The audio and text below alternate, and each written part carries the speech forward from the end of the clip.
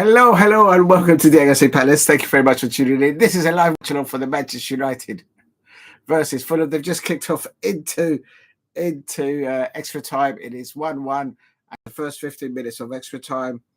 And let me just say, please hit like and subscribe at the AFC Palace. Let me just send this.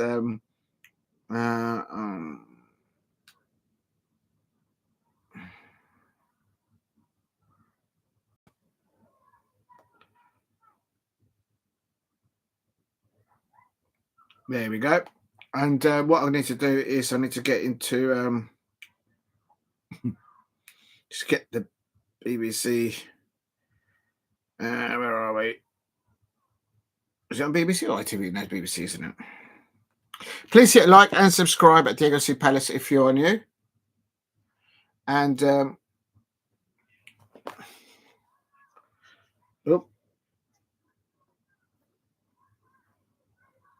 oh, I think the battery's gone on that. No, mate. Let me just check the sound. Got to check the sound. It's all fine. It's a stream, otherwise it's no good. Please hit like and subscribe at Diego C Palace if you are new. And where are we? Am I live? Is it live? It looks like it is. Please hit like and subscribe at Diego C Palace if you are new. And just gonna. Oh, good. All right, then, mate.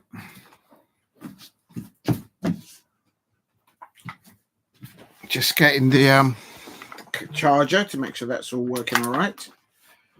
And please, if you can, subscribe at Diego C Palace. Let's have a look. It's still 1-1. And the ball's just going across.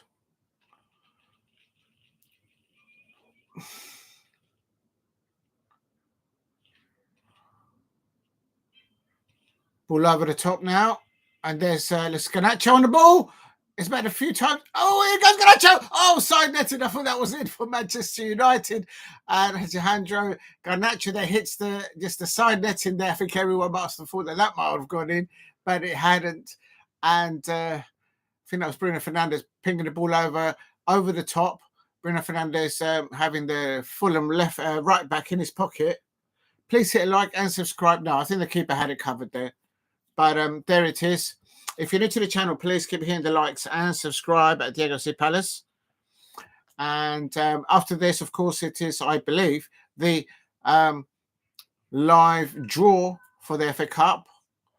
And I thought this would be a tight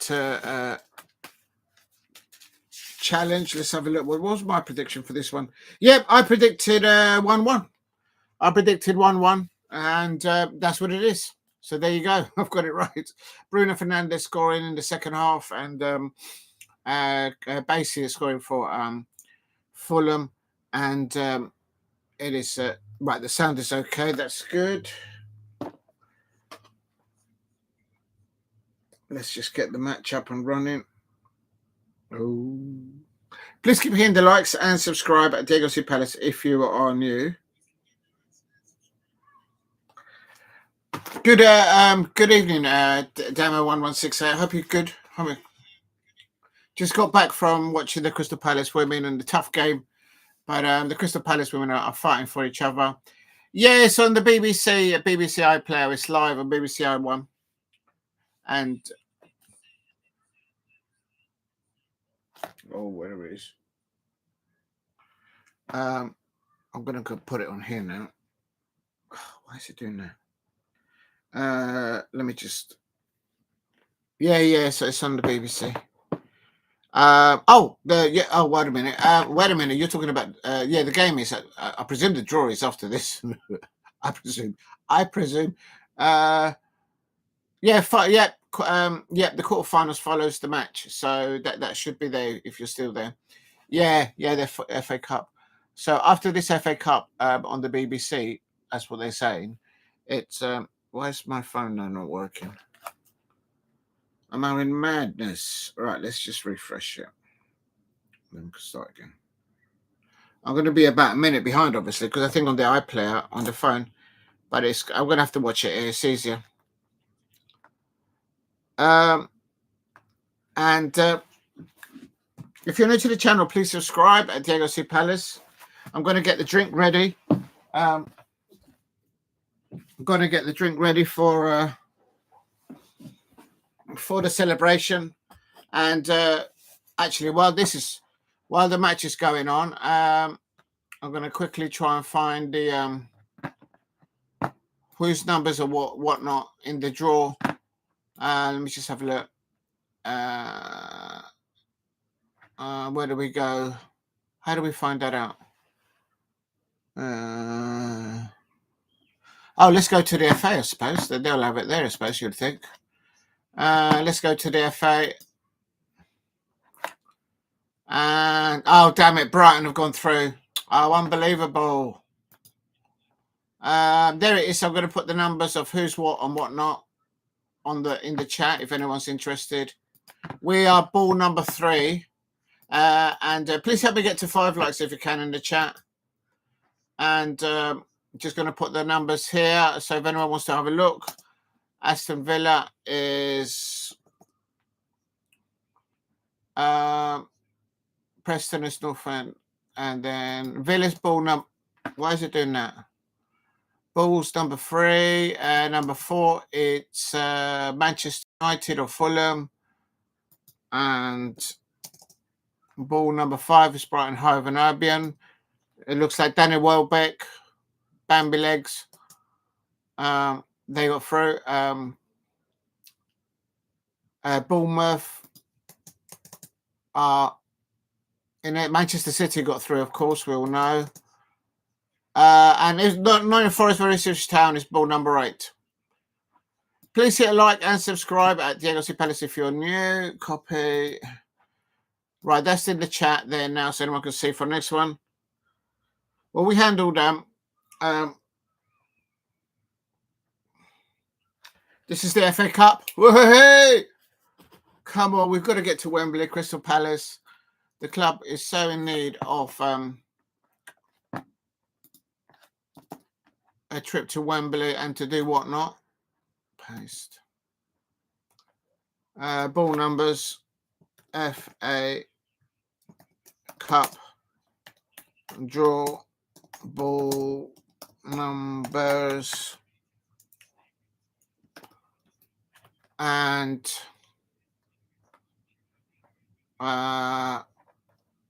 actually I'm just going to space it out a bit here actually so it looks a bit better. 3. So once I've done this, I'll concentrate on the match.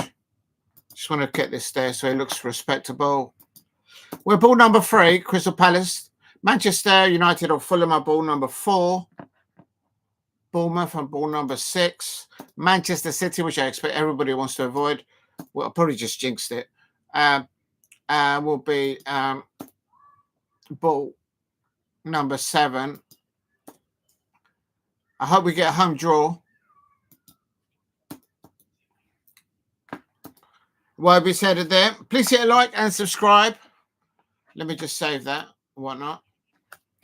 Handballed, I think. Harrison Reed coming on for Fulham there. Marcus Silva, they're giving him some last-minute instructions there at Old Trafford. The Fulham manager. My prediction for this was 1-1. There's the proof in the pudding. I predicted 1-1 there. And it is what it is. And I won't be on the ball. I won't be on the ball. On the right-hand side, ex-Arsenal. Is that William Agent, the Chelsea agent? William the agent is there. Please keep hitting the likes and subscribe. Oh my God, that's William there for unbelievable thing. Please hit a like. Head of the draw. Right, let's just leave that alone. Let's just go back to the game. Let's see what's going on here. It is still Manchester United 1, Fulham 1, 101 minutes. It finished 1-1 at full time. And Jiménez, oh, and Lindelof a bit awkward there at the back for Lindelof. And let me just, no red cards for anyone in this tie. Quite a few yellow cards for Fulham. Joshua Anderson in extra time, and Andres Pereira for Fulham in the first half, and also Garnacho. I don't know, beg your pardon, Ugarte, but he's been substituted. And there's Bruno Hernández. Oh, nearly there for those. And this, that's the youngster Wobie. Wobie must have come on 68 minutes for Rushman Holland. He seems to be getting taller and taller every time I see him playing live for Manchester United. He's obviously grown into that position. There's Zirkzee there, the Netherlands international, giving support and encouragement to Iwobi, telling him to carry on. Please hit like and subscribe at the LC Palace if you're new. Oh, where's this come off? And Susek is coming off for Fulham, by the looks of it. And yeah, Lukic is coming off and Reed is coming on. So that's on 101 minutes. I'm going to appear after full time. It was Manchester United. It was. I think I've got to stick. Manchester United 1-1 and 1-1 Fulham. I wonder what the actual result was during the league. Has Fulham been to Old Trafford and what happened there? Well, probably happened earlier on in the season. Well, London clubs used to do well at Old Trafford. After full time, it was Manchester United 1 full time.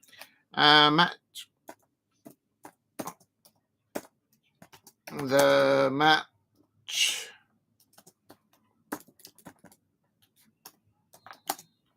is now in extra time. The match is now not. Where have I put not? Now in extra time. Extra time. First half. Still 1-1. Right. And everyone there, it's Bruno, free kick into the penalty area of Fulham. And it's nodded wide forward by one of the youngsters of Manchester United. Heaven.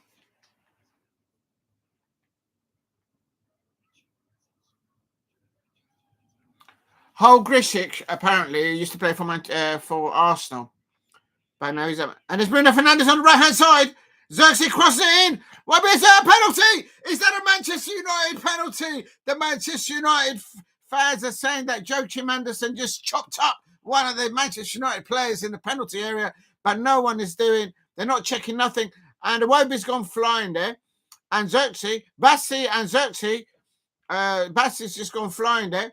I have to say, what time am I on? On here it's 12 minutes 53. If you watch it on the phone, on the BBC iPlayer, it seems to be like a minute behind, I believe. Good evening, the Dang. Big up to you, and good evening to Damo. Just got back from watching the Crystal Palace women's match against Liverpool, and they really did really well, the Crystal Palace women's team, with their new manager, but they lost 1-0. And yeah, it's a tough day. It's a tough day, but we've got to get behind the Palace women team. But let's concentrate on this. It's the Dang. Big up the Dang.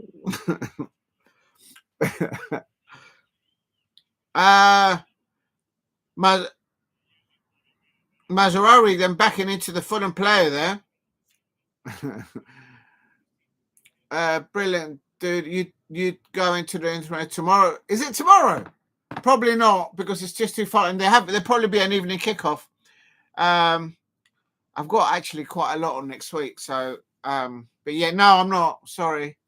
I would like to. Yeah, Yeah, it's that sign. I thought it would be. On a Monday. But good luck to Darren Powell down there. Today they had a fan zone at the back of the or behind the one behind one of the goals. It's quite good. Yes, I've heard of Iwobi. He's back, isn't he? He was out on loan and he came back. Marco Iwobi.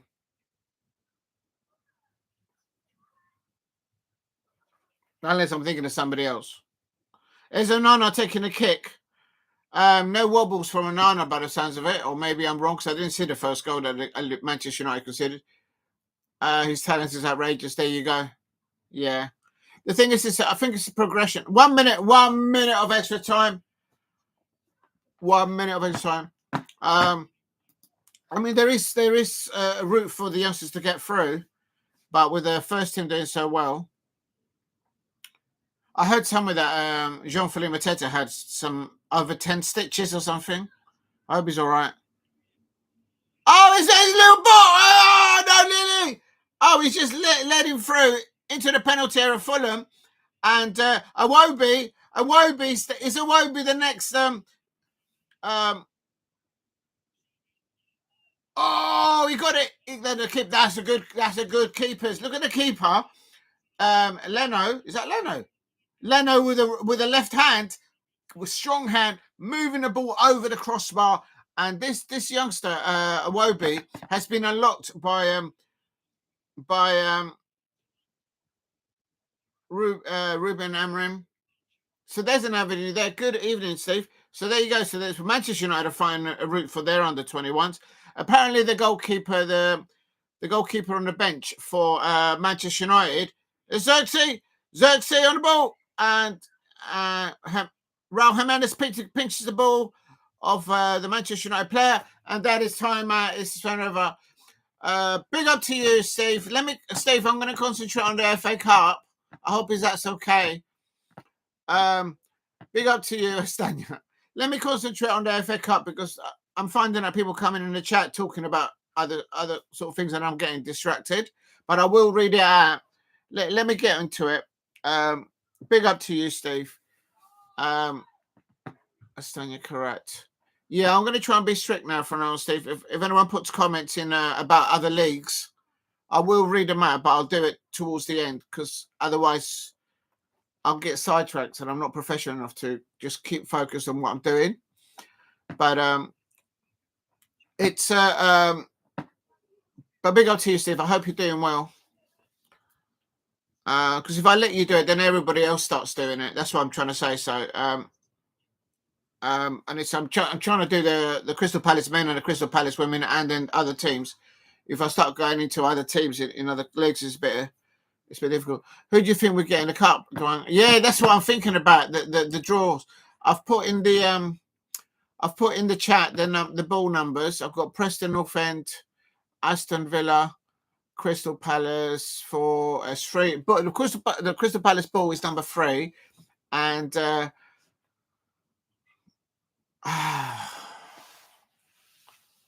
suppose not. They're all going to be difficult. I suppose everybody would want Preston North End. Aston Villa. I could do a bit more of Aston Villa.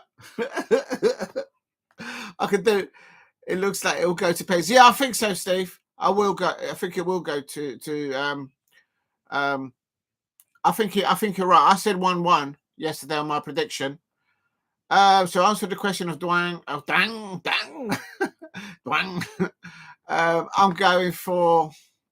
I'd like Preston North End or Aston Villa. I just we do well against Villa at the moment, and Selhurst Park again, Aston Villa again. I'll take that. Marcus Rashford and Asensio and Maignan and all those other good players they've got over there. So I would take. Oh my days! Can you imagine if we get Brighton again? Oh, at home at Selhurst Park. Oh my days! But bring on the Brighton. I'll be ready with my FA Cup trophy. Hey, please hit a like and subscribe at Diego C Palace. So yeah, Preston North End at home at Selhurst Park.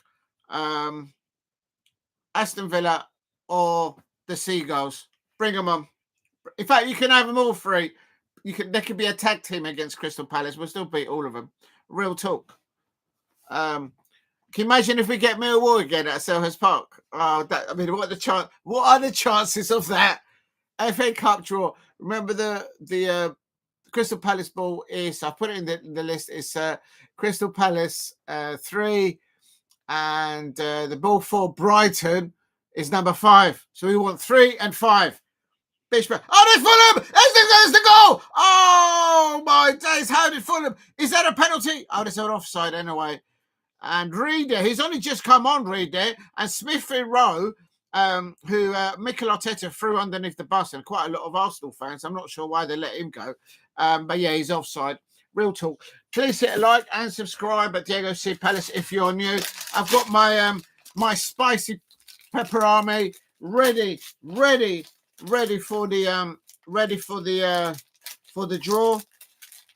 Because real talk, I want Selhurst Park home fixture, and I want it to be Preston North End, Aston Villa, or bring on the Brighton. That's what I want in the draw next. Real talk. Oh man, actually, you know what? Manchester United as well, if they get through. Oh no, but actually, I don't want Fulham at Selhurst Park. I just don't want. If we get them, if Fulham it will be difficult for us.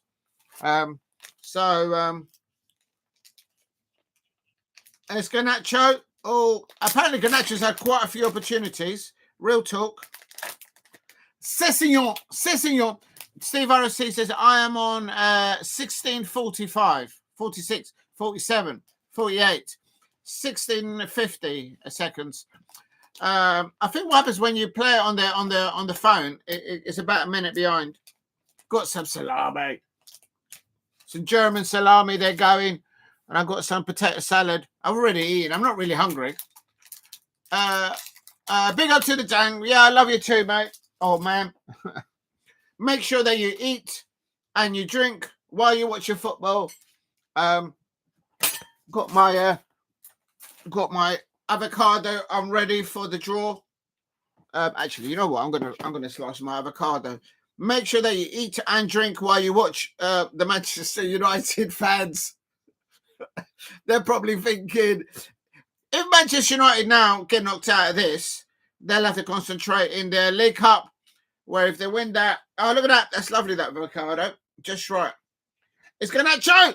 Oh, it's Manchester United. Oh, there's a foul, surely. Referee, isn't that a foul for those Manchester United fans? I don't know.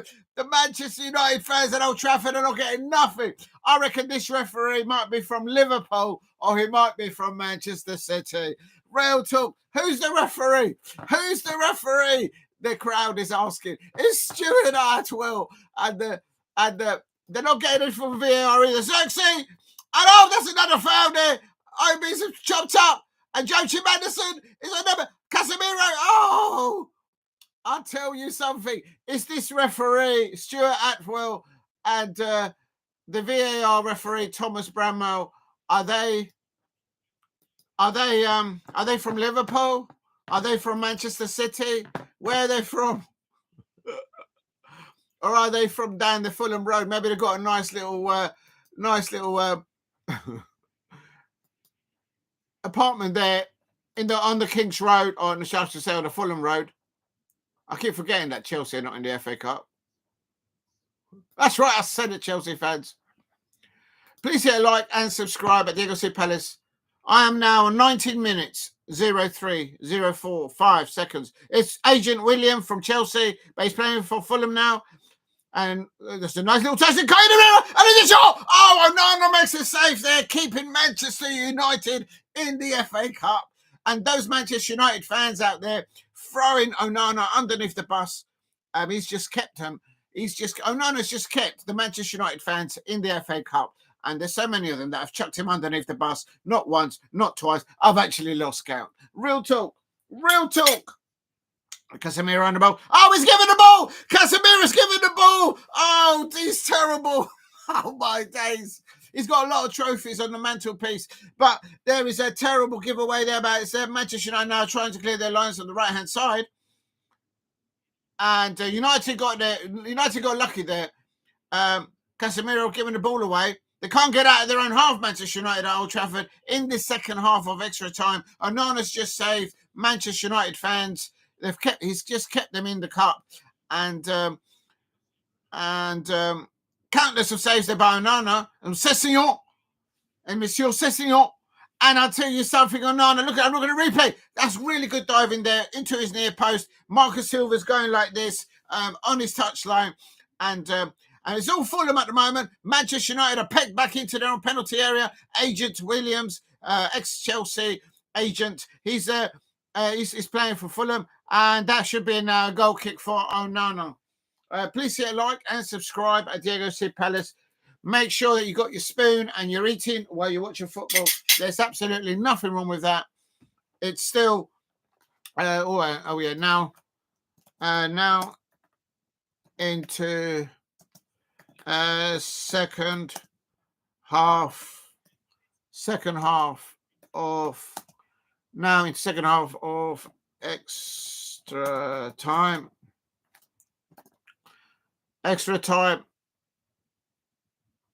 Now into second half of extra time.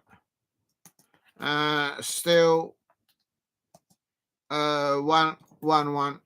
Oh, Maserati down with the ball. Miss Manchester United, and he cuts it back. Casemiro, and he just wide on the right hand side of the post. Well, no, actually, it was about a foot away. So it is what it is. Please hit a like. I've got a little bit of a pinch. Can you see it there? Pinch of salt from the good old KFC. If you know, you know. Not sure this is quite healthy. Well, there's too much salt in that. Oh, never mind. Raul Jiménez there. Got the Pepper Army ready for the draw. Got to have the energy. I'll tell you something I need to have for that draw. I need to get myself a little bit of fun. I've got to get, I reckon, a home draw for the FA Cup. Crystal Palace versus Brighton again. Bring it on. Bring it on. Crystal Palace or versus at home versus Villa or Preston North End or Manchester United at Selhurst Park all day long. I'm ready for it. I'm getting into shape. Real talk. Let's get Garnacho on the ball on the left-hand side. And it goes in! Oh! Obi nearly got into it. And Fulham cleared their lines and now they're on the break. Fulham on the break. And it's Smith Rowe, who was thrown underneath the bus by Mikel Arteta and some of the Arsenal fans. And here we go. It's Agent William, who's basically worked at every football club in the Premier League, I believe. I'm ready. Castagna! Oh! And it's a corner there. And the youngster there for Manchester United, Heaven.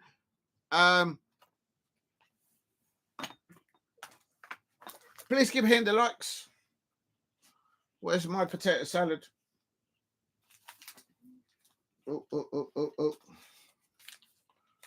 I'm gonna have some of this. I'll save it for salami. Agent, no shit. William is going to take. I don't know why it's stuck in my mouth. Everyone calls Williams Agent William, but it is what it is. Now it's a corner. We know how vulnerable Manchester United are on set pieces. Real talk. And there's the ball. William puts a bean in, and it's a corner, and it's missed it. And now Manchester United could get on a little break. That's a foul. Bass is holding on to Wobie. That's a foul. He's holding on to him. It's to stop the breakaway. That's got to be a foul. That's clever work there by Bassi from Fulham, because had he not held Obi,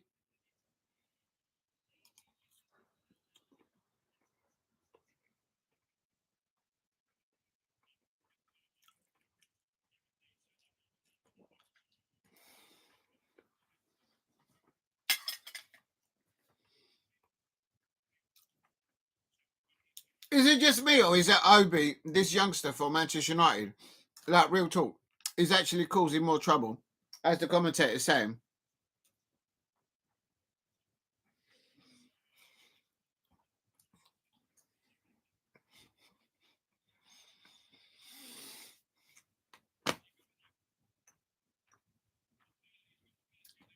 My prediction was 1-1. Here's Smith Rowe on the left-hand side. William on the left-hand side. Can he ping it in? He pings it into the penalty area. But it's cleared away by Manchester United. But Manchester United pinned into their own half. And Xerxes just taking the ball off two Fulham players. Xerxes just picked the pocket. And now Smith Rowe.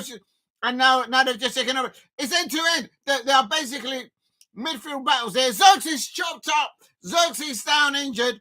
And that might be a yellow card. Real talk. Please hit a like. And does anyone know where I put the salt? Where's the salt? Oh, nearly dropped my potato salad. Make sure that you use the KFC salt on your avocado. Very tasty, very nice. Please keep hitting the likes and subscribe at Diego C. Palace if you are new. I'm not sure avocado with potato salad and salami is a very healthy option, but it is what it is. In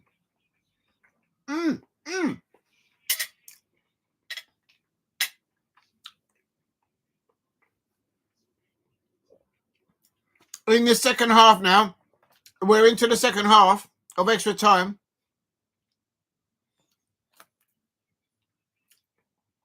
We're about 5 minutes away from penalties now.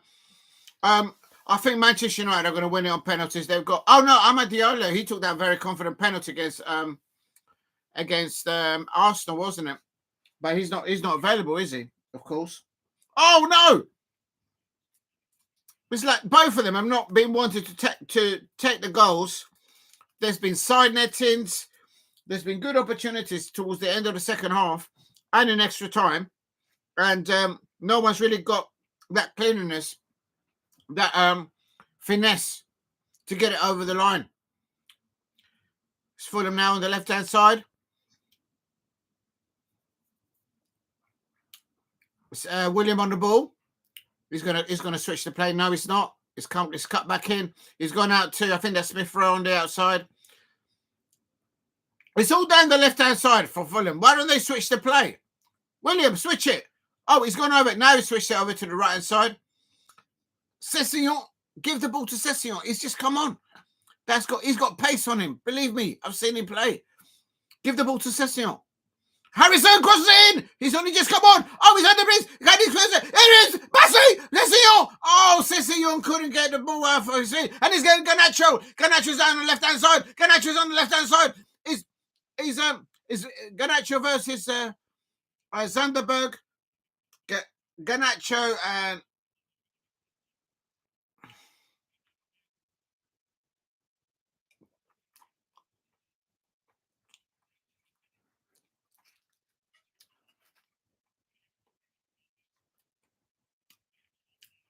Alan Shearer has given man of the match to Bruno Fernandes.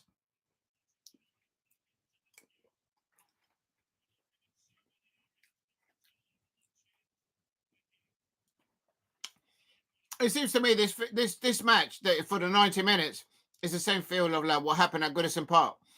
It was all Fulham, and then Bruno Fernandes just did his magic in the second half, and they're back to square one. But I did predict Manchester United won, Fulham won, and now it's from penalties. Probably we've got a few minutes. Can Fulham? William out to the left hand side.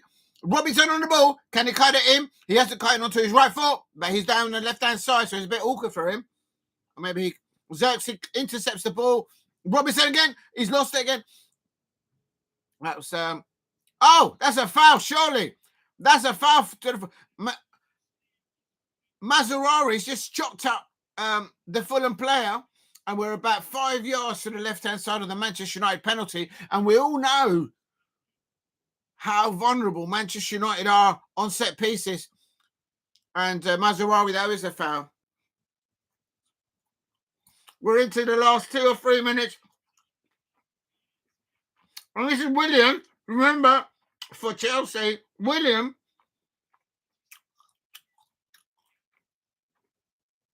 can he ping it into the top right-hand corner? Or is he going to... Oh, I think William should go to the back post.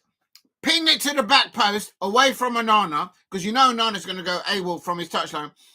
Just right to the back post, about 10 feet off the line. He's gone for a goal, and it's just here. No. He went for goal, and Onana just stood there and caught it. There you go.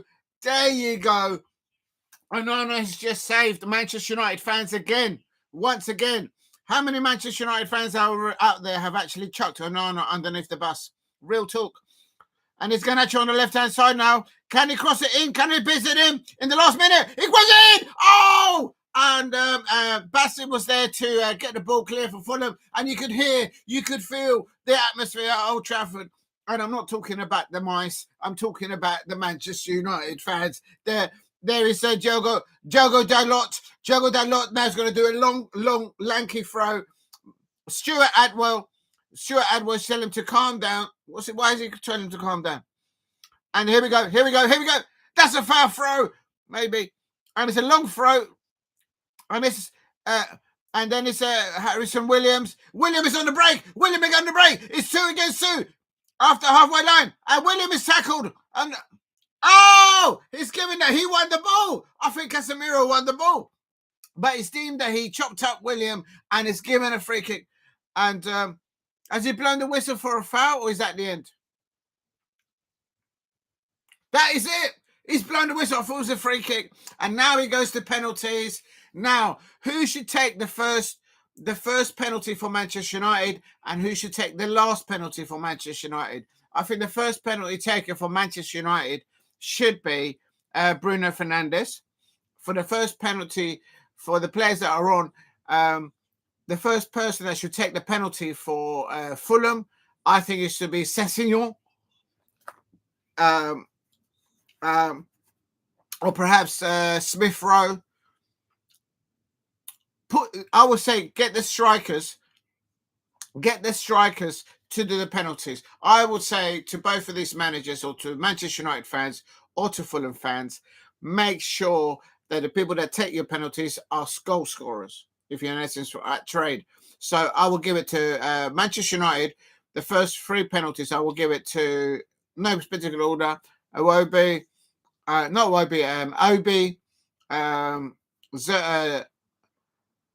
Here's the first goal. It happened from a corner. This is the first goal for Fulham. And, oh my God, that's dreadful defending. And Onana is able on the left-hand side of his goal, not covering the right-hand side. And Fulham take the lead from a set piece. That's what I was saying earlier on. Manchester United fans, you are all very vulnerable on set pieces. Real talk. Please hit a like and subscribe at Diego C. Palace if you are new. Make sure that you eat and you drink while you watch your football. Don't understand why you can't see me. Let me just bring this a little bit. Don't panic. That's a bit better, I think.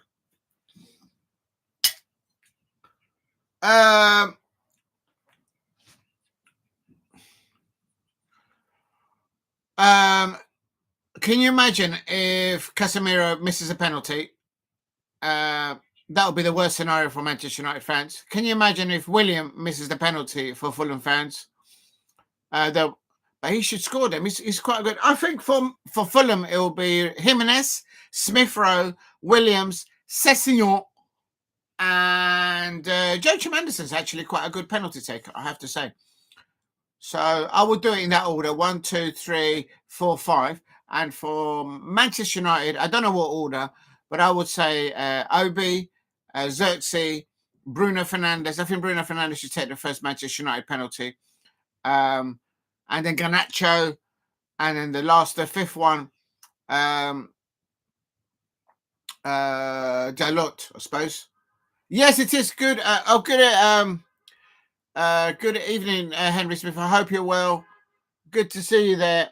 Big up to you. Hope you're well. Good to see you, man.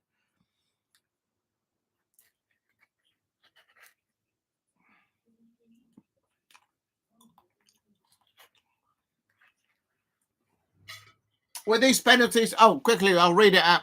Steve RFC in the chat said earlier on, Astana Karat finished 1-1, draw, both hit woodwork, and Astana scored the second before Karat scored, but offside. The draw was fair. No, it wasn't fair. The referee was from the town of Karat, and Astana was, you know what I mean? They were robbed. Preston away. Preston North End away. You want Preston? I want Selhurst Park, and I'm getting ready. I'm going to have me a bit more fun. I'm going to have me some fun. I tell you, I need to have Selhurst Park versus Crystal Palace versus Preston North End at home. Crystal Palace versus Aston Villa. I could do with another 4-1. Real talk. And bring on Manchester United. And so that could be another one at home or at Old Trafford. Not bothered with that. Whatsoever. Remember, United always win shootouts. Such a lucky team. I'll tell you, is the referee from Manchester City or is he from a Liverpoolian? I can't do a Scousers act. No, someone needs to teach me how to do a Scousers. I think somebody said in the chat something to do with chicken and chips. But I can't. That doesn't help do the accent. I get it now. But make sure that you eat while you drink. I told you Bruno Fernandes is going to take the first penalties. What did I tell you? Listen. You know what? I think I'm going to call out one of these bet companies because I seem to get all of it more or less not too bad. Now,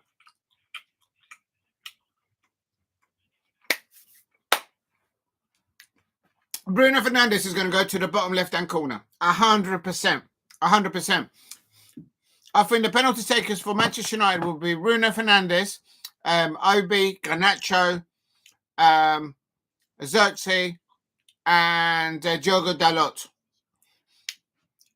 Keeper looks Lerno. He shouldn't be nervous. He should be free from any nervously. He don't play for Arsenal anymore. Mikel Arteta threw him underneath the bus. And some of the Manchester Arsenal fans. He'll go to the left. I told you. What did I tell you? Bruno Fernandes went to the left-hand side. I told you. Bottom left-hand corner. Leno, didn't you do your... Listen, I'm just a football fan. Didn't Leno do the homework on Bruno Fernandes? He just went to his left-hand side. I don't need to write it on my bottle top. Bruno Fernandes to the left-hand side.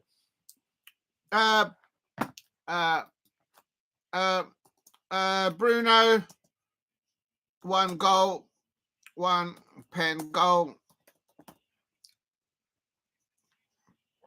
Now it's a Jiménez. Jiménez, I told you he'll be Jiménez, Smith Rowe, Agent Williams, Cessignon, and Anderson. Jiménez, you go to the left. Go to the left.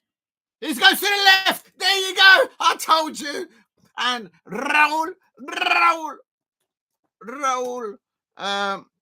Goal, pen, Fulham. But all been going to the left-hand side. Real talk.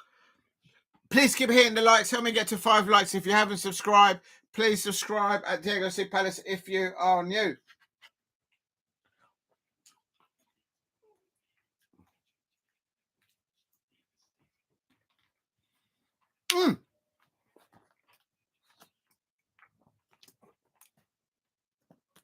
Dalot is going to go to the right-hand side. I told you he'll go to the right-hand side. And he goes to the right side. Dalot, goal. Dalot, goal. Man, you. 2-1. No. Please keep hitting the likes. Help me get to 5. That's 2 penalties I've got correct for Manchester United. I not only predicted who was going to take them correctly, I predicted that Bruno would go to the left-hand side. And so did Dalot, he went to the right-hand side. This is Onana. Onana, stay on your line. Who's this taking a penalty for? He's going to miss. Oh, top bins.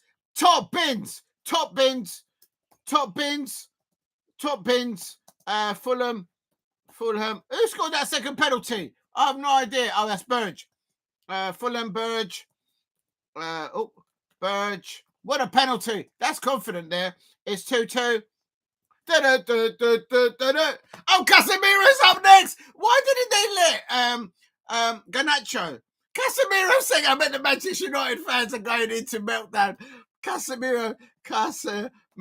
He's already got loads of silverware on his mantelpiece. Remember that tweet? He's going to the right-hand side.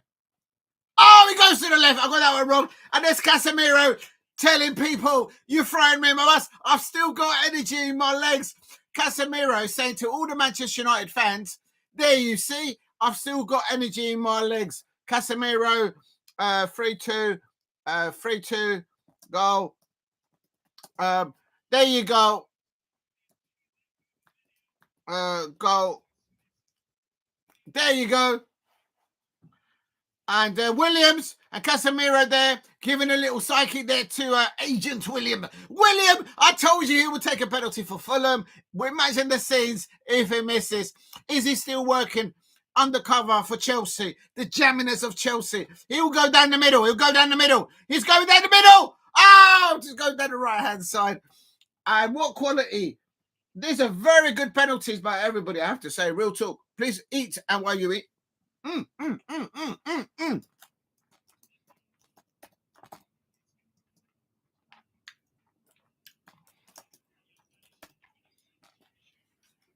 Vindelhoff is now going to take a penalty. I feel like Damo 1168 said. He looks a bit nervous. I'm not jinxing it, but he does look a bit worried. Real talk. Please keep hitting the likes. Help me get to 5 likes. He's going to go to the left-hand side, I reckon, and he might miss. Oh, he saved it! Leno, Arsenal fans, why did you let Mikel Arteta throw Leno underneath the bus? Lindelof. Lindelof. And the Manchester United fans will need now Onana to save them. Manchester United fans, every single one of you that have chucked Onana underneath the bus, now you're wanting Onana to save you yet again. Yet again. Real talk. Lindelof. Miss. Still. What is the score still? Still 3-3. Robinson for Fulham. Oh, Onana has nowhere near it. Onana saying they don't believe in me. So there you go. And it is Robertson,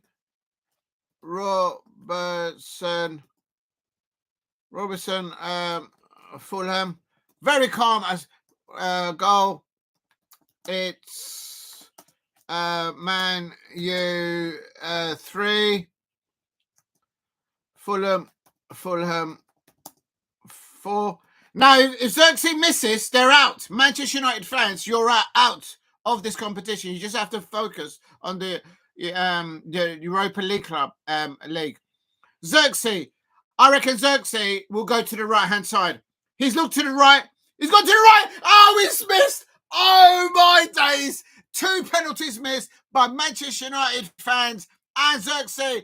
And the third time winners, Xerxes. Xerxes. Miss. Oh, my days. And the Fulham fans, they're all celebrating. The Fulham, everybody from London that goes to Old Trafford this season celebrates like that. Marco Silva is celebrating with his coaching staff. And Xerxes, Penn, full-time. Penn's full-time. It's 3-5. Fulham are into the quarter finals. And why didn't Obi take a penalty? I don't get that. But there you go. Into the final, and Casemiro scored that penalty. Remember, everyone was saying that he lost his legs. The cup holders, 13-time winners, Manchester United, are out of the FA Cup.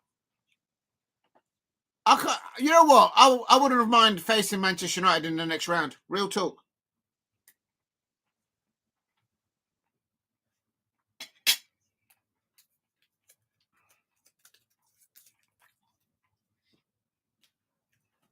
Do you see that, Arsenal fans?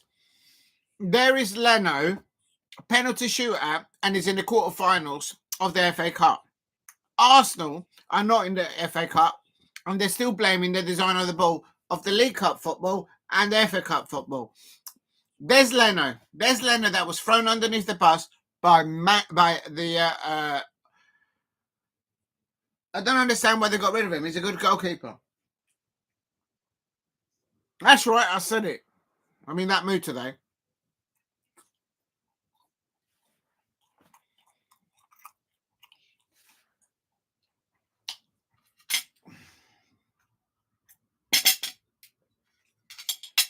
And anyway, Manchester United, they need to just focus on getting to that Europa League final against either Tottenham Hotspur or Bialbo. And if they win that, inward revenue of next season, they'll be guaranteed up to about 150 million. And so who was it that missed? Xerxes and Lindelof.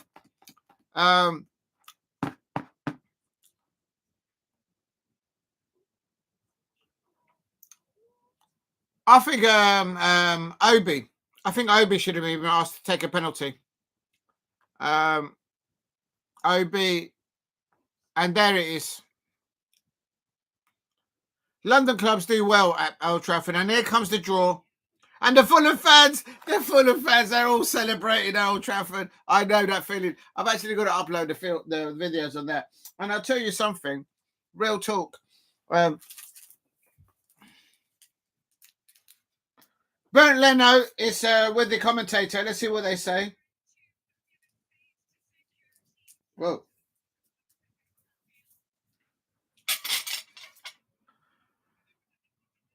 That's Leno speaking to the BBC now.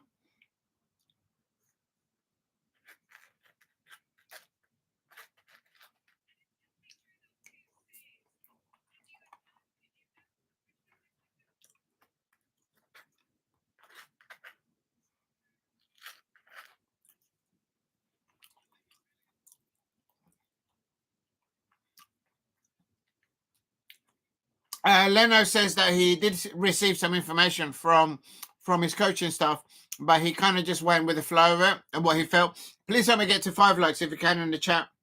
If you're new to the channel, please subscribe at Diego C. Palace.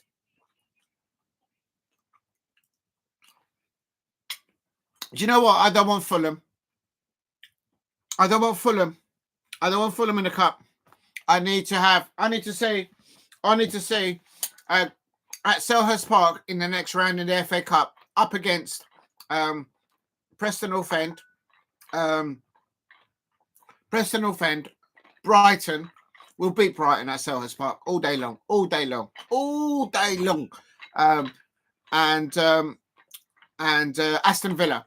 I like Aston Villa because look, I'm getting ready for it. I've got my spoon. I'm eating. I'm getting ready on the shape. I've got rid of all the carbs. Real talk. I'm telling you, I'm ready. I'm ready for this draw. Please keep hitting the likes and subscribe at Diego C. Palace if you are new. I've put the ball numbers on in the chat. I'm going to redo it again so everybody. And here is the.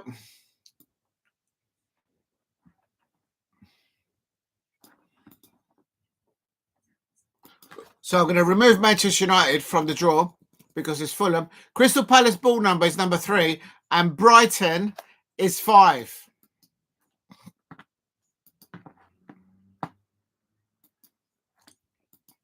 Danny Murphy is going to be pulling some of the balls out of the hat or draw, whatever it is. There's the ball numbers again, people. So if you want to have a look, I would like to see a Selhurst fixture between Crystal Palace and Preston North End. Dennis Irwin, Republic of Ireland.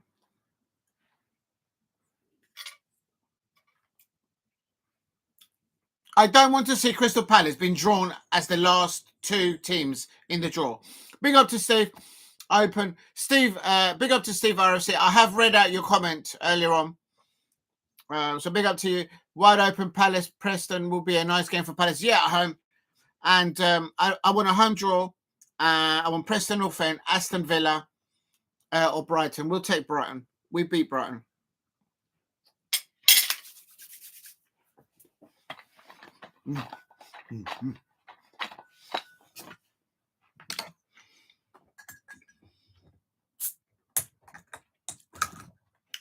Right, I'm going to pour my drink in my cup. Oh, it's got. I didn't know I had a picture in my cup. Real talk. I'm ready. Whoa. Oh my God, look at the head on this. There's a head on that. Right, you look at that. Look at that. Can you imagine me working in a bar? I serve somebody a pint of beer, and look at the height of that head on it. Can you imagine me? There you go, love. That's $7.99 for your pint. Look at that. Look at that. That's the drink, and that's the head on that drink. That's madness. Please hit the likes and subscribe. And also remember, Crystal Palace ball was number 3. I'm ready to lift the FA Cup. Whoa.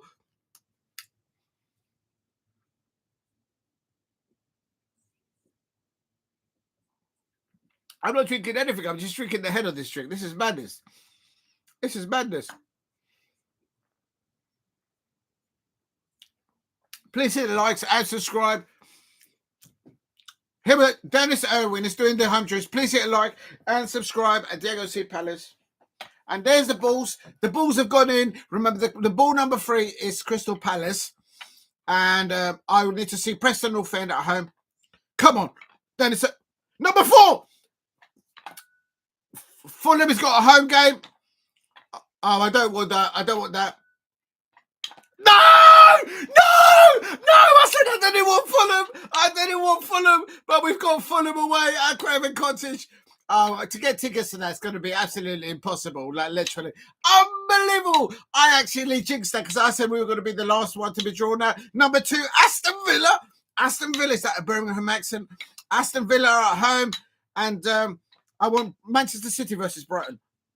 Number 6, Bournemouth. Aston Villa versus Bournemouth. I'm ready for the Fulham fans. Are you ready? I'm ready. Please hit a like. Oh, Manchester City.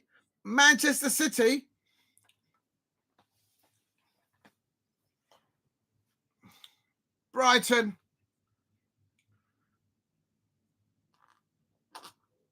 I think there should be VAR on that, on how they took the balls out. Unbelievable.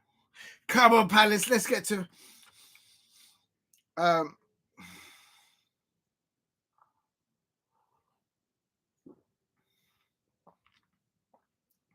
unbelievable things. Oh yeah, it's his turn playing tomorrow.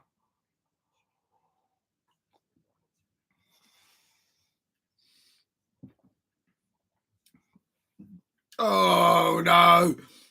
I jinxed it. DRS, I jinxed it. I said I don't want Fulham. I would have rather had Manchester United. I jinxed it. And I said, I bet you Crystal Palace are going to get drawn right at the end of the draw. And we get drawn out first. Exactly, Damo. We're not going to get tickets. It's going to be so difficult to get tickets. Absolutely fuming with that. I'm still doing my way, so I've got to get ready for it. But I'll tell you something. Damn. Yeah, I agree with you, Damo. Damn. At home or a venue where they've got a big stadium.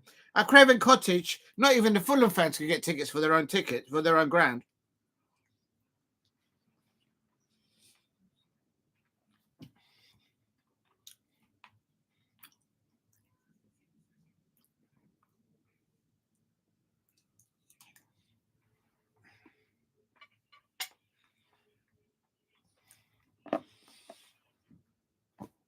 Nah, man, I was preparing myself for that draw.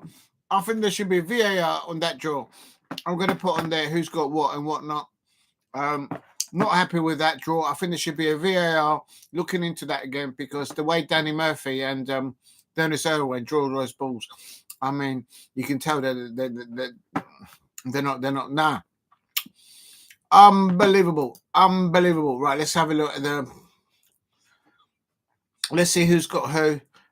First of all, it's of course it's Fulham versus Crystal Palace.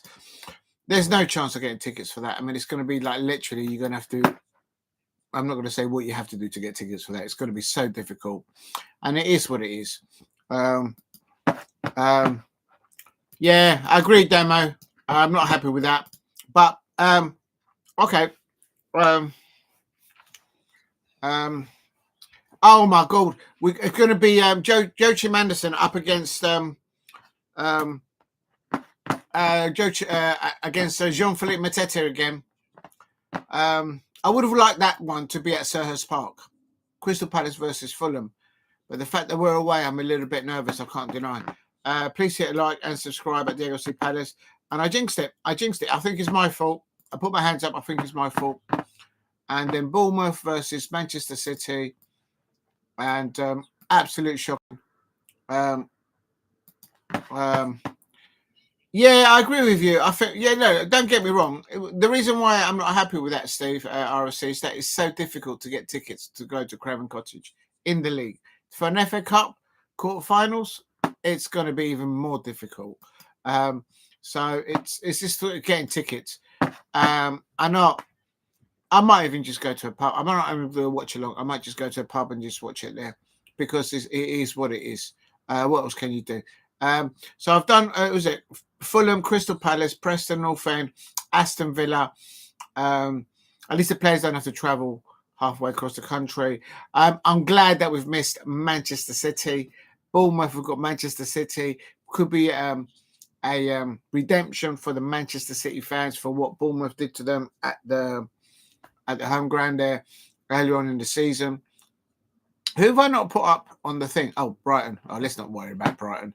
But yeah, Brighton is going to be Brighton versus either. Thanks, Steve, for that. Brighton. Copy.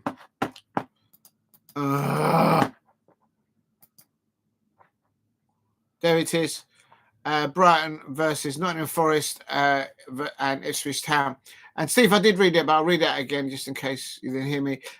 Steve RC earlier on says Astana Karat finished 1-1 draw.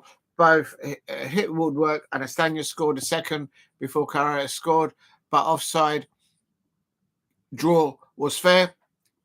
What I heard, Steve RFC, is that the referee was from Kairat and the Stanya fans. They didn't have it. They didn't have a chance. So dodgy referee there, no doubt as well. And clearly no VAR. And whoever was on VAR, they were probably brought up in Kairat. So there you go. Absolute shocking.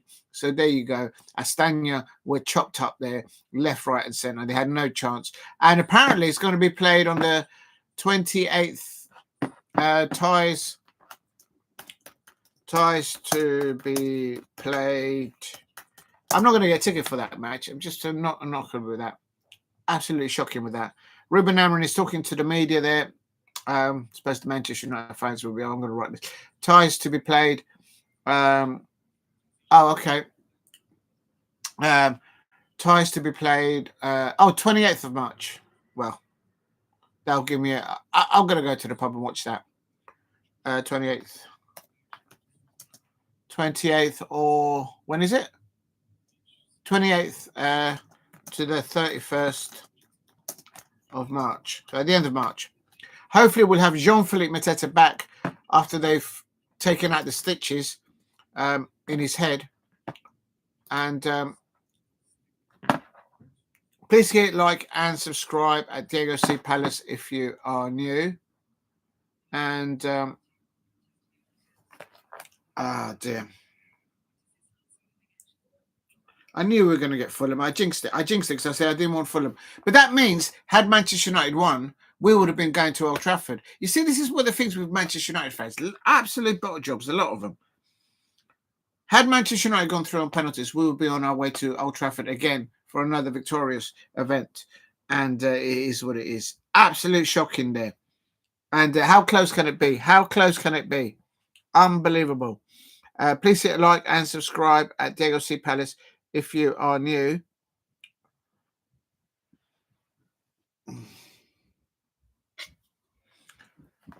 Right, I'm going to put in the description. Manchester United versus Fulham, and that was the first one.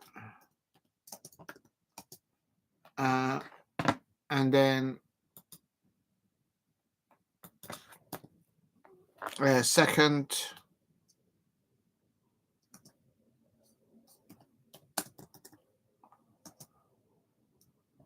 And second is the FA Cup draw.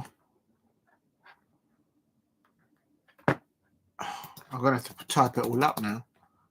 Please hit a like and subscribe at Diego C. Palace if you are new. I'm just trying to get the... Little's playing. I might see if I can get seen to that. Hold on a minute. I might do a bit of watch along to the darts. I can't deny. Oh, here we are. If you're new to the channel, please subscribe at Diego C. Palace. And let me just put this here. And third.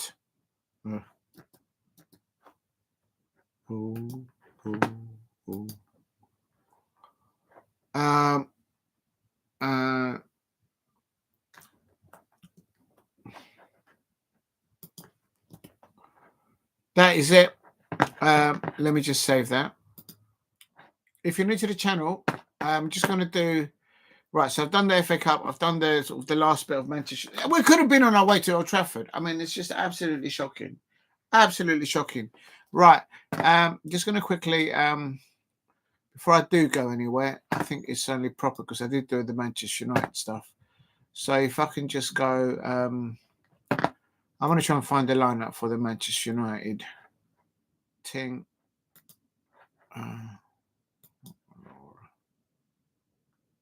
There it is. Please keep hitting the likes and subscribe at Diego C. Palace if you are new.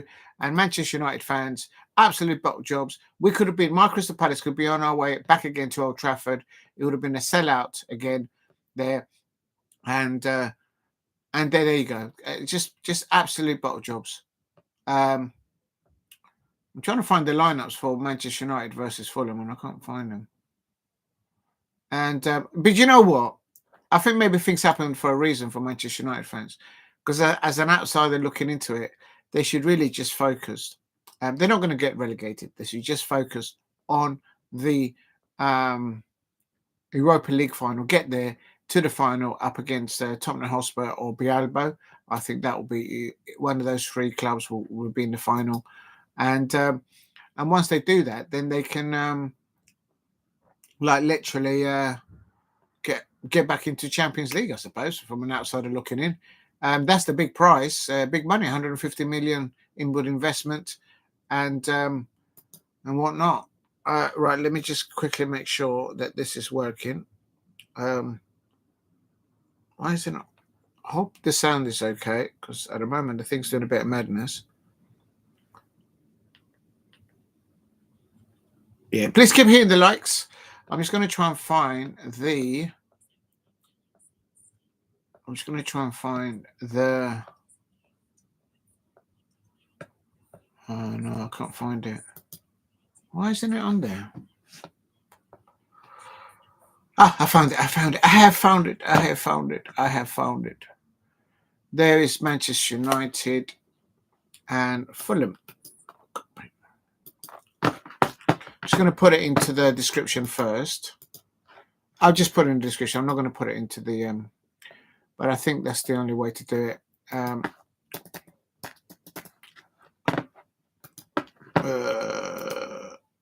Manchester United.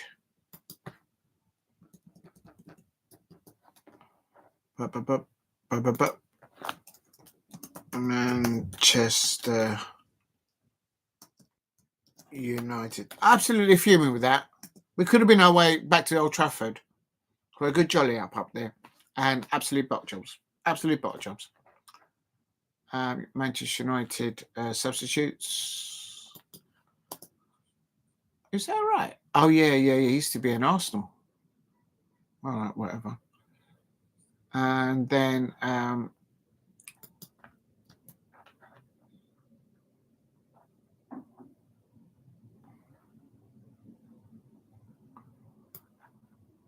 anyway, we've beaten Fulham, so it is what it is. So we know how to do a number on them. And better than know the foe that you know that you don't. So copy, paste, cut. So it is what it is. So it's Manchester United versus Fulham. And then I've got to put in here. Why does it keep doing that?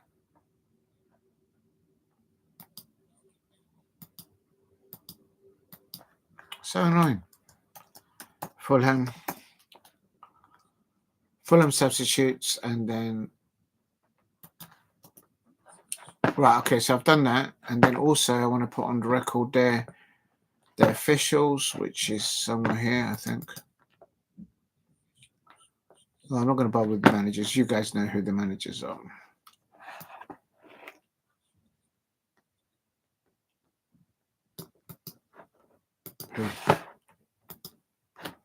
Where put it? Paste.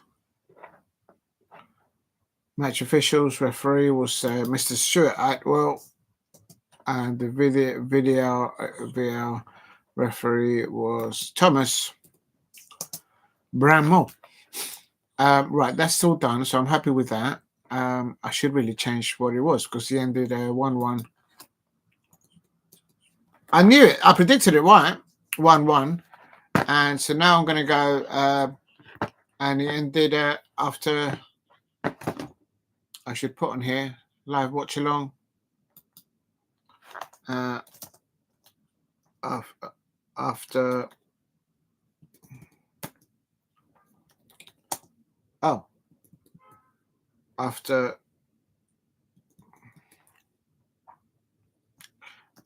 extra time, it was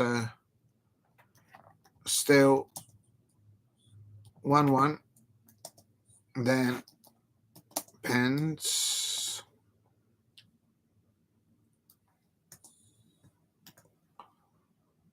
And then it ended Fulham win on pens 4-3, wasn't it? Yeah. Xerxes and Vindelhoff missing a penalty. He didn't look confident, Vindelhoff, when I saw him going up towards the ball. He was like, oh, do I really have to do this? Like, literally. So we've missed a trip to Old Trafford again.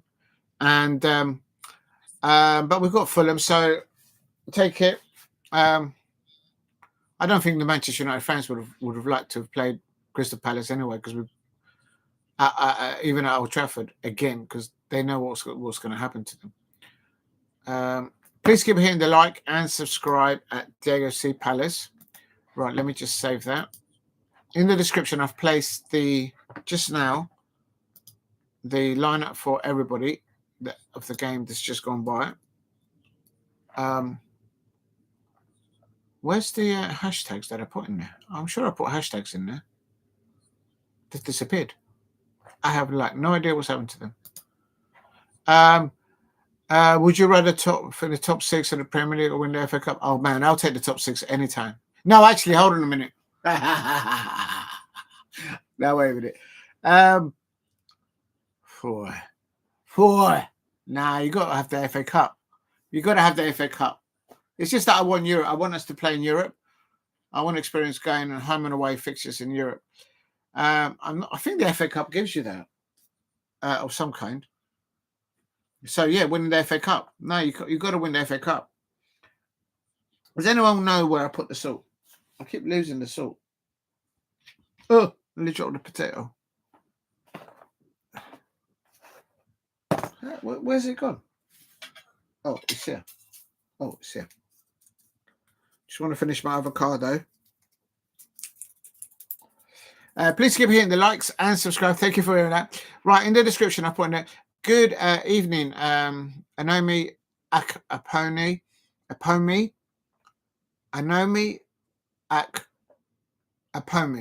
Good evening. I hope you're well. Would you rather finish top 6, the Premier League, or win the FA Cup? I've got to win the FA Cup. I have to do that. I have to say that. I mean, the club just so needs to get to Wembley, to the final, and to win. But I got a feeling that if we do get to the final, we'll end up being against Manchester City, and that's not going to be easy, because as the weeks go by, Manchester City, Pep Guardiola is getting his injured players back, I think.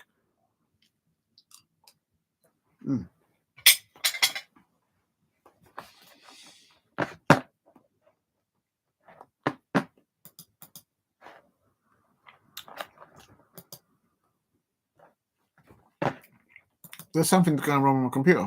Oh, here it is.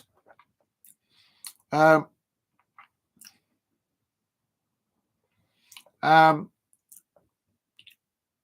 trying to get the all right, just bear with me. I don't know if it's why is it running so slow? It's like if I'm doing something wrong.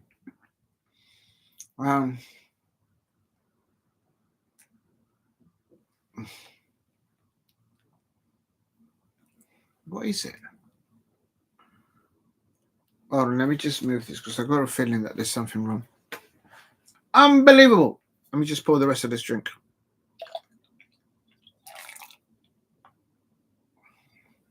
Cheers to everyone. We've got Fulham in the cup next round, and it is what it is.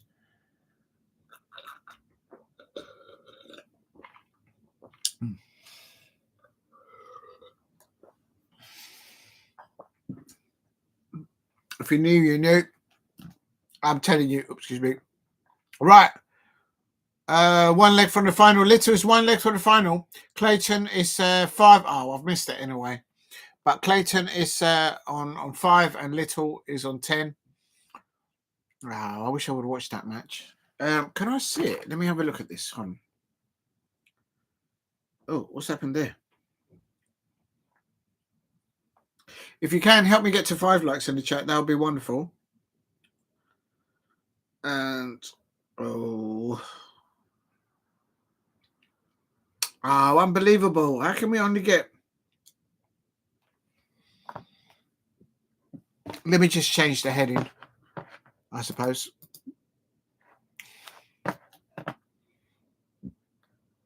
I suppose I could just swap this around, I suppose. Copy. And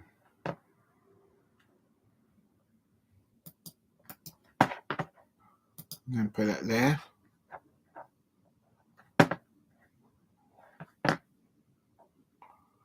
Wait. FA Cup. There it is. I'm going to just change it. FA Cup live draw.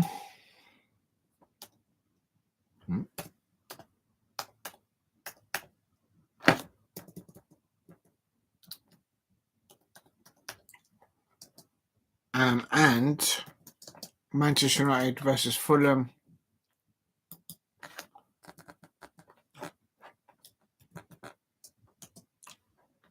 Watch along.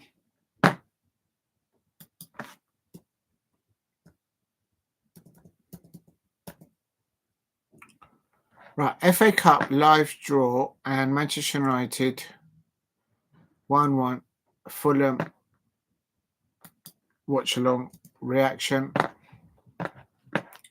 Hashtag football Manchester United. Hashtag what do you call it? It was Fulham, wasn't it? Let's put Fulham there. And FA Cup, I suppose. FA Cup. Right, that there. That'll do. Not sure why my TV is not responding. I don't get it. What have I done wrong?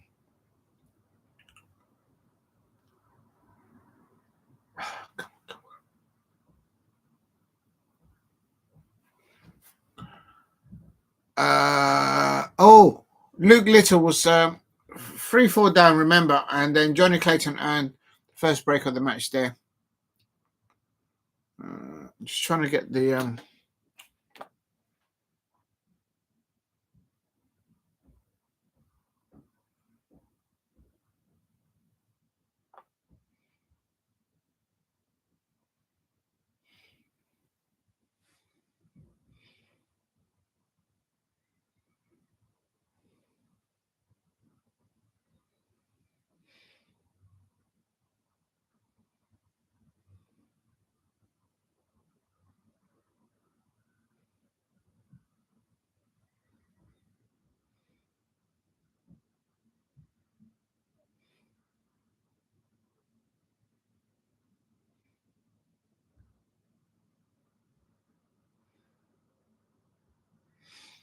right.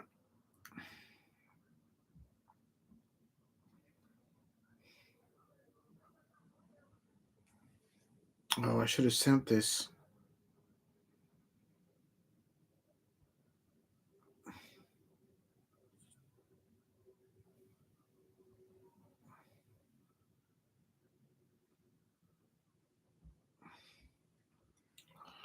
Right, here we go.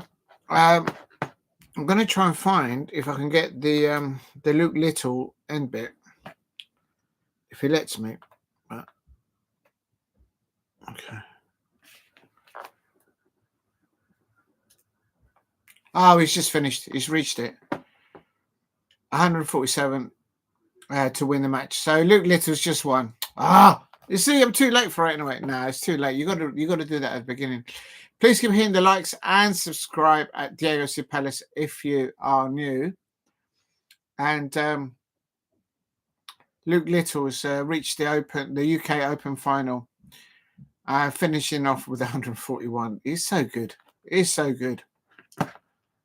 If only the Manchester United club that he supports were that good. But there you go. That's for another story, I suppose. Come on, I'm going to say it. I have to do it as a Palace fan. Real talk. We could have been on our way to Old Trafford again. But the way Danny Murphy and Dennis Irwin drew those balls, there should be VAR on that. Real talk. And it is absolutely shocking. No, anyway, I'll take that. I'll take that. I mean, we could have been up against Manchester City. And that's not what I wanted. I wanted us to go to Wembley. And I think one of the finalists will be Manchester City. And the other one will be the one that goes on the other side, or whoever gets drawn, whatever. But some good draws there, I have to say. And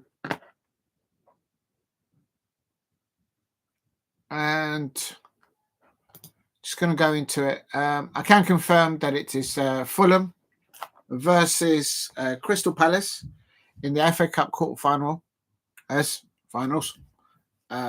Preston North End versus Aston Villa.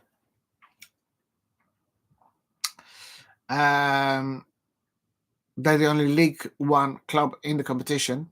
Bournemouth versus Manchester City. And Brighton versus Nottingham Forest. Or which we play tonight. That's what Steve RC said. I think they're playing tomorrow night. So that's Brighton versus Nottingham Forest. Or Ipswich. And all the ties are going to be played on the weekend of Saturday, 29th of March. I've put that in the chat, so if anyone wants to have a look. And we'll see what happens anyway, but it could have been worse. It could have been worse. We could have been drawn against away or at home against Manchester City. I think that's the one I wanted to miss. I would have reminded Crystal Palace up against Brighton again. I think Brighton would not have wanted us against them. So if Ipswich Town, if Nottingham Forest does beat Ipswich Town, I think that probably will happen. Then I expect it'll be Brighton against Nottingham Forest. So to get to the final, we're going to have to beat one of the other sides, Villa, Bournemouth, or Brighton and Nottingham Forest. That's basically our route to the final. So it's not going to be easy, especially whoever faces Manchester City in the next round. When they let a goal go in there to was it Art Plymouth Argyle? I was like, oh my days. But then they went and won that, so it is what it is. Fulham fans are still celebrating at Old Trafford. And let me just quickly check something, because I think I might knock it on the head. I don't think there's any other football now, so actually there. I'm in the wrong menu. I was going to do a bit of darts, but that's fixtures.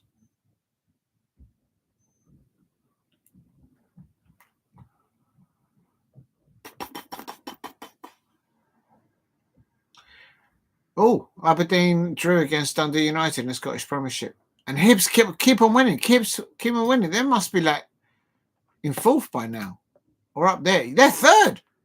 Hibs are third. Every time I predicted them, oh my days, how did they turn that around? Well done to them. I mean, they might even catch Rangers. Steve RSC, the chat, look away, look away. Well done, Hibs. St Johnstone pick up the point there. So I'm not sure who goes down in the relegation. I'm not sure how that works in the Scottish Premiership. I'm not enough experience. Okay, this is quite interesting. I was at the match earlier on with Crystal Palace versus Liverpool. And it's... let me just see if there's any updates on the official webpage. And welcome to Crystal Palace. The new manager of Crystal Palace is Leif Smerud. But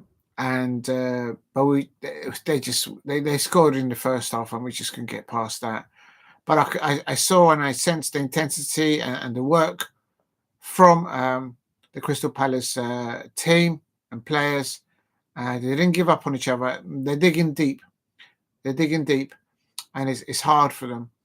But they're not giving up, and that's what I love about the Crystal Palace women's team. They don't give up on themselves. Please keep hitting the likes and subscribe at Diego C. Palace if you are new. But just as I mentioned, that he ended Crystal Palace 0, Liverpool 1. And if I can just get back to where I was, Manchester United won 2-0 over Leicester. Aston Villa lost to Everton. That's good for us. Tottenham Hotspur lost again. Oh, Manchester City. Yeah, they're a good side. Brighton and Chelsea drew. The Chelsea fans, they drew. And then Arsenal 4, West Ham 3. Oh, West Ham. I'm glad that West Ham lost. So at the table, if only they could have just got it, man. Oh, man. If only they could have just got a point. We would have good enough to get a point, but it's just so tough down there. It's so difficult. Even 3 points. It would have been like a dream. So we get a couple of wins. We're out of the bottom one. So that I went for a 1-0 because what I wanted to try and see today was a clean sheet, but they couldn't do it. But they tried. They tried really hard, and the intensity of the start of the game, the Liverpool players, they just took it to us, and we just they just scored. It was, oh no!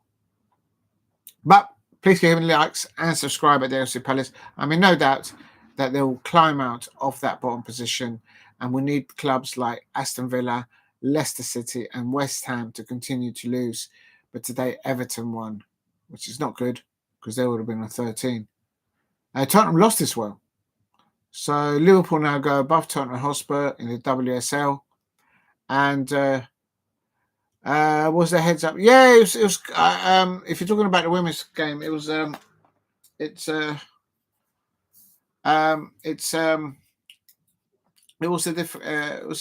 worked hard for each other out there at Damo, the Crystal Palace women's team, and it's a tough one. You can sense that everyone's hurting because we've just lost our previous manager that got us into the WSL, but now the game is the game, and we've got to support the new manager at Crystal Palace, which is Leif Smerud. Leif Smerud. I hope I've pronounced his name correctly. I took a photograph of him, and I actually had a photo with Alison Swaby, the Jamaican international.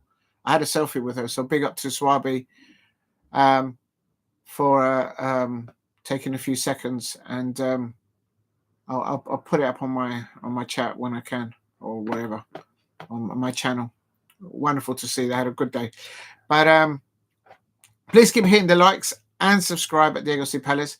But yeah, going back to the table, we just need we get a couple of wins. Bang. We're in it with the midst of West Ham, Leicester City, Aston Villa. although we have got a madness of a minus 27 goal difference.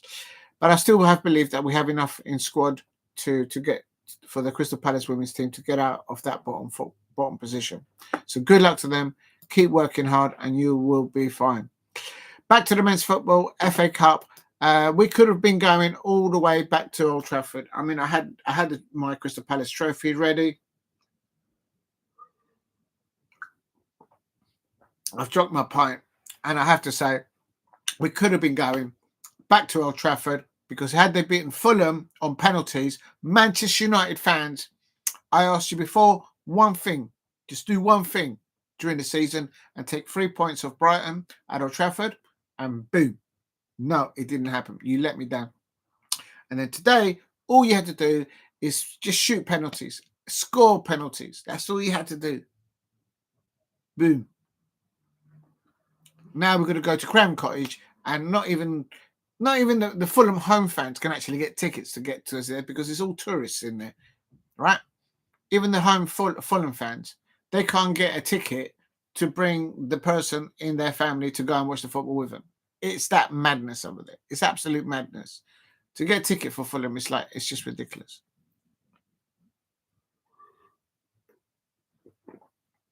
We could have been going. Damn it, I don't know how we're going to get tickets for that. It's going to be absolutely ridiculous.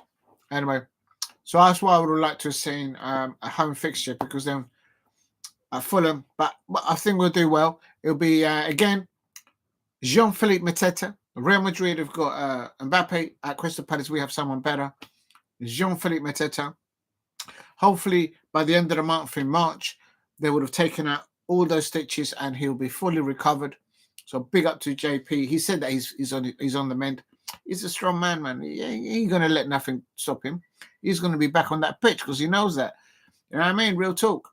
Jean-Philippe Mateta will be celebrating with the Crystal Palace players at the end of the season with the FA Cup trophy. Real talk. Real talk. We have to get to Wembley, Crystal Palace. Come on. Come on. You know what I mean? I think the way Danny Murphy and Dennis Irwin drew the balls out of the bowl, I think VAR should have looked at that because I don't think they swiveled it around. And you know what I mean? Real talk. Not happy with it. Not happy with it at all. Well, let's finish this point. It actually pours quite well, this thing. Well recommended. Please hit a like and subscribe at Diego C. Palace if you are new. I can confirm. I don't know if it's good news or bad news. The FA Cup draw is going to be... I'm going to finish my avocado because it's going to actually go off by the time I finish talking. I've just opened it. You can't mess around. You've got to eat it.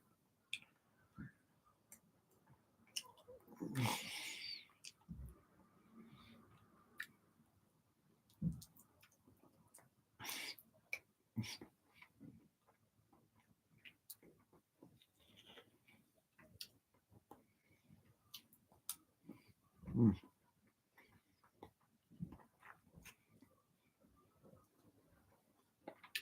Mm. Mm.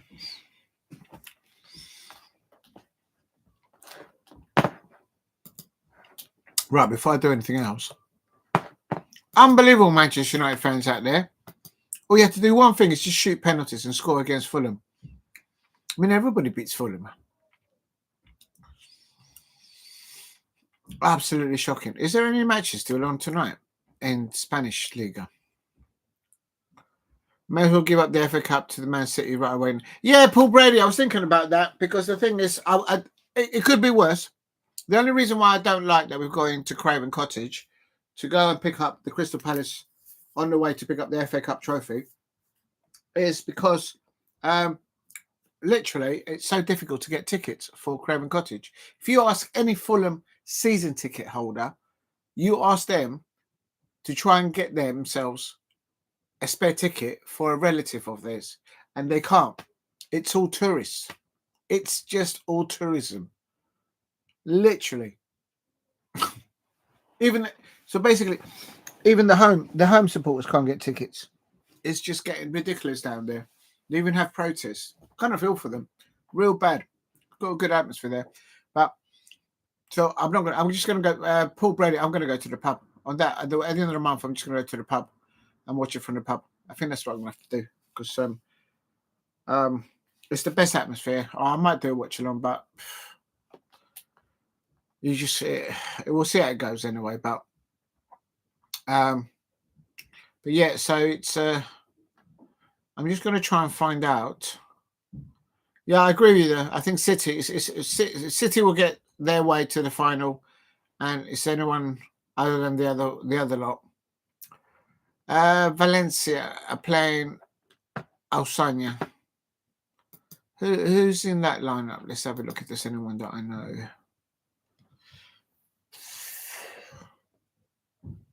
Look, that beer's giving me hiccups.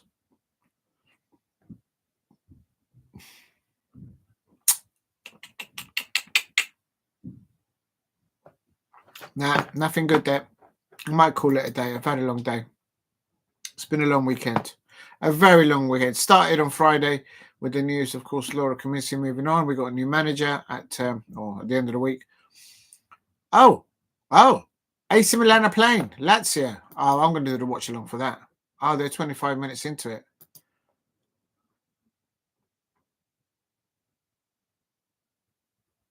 Now, if I can get that in there, I'm actually I was going to go and rest.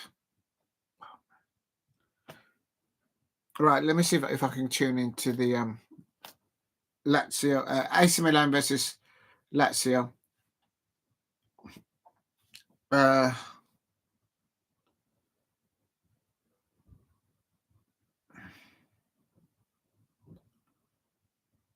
Are you telling me?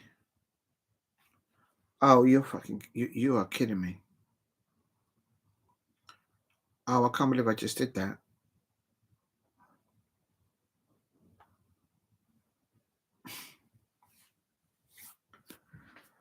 Ah, never mind. I just noticed something. Never mind.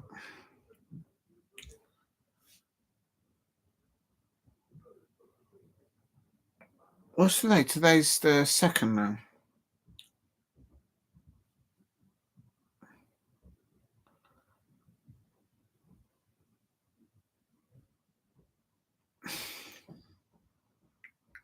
Just bear with me, everyone. I'm just trying to find the tune into the AC Milan.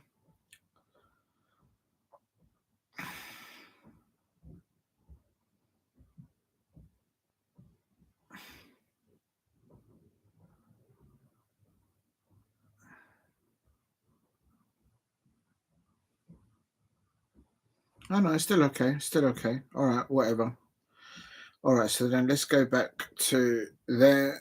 Let's tune into there. Please hit like and subscribe at there. Also, what it says, Anomi Akponi says, do you think Glasner is our best manager ever? He needs to land silverware, mate. He's brilliant. He's doing a really remarkable job there. If he can get us to Wembley and let's get a silverware and then European football, then yes, he's going to be up there. The best manager that I've ever seen, coach and manager that I've seen at Crystal Palace is a gentleman called Steve Kemba. And if you're a Crystal Palace fan, you should get goose pimples when you hear that name. I do. And I caught up with him and I got a selfie with him a couple of games ago. So I was quite emotional. Very emotional. It was good to see that. He gave me a few seconds. And right, hold on. I'm just trying to get the AC Milan film. Not film. AC Milan film. Is that working? Let me just log in. Is that working? I don't know. If it doesn't let me log in, then I won't do it. Because there's just no point. No.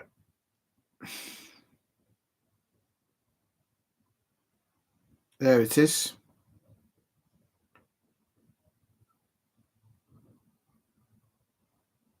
No, that's not working. Oh, hello. Oh my God.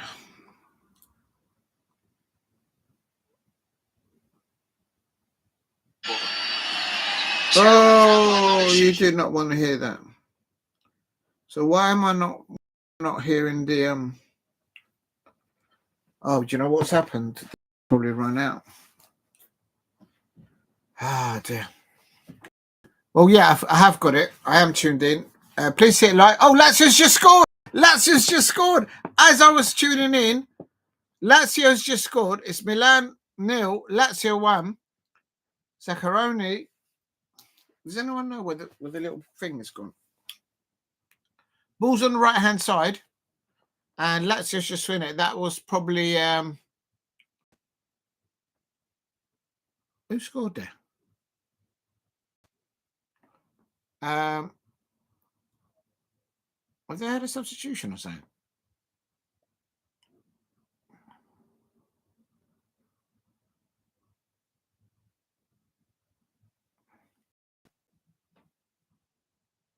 Yeah, Lazio's just scored.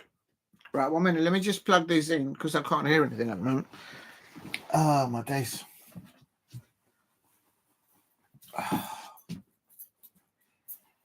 Oh, why is nothing ever simple? Where's my coat?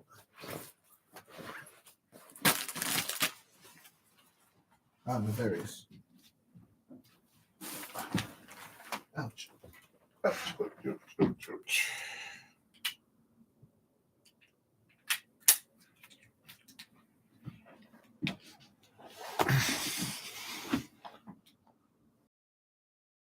Let me just see.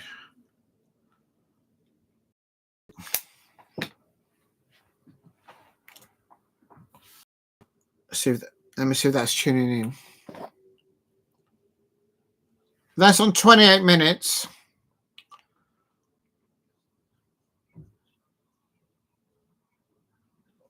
It's Milan 0, Lazio 1. And as I tuned in, Lazio scored. And Zaccagni, they scored, I think. Because Fofana to the right-hand side. I better change the live stream now. Giménez, Fofana. Oh, it's broken up now. Please hit a like and subscribe at Diego C. Palace if you are new. And it's Manchester United second. And then third, it's AC Milan versus who they're playing? Lazio.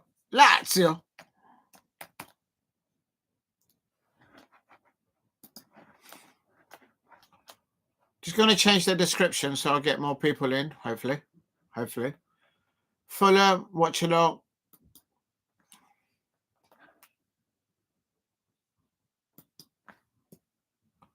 So this is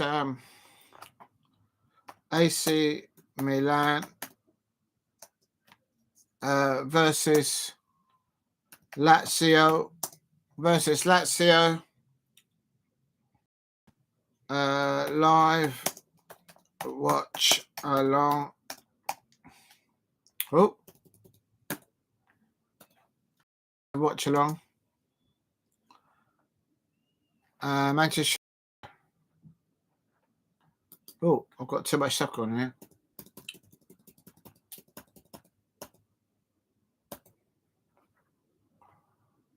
Football.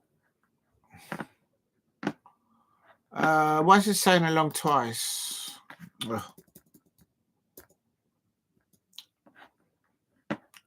So I've got AC Milan versus Lazio live watch along, and Manchester United reaction.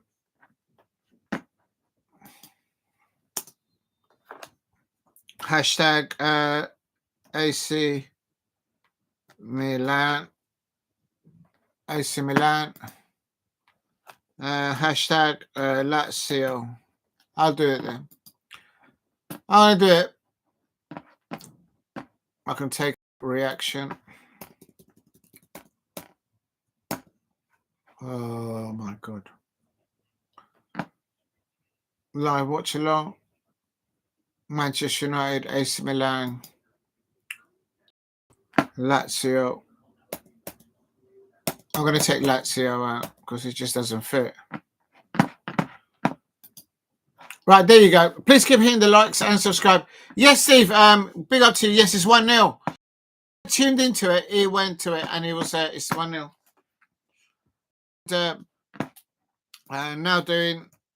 Now doing AC Milan versus why is it in capitals? Now Rafael Leão, he's been rumoured for Manchester United or other clubs. Now Pulišić, cross it in, ex-Chelsea. Now doing a watch long AC Milan versus Lazio.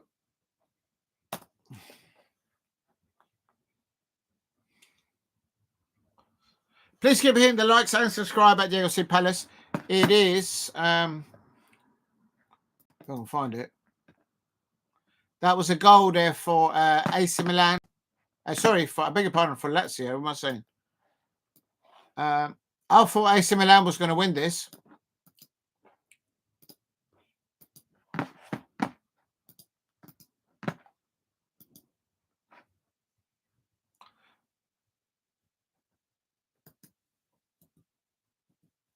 Goal, AC Milan.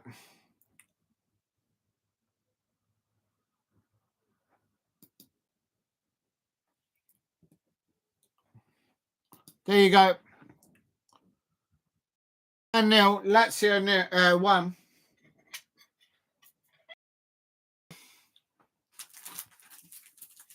I thought Milan were going to win this. I'm going to do the lineups in a minute. I'm just going to finish eating my avocado. Conceição, not much of a reaction there. I'm just going to get the lineups here.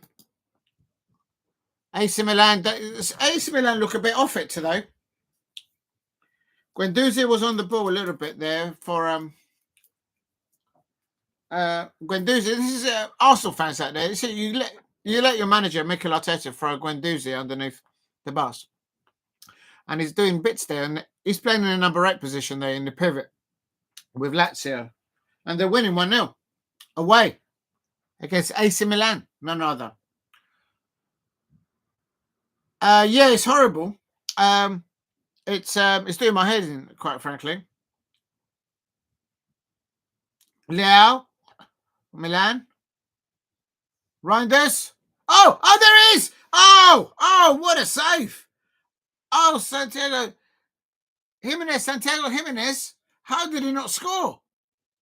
Oh, my days. Oh, wait a minute. My tablet's going to run out of battery.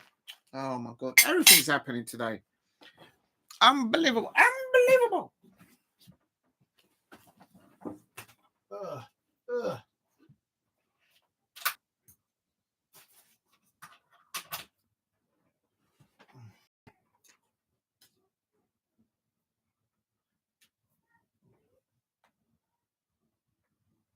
Nope.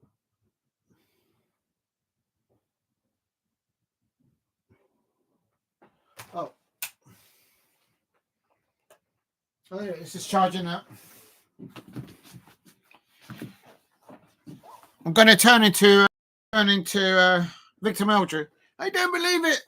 Is that what he used to said? Well, Lazio. What I don't understand is Lazio. We used to be a light blue colour. They used to play before. So why can't they just play in the light blue strip? And AC Milan, they look like, if you take away the collar of the AC Milan kit, it's literally like it's not a red from like a red that Liverpool use. It's a red that the Spanish national side looks like use. But with the green shorts, It looks like one of the countries in Africa. Senegal, or even it looks like a Portuguese strip. It doesn't look like AC Milan. It's madness. I absolutely agree with Paul Brett. I'm actually going to pin that because it's absolutely shocking. It's actually just it's a disservice to the club. How do you do this? Pin the comment. Let's have a look and see what is anyone. I was going to ask people, does anyone know where I put the avocado? I found it. The reason why I'm looking at this match is because there's a lot of players here that a lot of Premier League clubs are looking for. And if they fail to land these players, they're going to come window shopping at Selhurst Park. There's Theo. Arsenal fans should remember of Guendouzi. He's playing there alongside Rovella in the pivot for Lazio, and they're 1-0 up. He used to play, I believe, for United and for Chelsea, or both of them. Fofana. I know.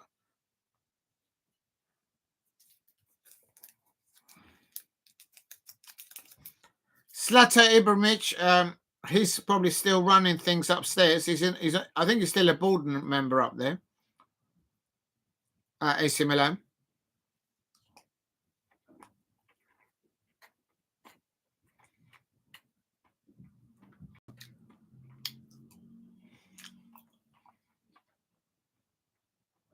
Fofana. Good player, this Fofana. And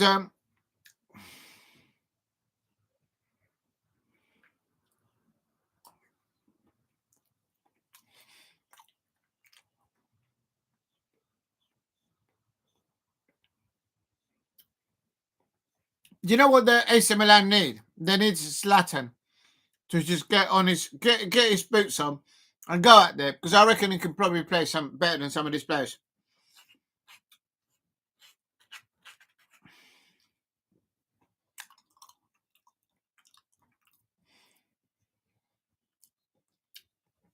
AC Milan can't get a hold of the ball to build up possession, to build up an attacking play, and get Jiménez and Reijnders involved at the moment. And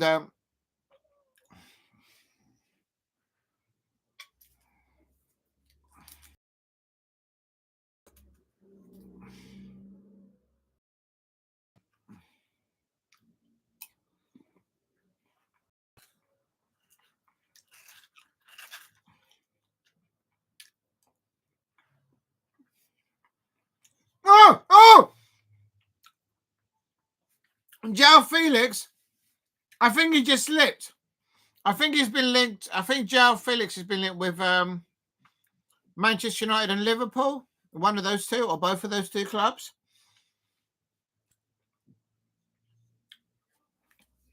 Oh, he just slipped. No, he slipped. I think he slipped. If you look at his standing foot, he slipped. I think he slipped. And it was just going wide.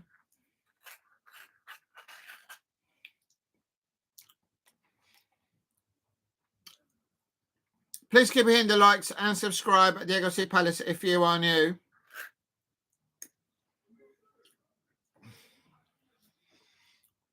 I don't know why I'm eating, because I'm not hungry.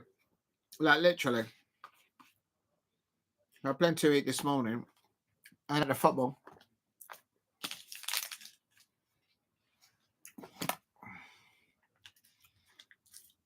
Now, on the board here on the left-hand side for Milan, Rafael, João Felix again on the left-hand side.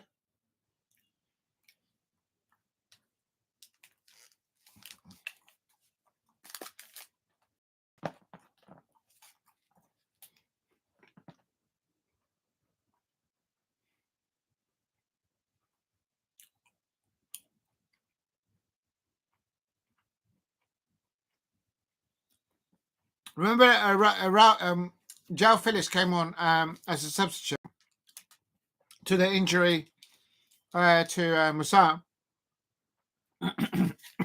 Oh, wow, this is hot. I've just tried this pepperoni, and it's like really hot.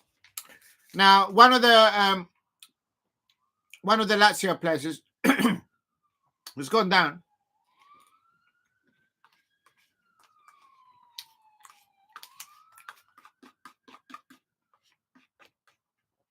Please hit like and subscribe at Diego C. Palace if you're new.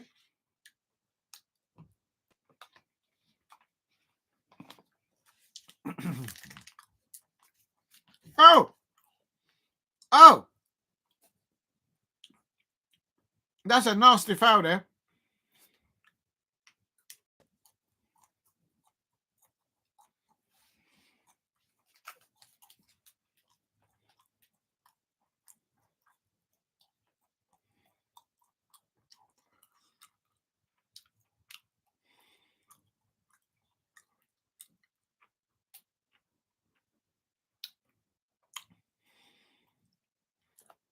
That's Pablo Scaroni.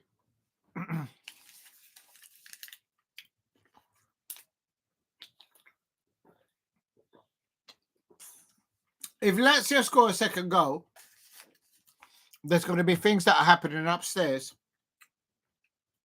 in the board at Milan, because they're very impatient.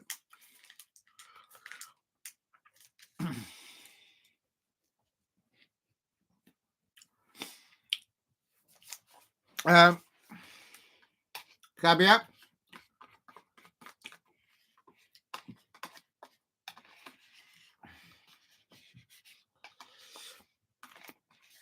I think Paul Brady in the chat is correct.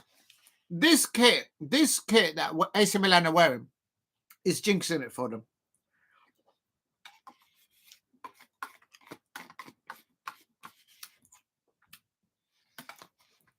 Why did they get away with? Why did they make way with not having that the black and red kit that they used to have?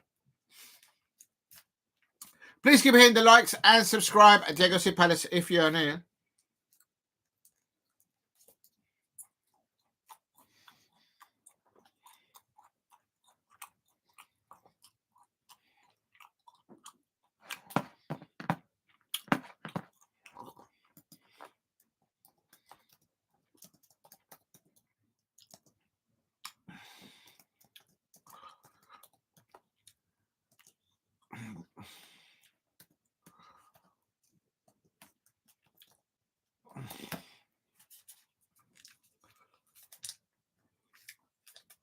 I mean, AC Milan are so bad. I'm actually going to give man of the match for the first half to Guendouzi of Lazio. Guendouzi. Zlatan Ibrahimović, he's in the stands because obviously he's running things upstairs for AC Milan.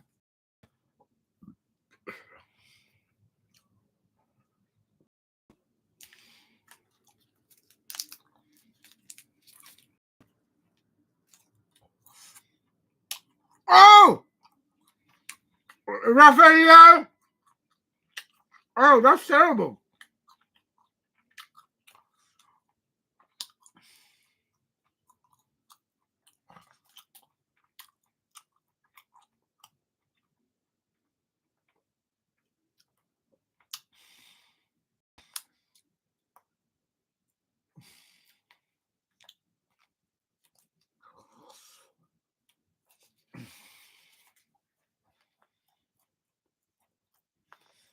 Lazio countering here in 45 minutes.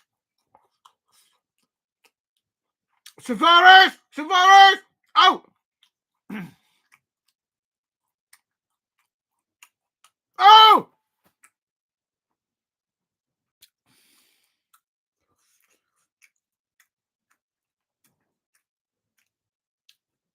Zaccagni nearly got the second goal for Lazio, just going past the left-hand post. Oh my days.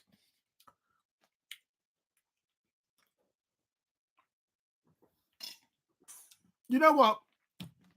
The next person that's going to score in this match is going to be Lazio. And AC Milan, like literally, they are starting to panic because they don't see a route going back into Europe next season. And if you know Italian football, it's not just a big thing; it's the only thing for them financially. And there's a lot of things. If AC Milan don't land European football next season, there's going to be consequences at the club. Oh! And AC Milan nearly scoring there.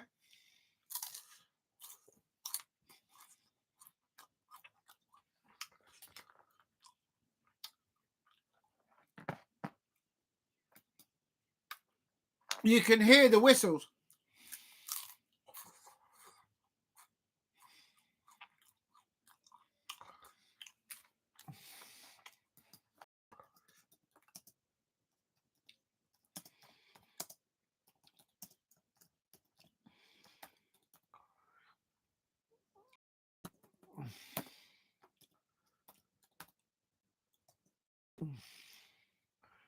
The home fans at San Siro are not happy.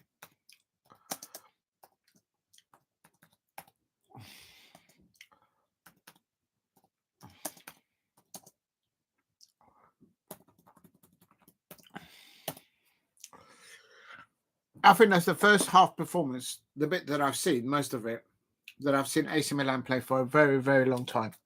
Two things are happening that are instrumental as to why they just cannot function. Fofana seems to be, he's a good player on there. It didn't help that Musah went off injured and now João Felix came on, which is good because João Felix is a good player. But it's like two individuals playing there long in the midfield pivot for AC Milan. Consequently, there is just nothing going up towards Reijnders and up to Giménez for AC Milan. So what they're relying for is sometimes in the off chance that Pulišić on the right-hand side or Rafael can try and get the ball from wide places and get around the left back or the right back of Lazio. But that's not happening at all. So it's the home fans are just getting annoyed. So that's one thing. So basically, in a nutshell, Jiménez and Reijnders, nothing, no service up to them, and they're not able to really penetrate anything onto the Lazio two centre halves or at Provedel, their goalkeeper at Lazio. And the second thing which is happening at AC Milan is what Paul Brady said, and I've pinned that chat to the top of the pin. Is literally that kit that AC Milan are wearing is. I'm not an AC Milan fan, but it's just absolutely dreadful. It's like a cross between of a like an it was not it's dreadful. How can I put it? It just doesn't fit the club. That I know from back in the day is red and black stripes. And it looks like it doesn't look. Well, I'm not going to say that the Portuguese national kit's bad, of course not, but it just doesn't look like an AC Milan thing. And somebody's pointed out in the chat. I'm thinking, like, when I was looking at it, I was thinking, what I've actually tuned into the right football. I don't see why AC Milan cannot play in a black and white stripe top, and Lazio to play in the home form kit. I know they're playing away, so they've got white kit sort of really at the moment, but playing light blue, it'd be fine.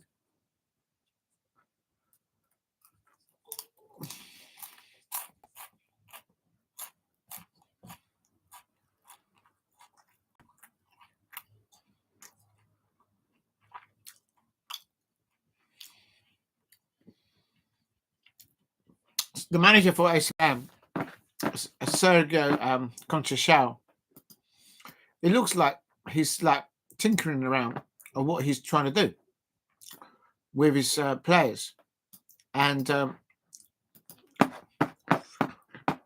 the crowd at San Siro are absolutely fuming.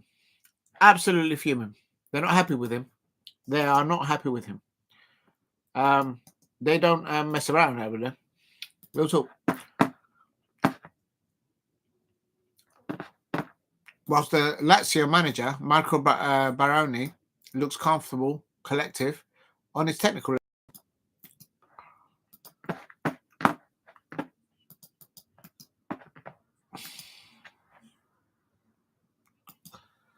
Right, I think before the second half starts, I should really do the lineups. Oh my god, I don't want to do this. I'm too tired. I mean, AC Milan have got so many options on the bench. Well, they've brought in João Felix. They've got Toriani. They've got Camarda, Chubukense. They've got Abraham, English player. They've got options. And they turned down the opportunity to sign Marcus Rashford, I think. But they wish they had him now on the left-hand side.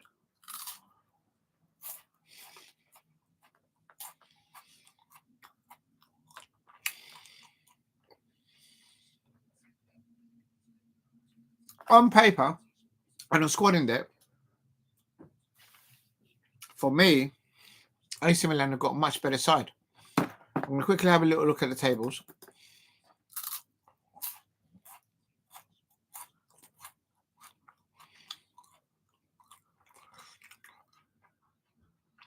Back-to-back losses for AC Milan is not good. Not good at all. Let me put this into context, people out there.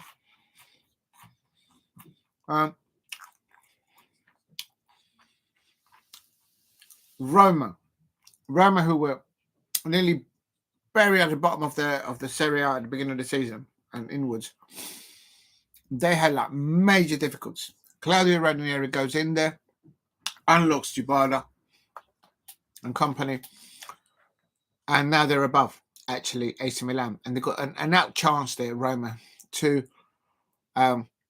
get into Europe. AC Milan's only way back into Europe, in my opinion, for next season is to win one of the domestic cups, and they're going to have to face Inter Milan to get past that hurdle. And Inter Milan are absolutely flying at the top of the Serie A alongside Conte's Napoli, where McTominay is.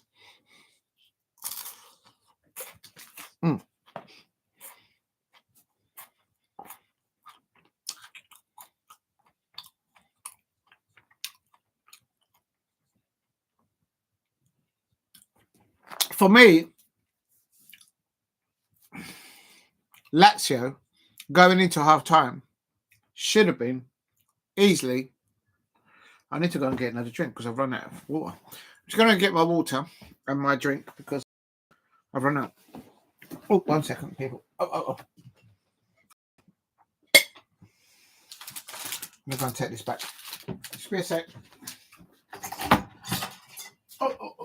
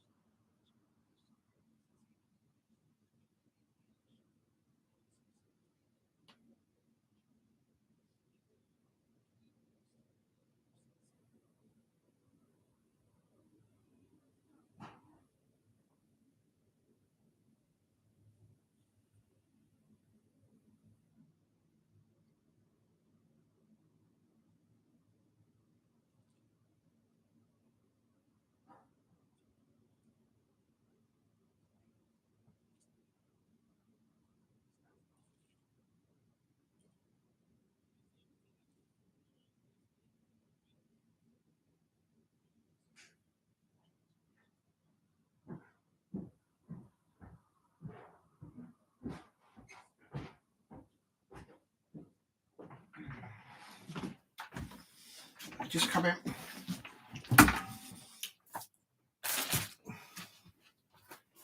Just get through it. Oh, back in a minute, Paul Brady. Just a second.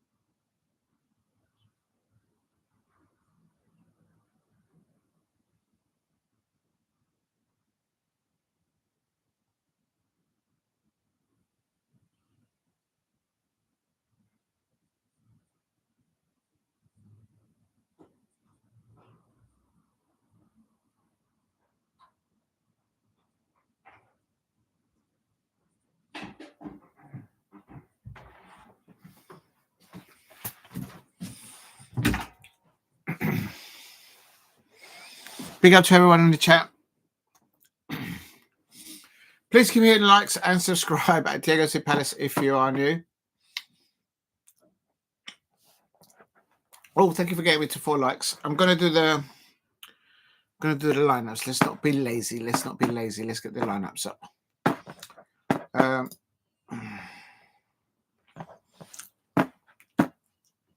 Conceição, the AC Milan manager, he is now going to be under serious pressure. Literally. Just going to do the lineups for AC Milan.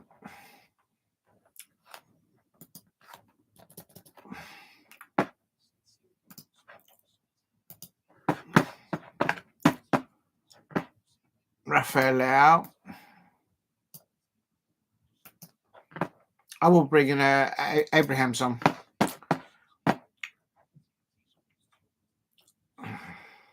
Players are coming out into the tunnel, and I haven't done the lineups. Absolutely shocking.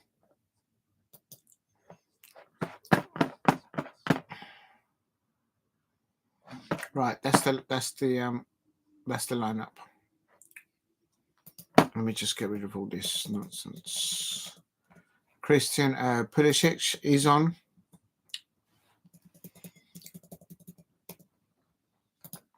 Managers are coming out for the second half, and the players. Remember, Musah was substituted around 35 minutes, and João Felix came on. He's about the only person that'd be lively for AC Milan.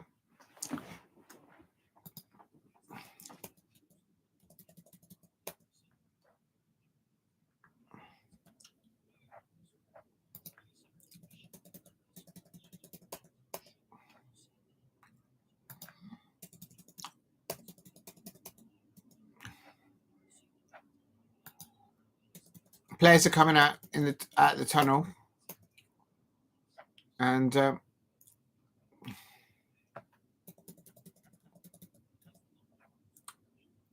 this is the AC Milan lineup.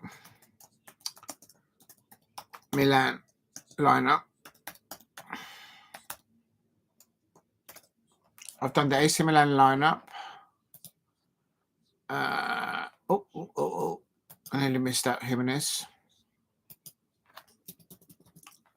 Versus.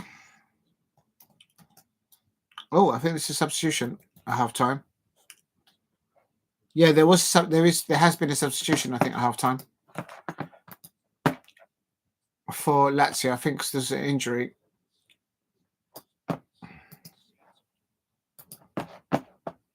What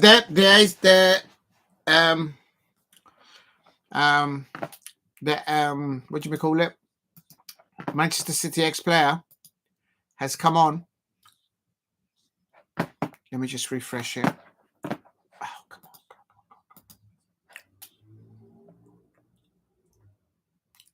on. Kyle Walker's come on for Giménez.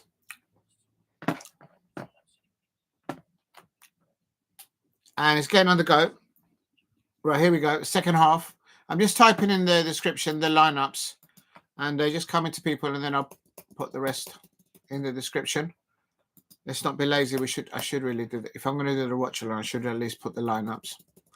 Just typing in the names of the people to make sure I spell their names correctly. Kyle Walker's come on for.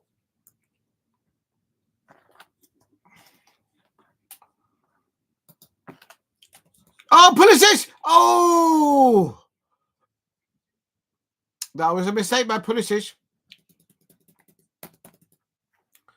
Please hit like and subscribe at Diego Palace. Let me get to 5 likes. That would be amazing, considering I started very late today, but I was at the football earlier on, watching the Crystal Palace women versus the Liverpool side in the WSL.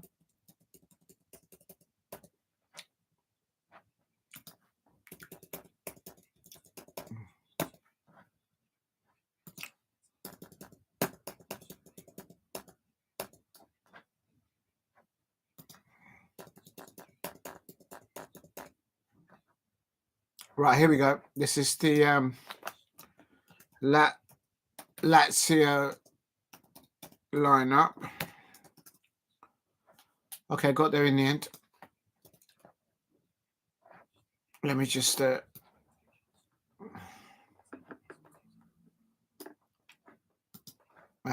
copy. Let me just save that. Oh, paste. Oh, it's too long. Oh, what have I done?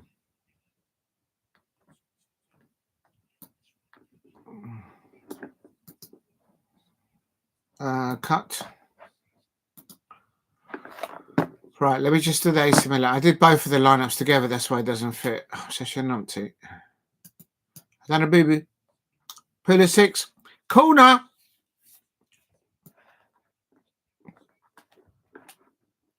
It's AC Milan lineup. Copy. Right, it's a corner here for AC Milan in that dodgy home kit of theirs. It's a cross between a Portuguese and a Spanish nation. Oh, go up to it. AC Milan lineup. João Felix. Oh, nearly. Walker on the ball. Kyle Walker's got it's on for Kyle Walker. That's the AC Milan lineup. I'm going to quickly type in the Right, so the second half started, and now AC Milan has kind of like woken up. They realised they're playing at home, and they've penned Lazio into their own half. Second corner in as many minutes. They played it short. Why did they play it short? Just bang it in. Reijnders. How deep is Reijnders playing for AC Milan? I mean, really?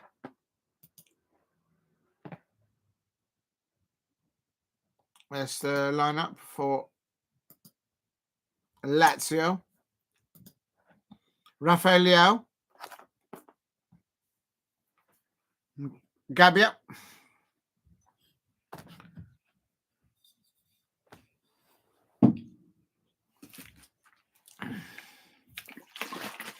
apparently the AC Milan have actually got a very good home record, but at the moment they're just not doing it, and there's a lot of pressure on AC Milan because they need to find a way back into European football, and if they don't, there's going to be six. And then Lazio! Oh my days! Lazio should be 2-0 up at the end of the first half. Lazio should have been like 2 or 3-0 up, and there's AC Milan back to back end-to-end match now.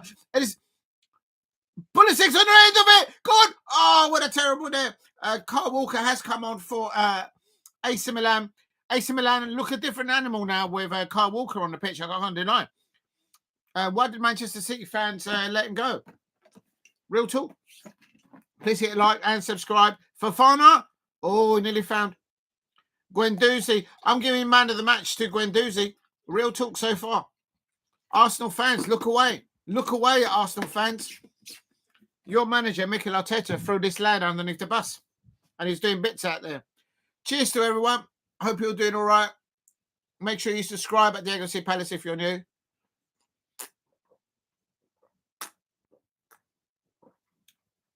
Fofana, that's a foul, surely. Pulling back. Please hit a like and subscribe at Diego C. Palace.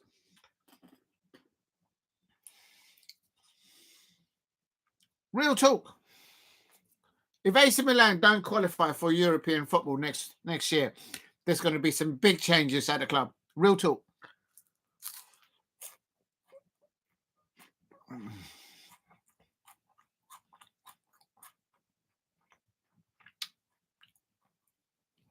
I think this home kit that AC Milan are wearing is just not working for them. They should just pull the plug on it and do it. Leão, Fofana, Reijnders, João Felix. Oh,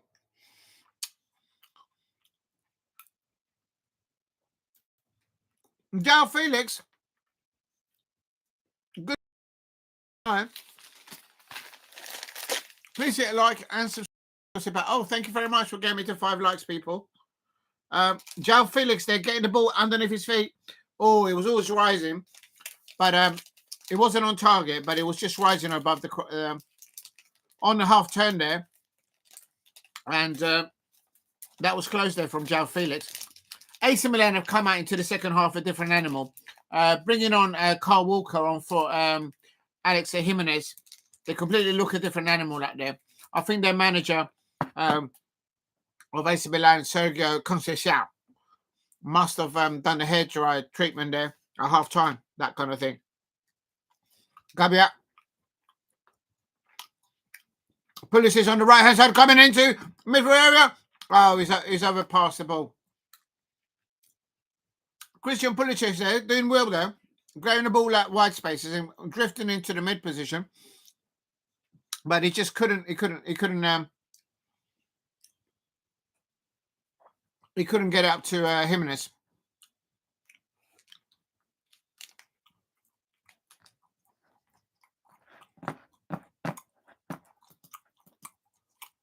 Nuno Tavares.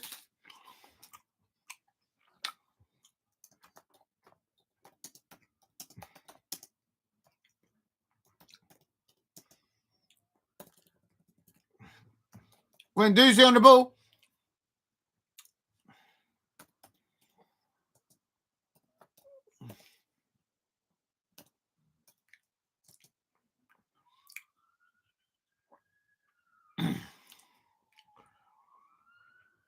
Start of the second half. AC Milan look another animal with Kyle Walker on the pitch now. You can hear the crowd now at the San Siro. It's lifted up. They've clearly they heard the whistles. The home crowd are not happy.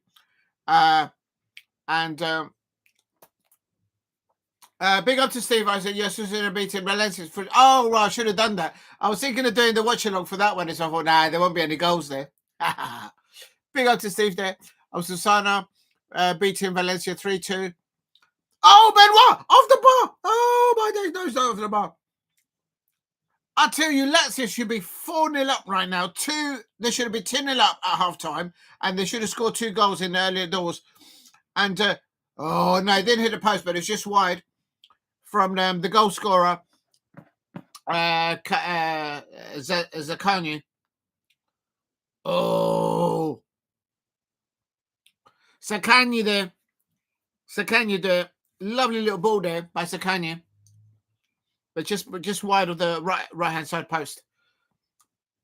Please keep hitting the likes. Help me get to 10 likes if you can. AC Milan 0. Pulišić on the ball on the right-hand side. He's drifted in the woods like a time number 10 now. They've come out a different animal now, AC Milan. Leão. João Felix, cut it in. He cuts it in. Oh, no. And Pulišić just didn't know what to do there. But the ball's gone out wide. Please hit a like and subscribe at Diego C. Palace. The atmosphere in the first half was unreal. It was like a library. The home crowd at halftime whistle, they were blowing their whistles. At the San Siro, if the AC Milan players don't play well, like literally, they start whistling and they're not happy. They were not happy. The home AC Milan fans. I mean, this kit that AC Milan is wearing, it's absolutely shocking. It's absolutely shocking. So much that when I tuned into it, I had to double check that I actually tuned into the right match. I mean, real talk. Lazio in the traditional away kit, white and little light blue things on them. But this home kit for AC Milan is absolutely shocking. Shocking. Pulišić on the ball on the right-hand side. Pulišić is getting a lot of the ball on the right-hand side now. João Felix cuts it. Pulišić. Oh! And that's it's just gone into the building, and it's just a coming together, and they both landed. They both landed on the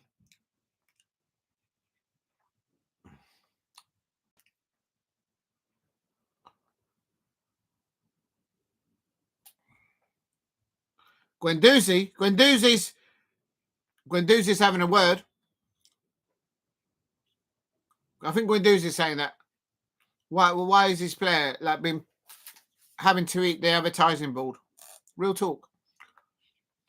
Please keep hitting the likes. Help me get to 10 likes. And if you haven't subscribed, please subscribe at Diego C. Palace.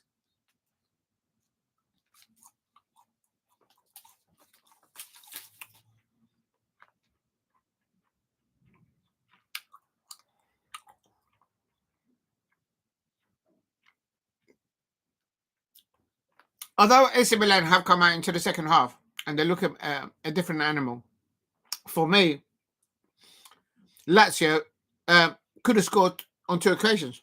And now, Nuno Tavares of Kyle Walker there now is a corner. You can see the difference now with Kyle Walker on the pitch. And I'm surprised that Manchester City fans let that one slip. I know he wanted to go to new pastures. Tchaouna is coming off. Tchaouna is coming off for Lazio. And Vecino's coming on. Apparently he's just returning from an injury.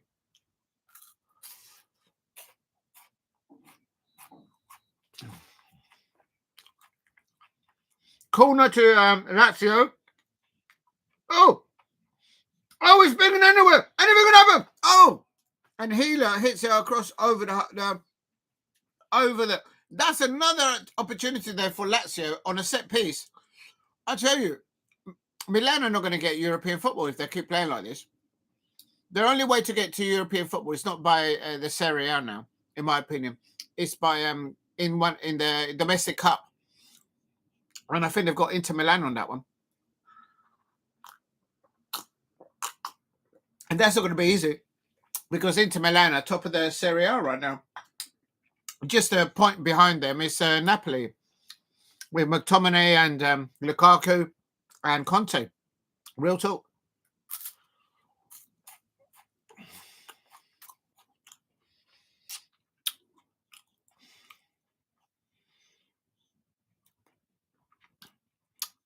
Ah, that's brilliant.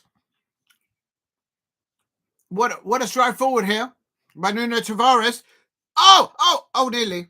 Oh, Nuno Tavares, who plays as the Lazio left back, is just run the whole length of the pitch. Is allowed to run the whole length of the pitch. And AC Milan, no one puts a tackle in.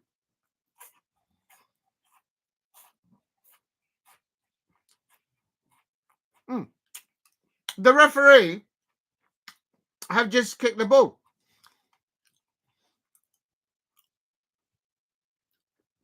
Is the referee now playing for AC Milan while he's on this pitch? Why is he touching the ball? AC Milan players look with urgency. They're a goal down. They're nowhere near Europe playing. There's a lot of money that's gone into this AC Milan investment, and they're not going to get Rovella. Was that a penalty? Was that a penalty for AC Milan? That could have been a penalty for AC Milan. Real talk.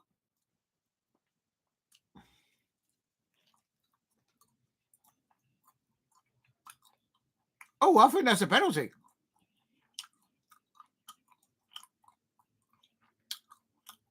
I'm sorry, but I've seen those given as a penalty.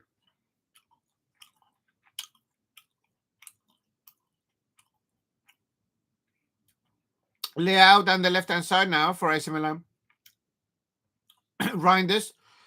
Reijnders has been asked to come a bit more deeper in the build-up play. Reijnders on the ball. Reijnders on the ball for AC Milan. Leão. Fofana, shoot! And it goes to the left-hand side. They look like individuals out there. AC Milan actually look like individuals out there. And in that home kit that they're wearing, it just looks absolutely shocking. There's going to be more whistles. As the minutes tick by in this second half, the home crowd at the San Siro, they're gonna get vexed. I mean, like real talk, they're gonna get pissed off.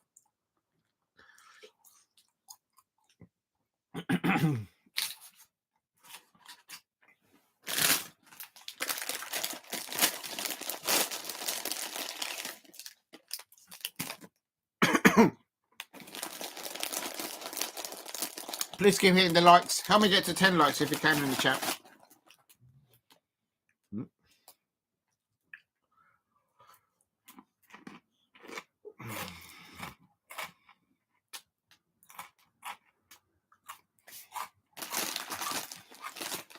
Gabbia.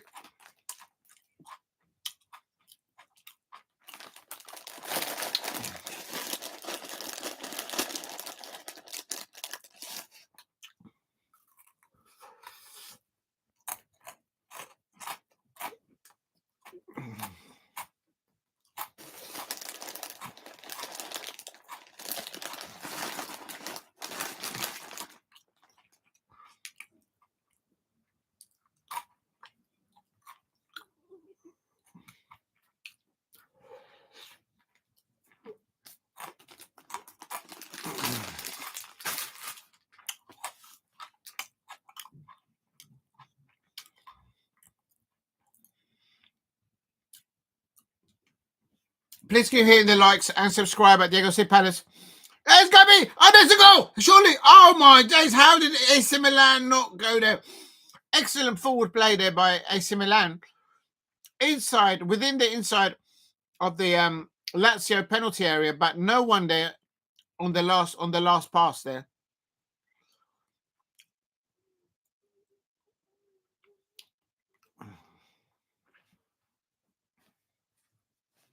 Please keep hitting the likes and subscribe at Diego C. Palace if you are new.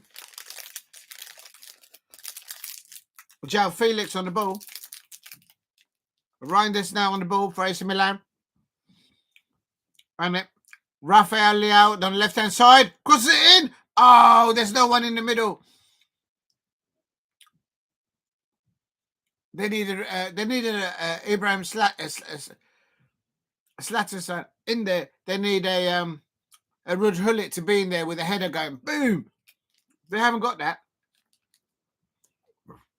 Bring on Abraham.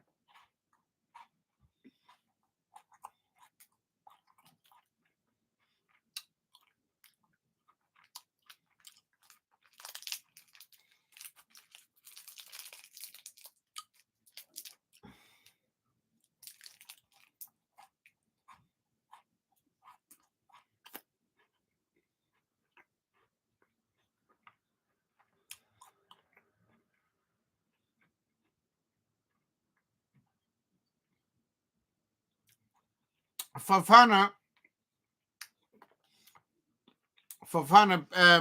fouls Rovella.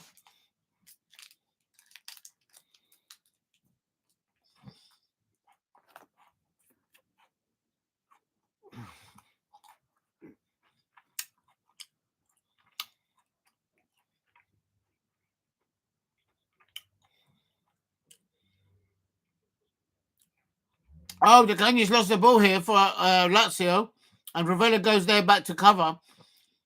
Man of the match is either Rovella, Guendouzi. Oh, I like how the Lazio left back or the right backs, they get really forward. I mean, like literally. Leão now on the left-hand side for AC Milan. Leão.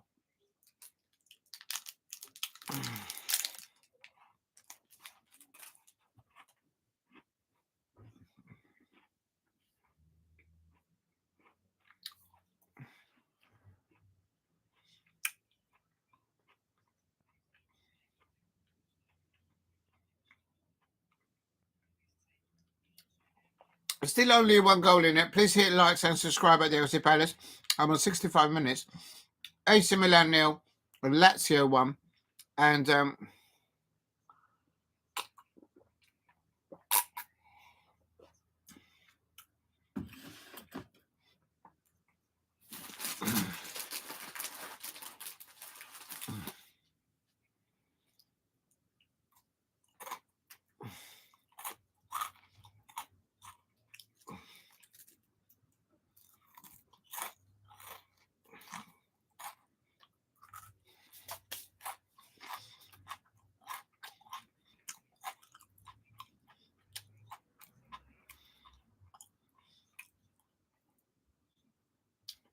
Walker on the ball.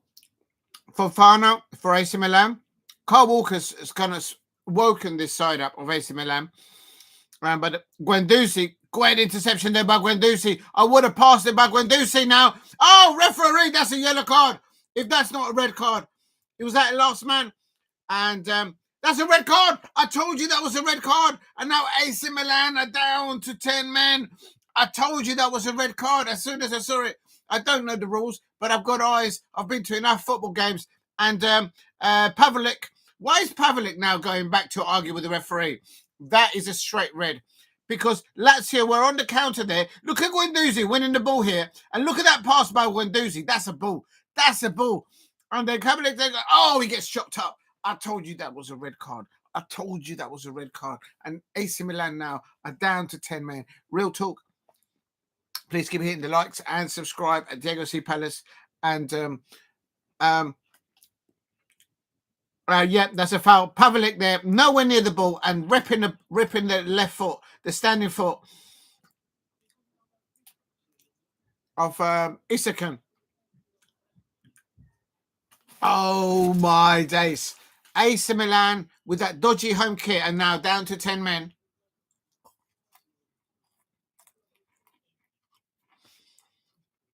They're still arguing about it.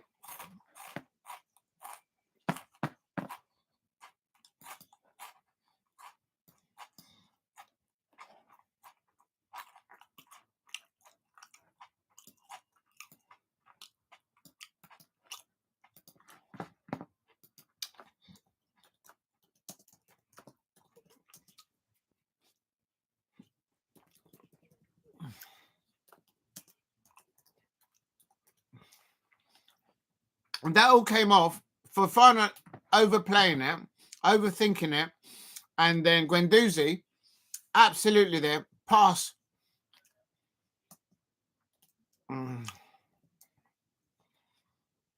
Off on how many minutes? It was 67 minutes. And in 6th there with a free kick. Guendouzi can't get to it. Please hit a like and subscribe at Diego C. Palace. Oh, vital pull there. Otherwise, AC Milan would have been on the counter. I think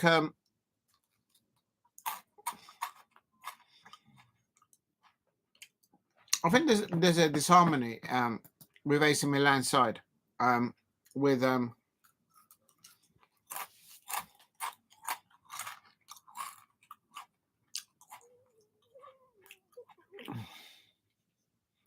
Conceição, because he's had a player sent off, he's now bringing on Tchaouna. And Fofana has been taken off. Yeah, Fofana's just overthinking the passes now. And I can see that. And so the number 8 position, Chukwueze is coming on. He's a good player. Pulišić is coming off.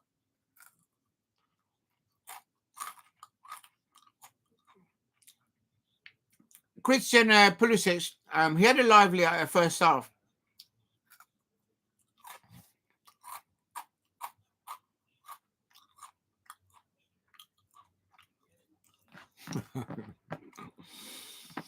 I think it was 6 times and a half. I think he rolled over 6 times and a half. It was more than 6 times. And the ball goes in. Oh, well, keeper. Oh, the ball goes loose. The goalkeeper lost the ball. And how did AC Milan not score? He's literally 1 yard in front of his goal. Oh, my days. I'll tell you something. Well, they now can't stop. They can now not blame. They can't blame Fofana now for overplaying the ball because he's not on the pitch now. But with that.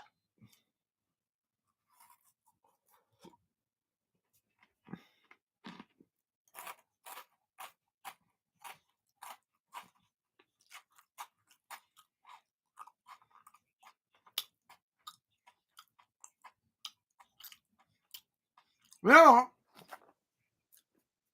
I don't think the referee gave it because of the rollover.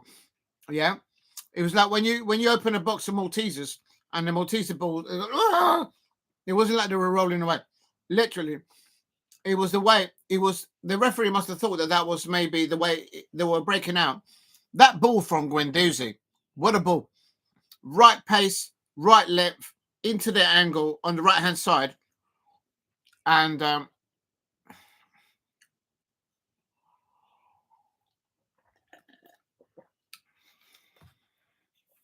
please keep hitting the likes and subscribe at Diego C. Palace. Big up to Paul Brady in the chat. If you're new to the channel, please subscribe at Diego C. Palace. 71 minutes. We're coming up to 72 minutes where I am. And it's Milan. AC Milan at the San Siro. There's going to be more whistles at the end of this match. Like real talk. There is no way for AC Milan to qualify European football. None whatsoever, in my opinion, in the league, in La Liga. They're not going to make it. Okay? The side above them, Roma, which is Claudio Ranieri, he has another good ball forward by Guendouzi. I might give man of the match to Guendouzi. The man of the match is either Guendouzi or Rovella. And this is now on the left-hand side. Let's have a look. João Felix. Oh. That's good defending there by Lazio.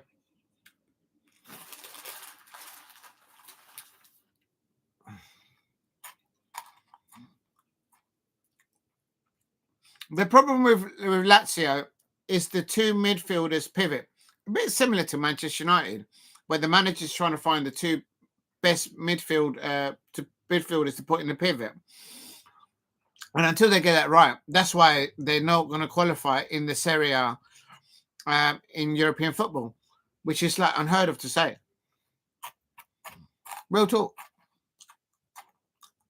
I mean, my Jefferson Lerma and Will Hughes are better than Fofana and Musah all day long. All day long.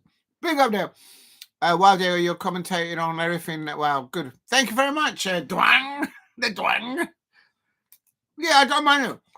Because the worry about this, though, is because when they see, and Walton, exactly, we'll talk. There's Walton, Adam Walton, the way he's come back from his injury, the man can walk on water. Like, real talk. I mean, he keeps on doing this. And, I mean, of course, you're going to get those City fans. Kyle Walker's come onto this side in the second half for AC Milan. They just look like individuals out there. And this is better from AC Milan, I can't lie. Reijnders, get the ball to Reijnders. Reijnders is the one that can make things happen for AC Milan. Oh, am I seeing something? But again, he's like doing everything on his own. They're all good, technically, individual players, but they're all players. And there's an advantage play here forward. There's a Lazio breakaway. And there's another foul there. And Kyle Walker's deemed to have fouled one of the Lazio players. This is the big up this one. How is João Felix doing if he's playing? He's doing good. He's had to come on because who was the lad's name? João Felix came on because Musah got injured early doors. But in that first half, I think what it is, João Felix and Fofana in the midfield pivot of AC Milan, they were like two different entities there, and that shouldn't be the case. They've got to work with each other, and that's what I'm saying to people. At Crystal Palace, we have a better we have a better midfielders there. Jefferson Lerma, Will Hughes, or Adam Walton, however you want that combination. They would walk straight into this AC Milan side all day long. They can't have him though. Real talk. I mean, João Felix, he was linked to quite a few Premier League clubs. Lerma's been really poor. What? No. I hear you. I mean, you're entitled to your opinion. But for me, Jefferson Lerma, he's the best number 8 that we've got here.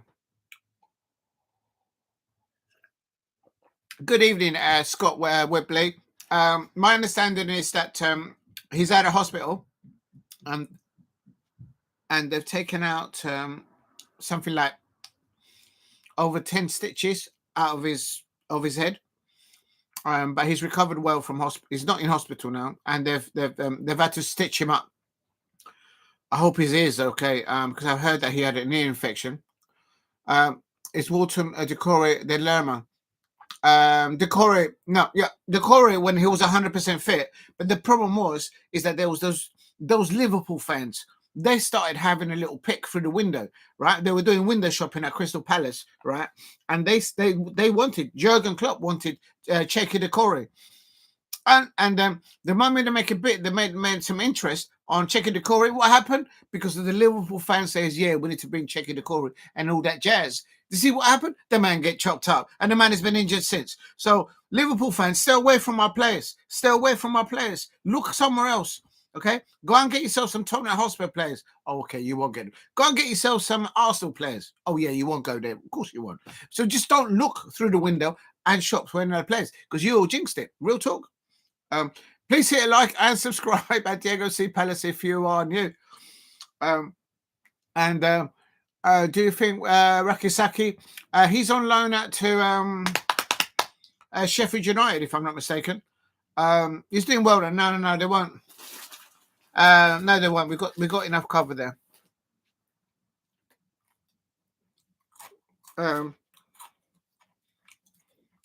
It was great to see Eddie Nketiah score that goal. Back-to-back games, Eddie Nketiah scoring. That's what I want to see. Yeah. It might come up down the line. As he gets older and he matures, and it might be back for us, yeah.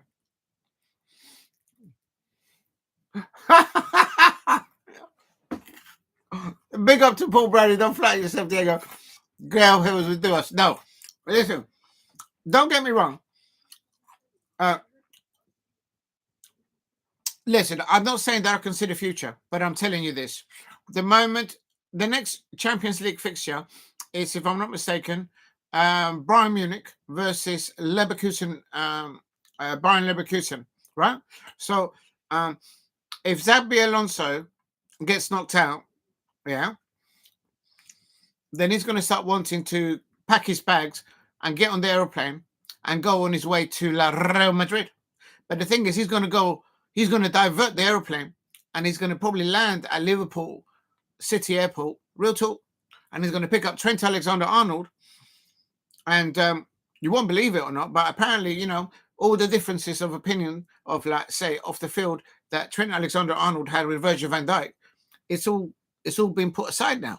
So I reckon Xabi Alonso is going to go there, pick up Virgil van Dijk and Trent Alexander-Arnold, and then put them in the plane, and then lick the plane all the way to Real Madrid. And then when that happens, you look are going to come after my place.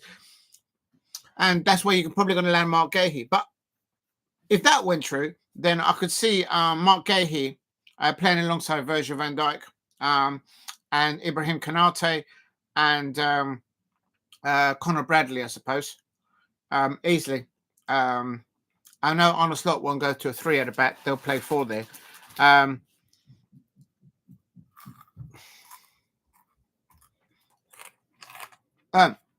Sure. Not Conor Bradley, Robertson. It'll be Robertson, Virgil van Dijk. No, Robertson, Mark Gahey, Virgil van Dijk. I can see that happening.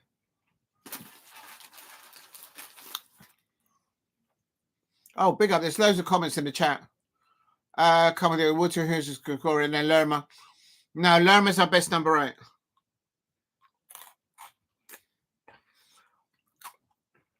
I'm not saying that because he's from Colombia. Good midfield battles going on here between AC Milan and Lazio, but still AC Milan 0, Lazio 1. We can't blame it on Fofana now because he's not on the pitch now. But there's a lot of whistles. I told you now I can hear more and more whistles. We're into the last 10 minutes of this match. On San Siro, when they whistle at their home players, their temperature's going up. And Guendouzi. Oh! The Dwang said, real talk. Are you happy with Fulham? Yeah, I'm happy with it. I'm happy with it.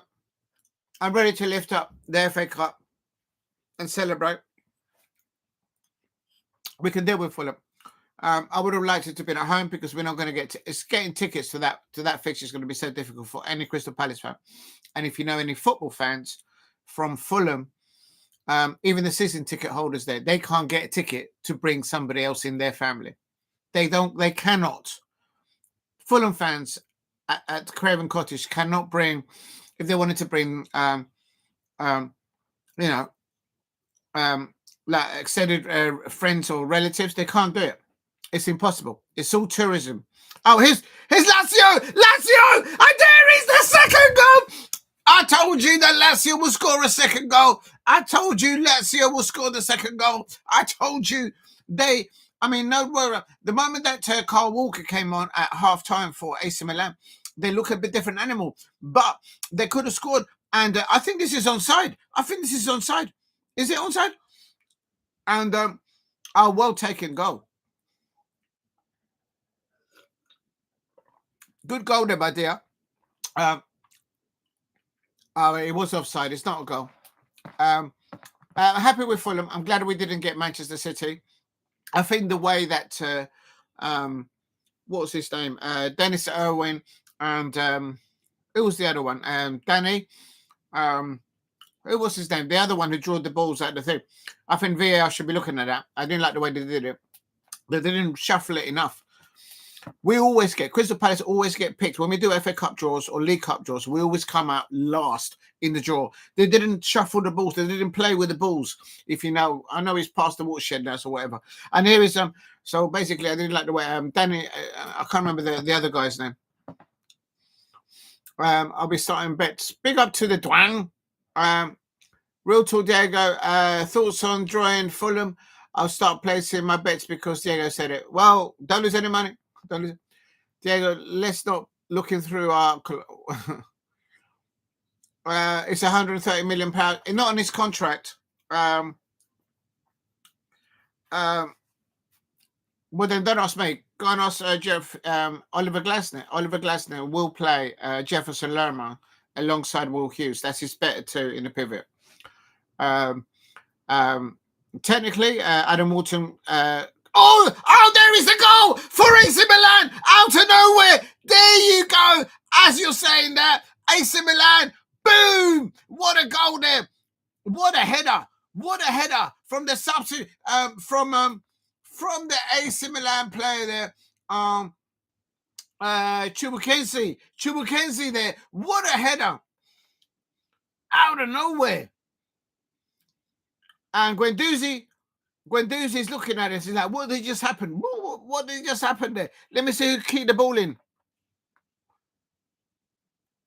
Oh, he was left loose on the right, on the end post. Chukwueze.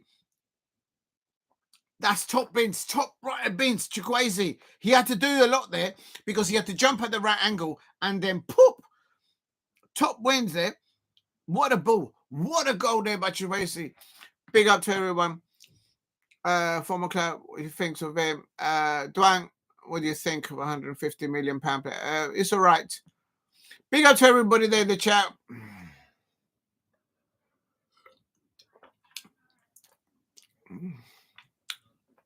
Please keep hitting the likes and subscribe at Diego C. Palace if you are new.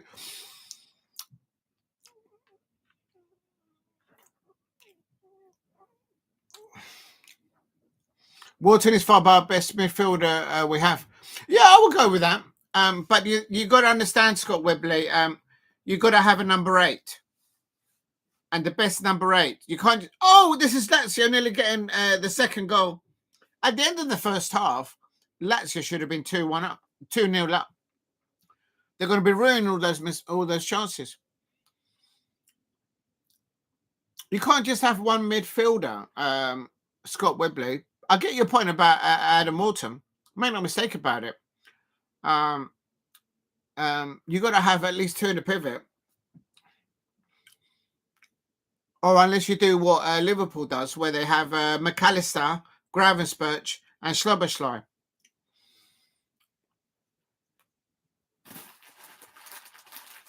Please keep hitting the likes and subscribe at Diego C. Palace if you're new. Carl Walker. What's happened there? Oh, there's a player down injured. Somebody's down injured. And AC Milan players are absolutely fuming because the game has been stopped. And they're saying that somebody, it's like if he's had an arrow through it. Let's have a look what happened. Hold on. Yeah, Giménez has elbowed him right in the back. Giménez is just hammered it.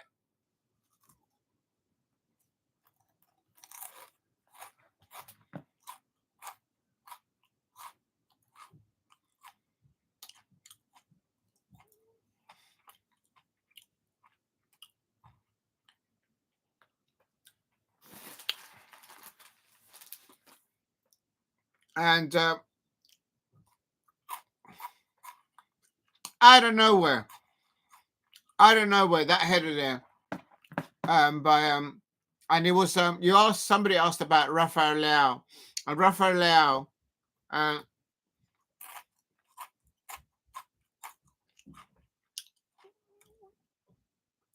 out of nowhere, Rafael Leão on the left hand side crossed the ball over to the back post, and Chukwueze, he still had a lot to do. He had to jump up in the air, control his header with power, and hit it. And he hit it top right hand corner, top bins. Very, very technical, good header. And this is now Lazio pinging the ball out to the back, and And I mean, individually, on paper, AC Milan have got better players. But in the first half, Lazio were playing like a team.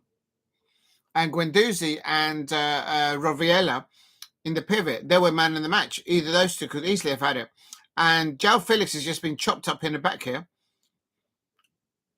No? Please give him the likes and subscribe. No, it's not João Felix, sorry. It's Jovic. Jovic is down. Jovic is down. His someone's hit him at the back of the head. Selhurst Park has got the best atmosphere. Real talk.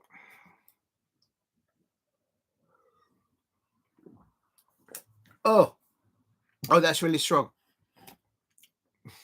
Please keep hitting the likes. Help me get to 10 likes. It is AC Milan. Oh, I didn't put the goal. Who scored the goal? Sorry, people.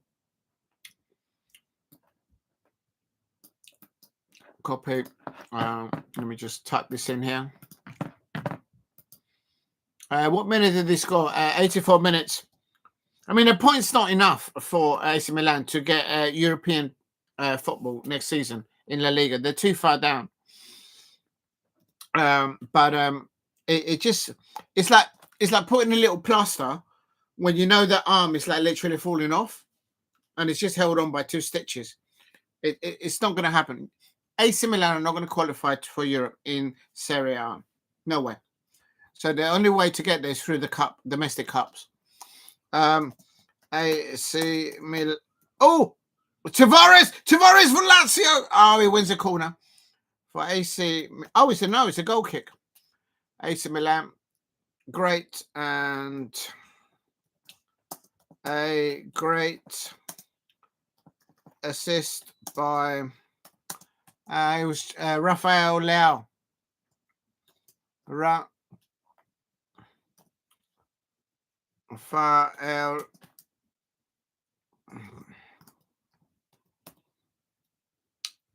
Leão.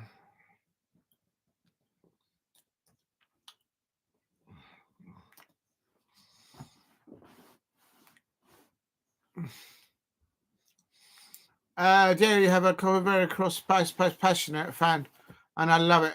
Big up to the Dwang. Let me just put this in. Please keep hitting the likes and subscribe at Diego C. Palace. A very biased.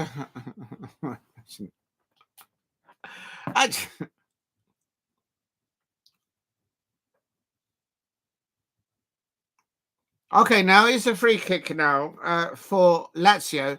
It's about 5, 7, 8 yards in front of the AC Milan. It's a little bit right of the center of the D, outside the penalty area of AC Milan. And do they have enough technical ability? Guendouzi is there next to Kyle Walker. That's like an old duo between Arsenal and City players. Oh, he goes, and he was on target. And the goalkeeper's fallen over. The goalkeeper fallen over, but he didn't let the ball.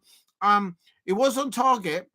The AC Milan goalkeeper, Maignan, he caught the ball. He got up to go right, and then he slipped over and he done a somersault. And there's AC Milan on the counter break. And there's Jiménez crossing the ball. And AC Milan, the ball's still live. And AC Milan get the ball. Guendouzi can't clear the ball. He's down injured. Guendouzi's down injured. He's getting back up because now they're on the counter. There is a counter. Lazio's a counter. And there's 2 minutes to go. And Lazio want the 3 points. They should have scored 2 goals. They were ball whipped into the back post. Isaksen for Lazio. And there is Guendouzi. He puts the ball in. That's going to be the goal. Oh, my days. Bottle jobs, the lot of them. Oh, my days. How is Lazio not 2-1 up? That was a brilliant breakaway play there by Lazio. And they couldn't do it. They couldn't get it over the line. Absolute sis. This is brilliant football, Italian football. Lazio on the break there. Guendouzi trying to find the pass at the end. And there's a good Isaksen. And they're clearing the ball now. And now AC Milan on the break. AC Milan on the break. It's going to be on the break. And there is AC Milan. And there's the ball in the middle. Oh, too heavy on the bars and Provedel. Frantic effort. Oh, no. AC Milan. Oh, my days. Anything can happen. Anything can happen here. Reijnders has gone down with cramp, but Lazio don't have to stop for that. Lazio don't have to stop for that. They're on the counter here now. And it's 4 minutes of added time. 1-1 Milan. And it's Guendouzi. Ah! He's done it! That's a penalty! That's a penalty! Is that a penalty? Is that a penalty for Lazio? Oh, my days. Oh, that could be a penalty. That could be a soft penalty for Lazio. But the keeper goes out like that and then he catches the player. What an ending to this match. End-to-end matches. Good save there by Maignan. I wonder why Manchester United didn't go in for Maignan. I think he's better than Onana.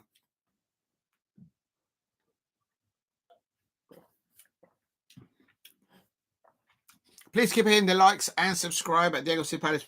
What a frantic end to this match. They're checking it. VAR are watching it, and this could be a Lazio penalty. This could be a...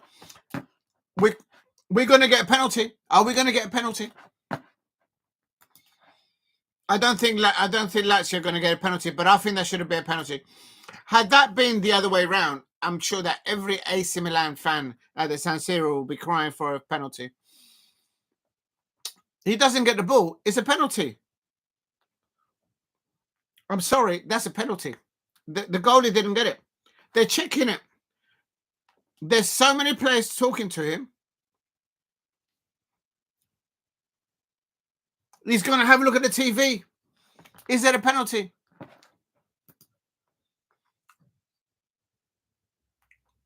I think that could be a penalty. I think that's a penalty.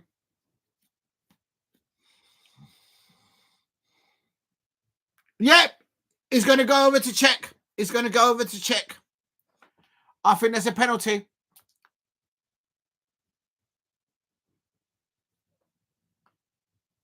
That's a penalty. I'm sorry. That's a penalty all day long.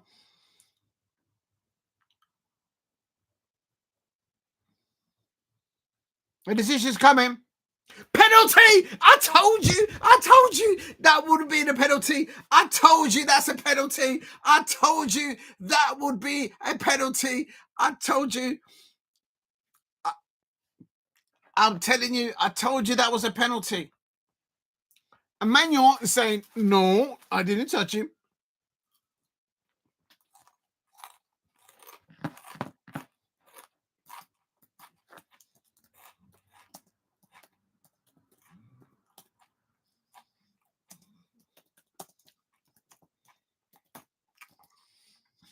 The scenes. Pedro's point is going to take the Pedro. Pedro taking the pen for Lazio. Why are they still arguing about the penalty? It's given. They're still arguing. Why isn't the referee just booking every AC Milan player?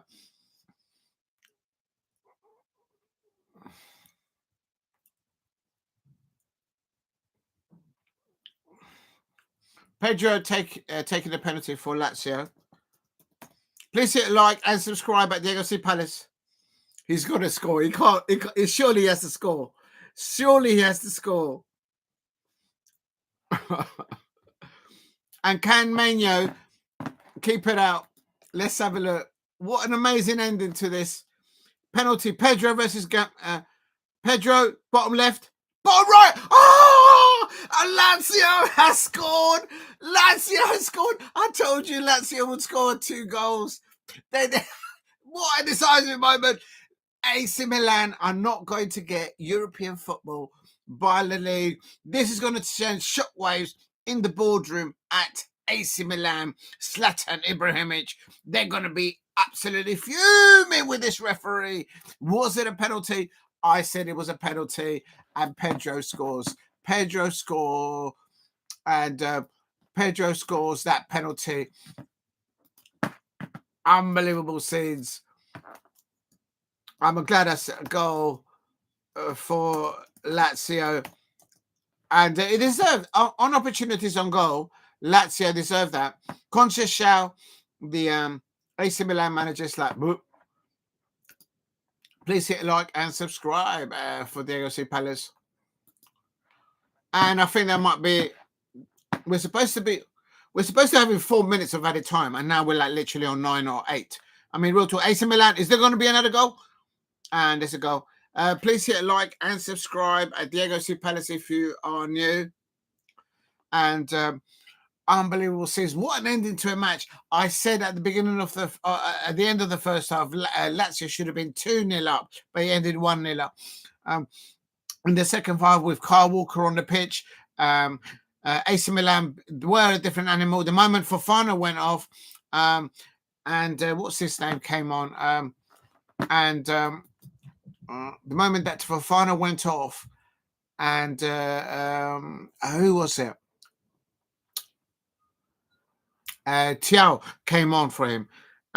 There were better balance in the midfield pivot. AC Milan, I thought. But there it is. It's full time. It's full time. And Lazio have won away at the San Siro. There's a lot of whistles. There's a lot of whistling. And it's all kicking off. It's all kicking off.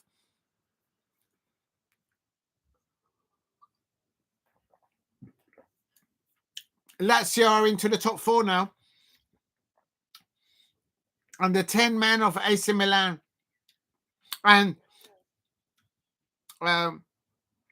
what a match. I'm so glad I did it. What a match. What? This is only the second time they've lost at home, but they're not going to get European football. That's their season in Serie A gone. That's the end of their season this season. Please keep hitting the likes and subscribe. What an ending to this match. What an ending to this match. It's ended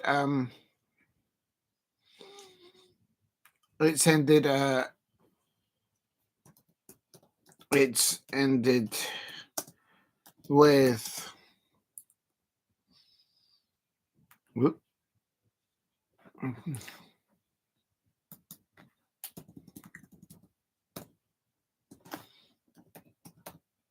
It's finished with AC Milan. Oh, come on, dear. Oh, I'm tired. It's ended with AC Milan 1.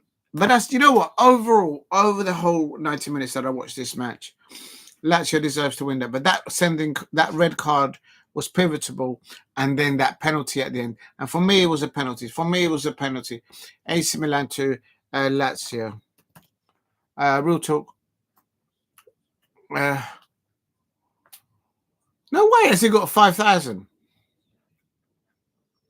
Yeah, I saw it at the time. I saw it, and if you play back at the live when I was watching it live, I said that's a penalty. I said it might be a soft penalty, but that's a penalty because when you look at back on the when you look at it at the replay, the goalkeeper didn't get the ball. He didn't get the ball, and when he slides out like Superman on the floor, a Stonewall penalty says Dwang. Yep. Up the Palace says Omi Capone. Big up Anomi Capone. Big up to you. It's what's got to 5,000? No way, has it? It was only like when I went to the football earlier on, it was only like 2,000. Where are we? How do I even look at my own channel? I shouldn't have had to do that. I don't think it lets me on here. Oh, is it here? Oh yeah, there it is. Well, I should be able to do it from studio, I suppose. Ah, dear. Oh yeah. Oh my days. How has that even gotten to 5,000? Brilliant. Big up to everybody liking that. I really appreciate that. That's mad. I don't know anything anywhere near 5,000. Big up to people out there. Please hit a like and subscribe at Diego C. Palace. Now, how do I go back to my live stream? Oh, here it is. Stonewall penalty. Yeah, I agree. Anomi Pony says up the P, so up the Palace. Big up, yes, up the Palace, definitely. A Pony. And there's what are your thoughts on the ref mistakes, Mateta's foul, and the keeper? Look, there's lots of football coming on. There's let me just shut this off for a minute because otherwise I won't be able to concentrate.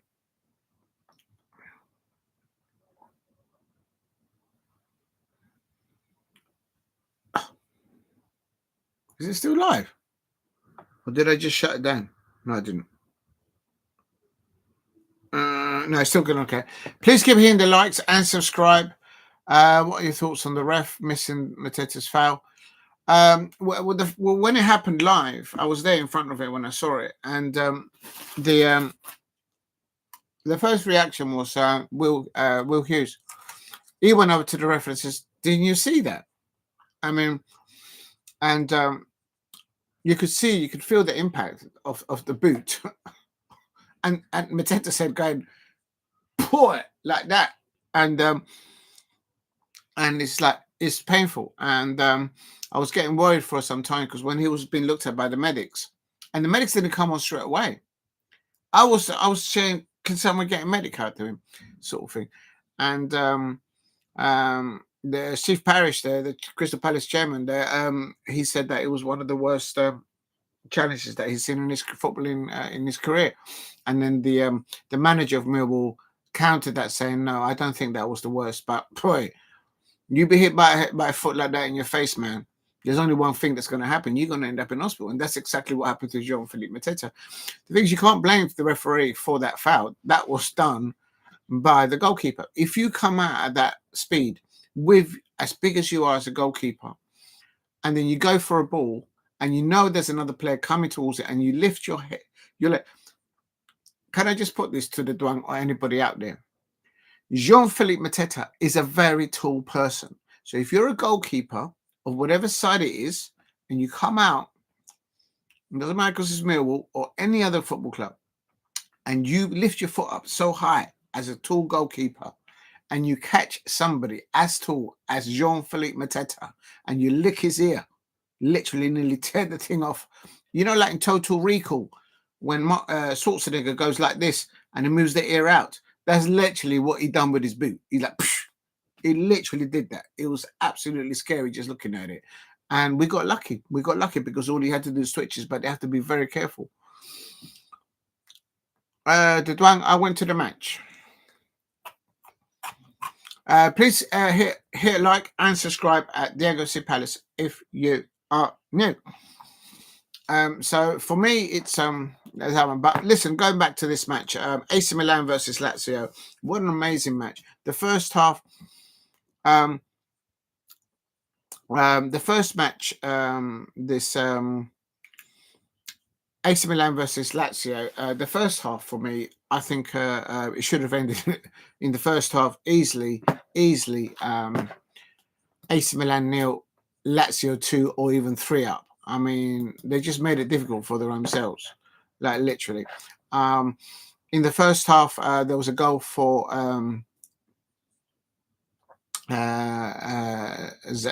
Zaccagni, and he could have had at least 3 goals throughout the 90 minutes that he was on there. Zaccagni, he was substituted around the 75 minute, and but for me, it's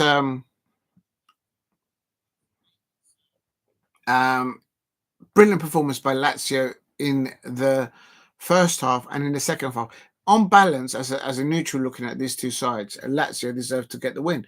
But when AC Milan came out in the second half, their manager, Sérgio Conceição, he brought on Carl Walker of Manchester City, and immediately made an impact. Immediately, they were a different animal. They were more assertive in that midfield pivot. Musah, not Musah. Not Musah. It was João Felix and Fofana. But still, Fofana was just overthinking the passes, I felt. And Fofana was then substituted on 70. But just before that, just before that, just before the 70 minutes.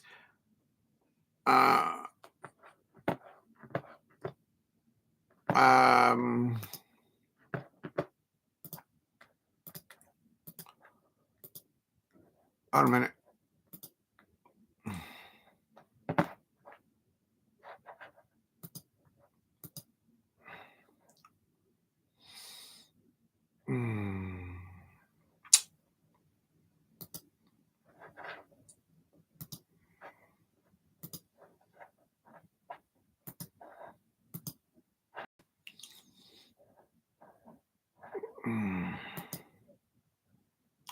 Please give me the likes and subscribe at Diego C. Palace. And it is for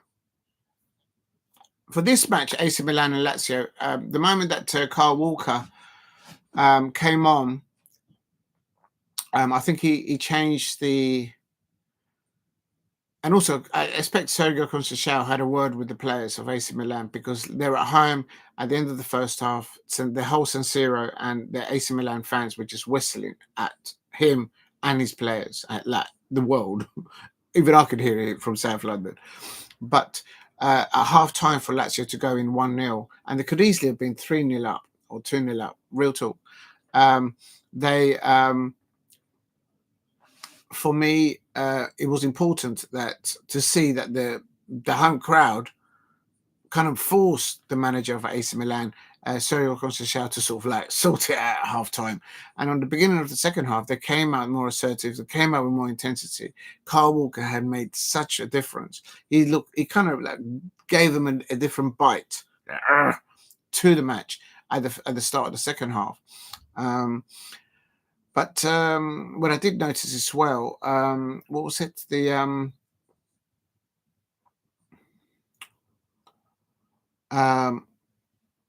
There was one time up to that point, I would say the 10 minutes of the start of the second half, 15 minutes into it, then the combination of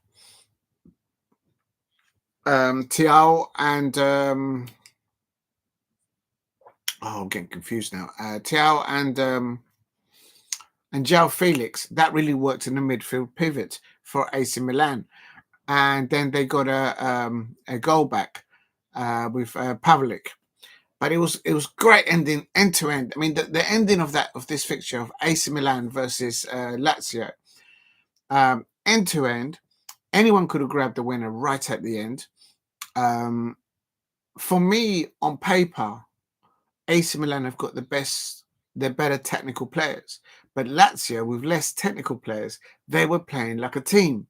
For the first half, definitely the man of the match will be either Rovella or Guendouzi. Easily. But for the second goal, which although it was a penalty for Pedro, the second goal, look at that Guendouzi winning a loose ball deep in his own penalty area for Lazio. And look at the quality of that pass of Guendouzi did, the way he played the ball out. It was absolutely brilliant. And I'm not surprised the referee went for a penalty. It took an ages for him to actually be told to go to the television.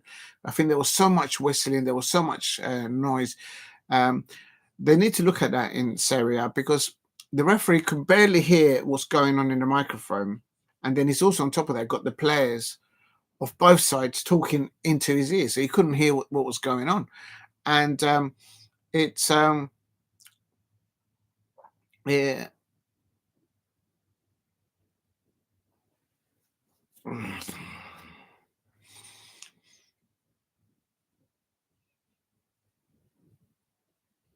Yeah, I'm just looking at a replay there, and the Maignan, the AC Milan keeper, the way he slid out and he was like sliding across like this on the floor, he just made it to error.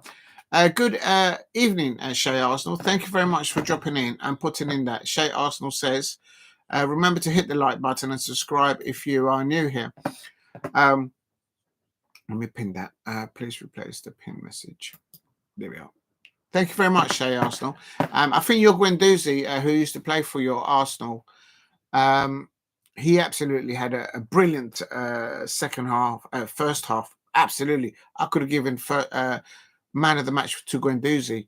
I don't understand why Mikel Arteta throws so much talented players. He ripped it up. And Guendouzi, he was instrumental there to playing. He was playing in the number 8 position for Lazio tonight, and he was instrumental there, playing alongside, as important, I would say, as Rovella, and both of them getting tackles in, both of them preventing the opposition, AC Milan, from creating anything, either centrally or out to the wide players of AC Milan, which they got plenty down that left-hand side and the right-hand side, to be honest. But Rovella and Guendouzi were absolutely brilliant in the first half. They should have gone up at the end of the first half, 2 or 3 goals nil down. Please keep hitting the likes and subscribe at Diego C. Palace. Thank you for getting me to 6 likes. If you can, help me get to 10 likes in the chat. And I just don't understand why Arsenal fans allowed Mikel Arteta to get rid of Guendouzi or other good players that he's done. I just, as an outsider looking into that, I don't get it. They had a winning side there. They won an FA Cup, and then the man tear it up, and then started to do a process, and it didn't work, clearly. But anyway, this Abraham didn't come on for Tammy Abraham didn't come on for AC Milan. Chukwueze that came on, he was instrumental. He was very good, replacing Christian Pulišić. Christian Pulišić, I can't deny, he did put in a shift in the first half for AC Milan. But to me, in the first half, AC Milan looked like great technical individual football players. But Lazio were more compact. They were there. Isaksen, for the whole, I don't think he got substituted yet. He's the one that got chopped up at the end, if I'm not mistaken, for that penalty. So he put in a shift there. Who did you give the man of the match? You could give it to. I'm just double checking if it was Isaksen that was chopped up for that penalty, because he had the energy to go running out the last few minutes of extra time.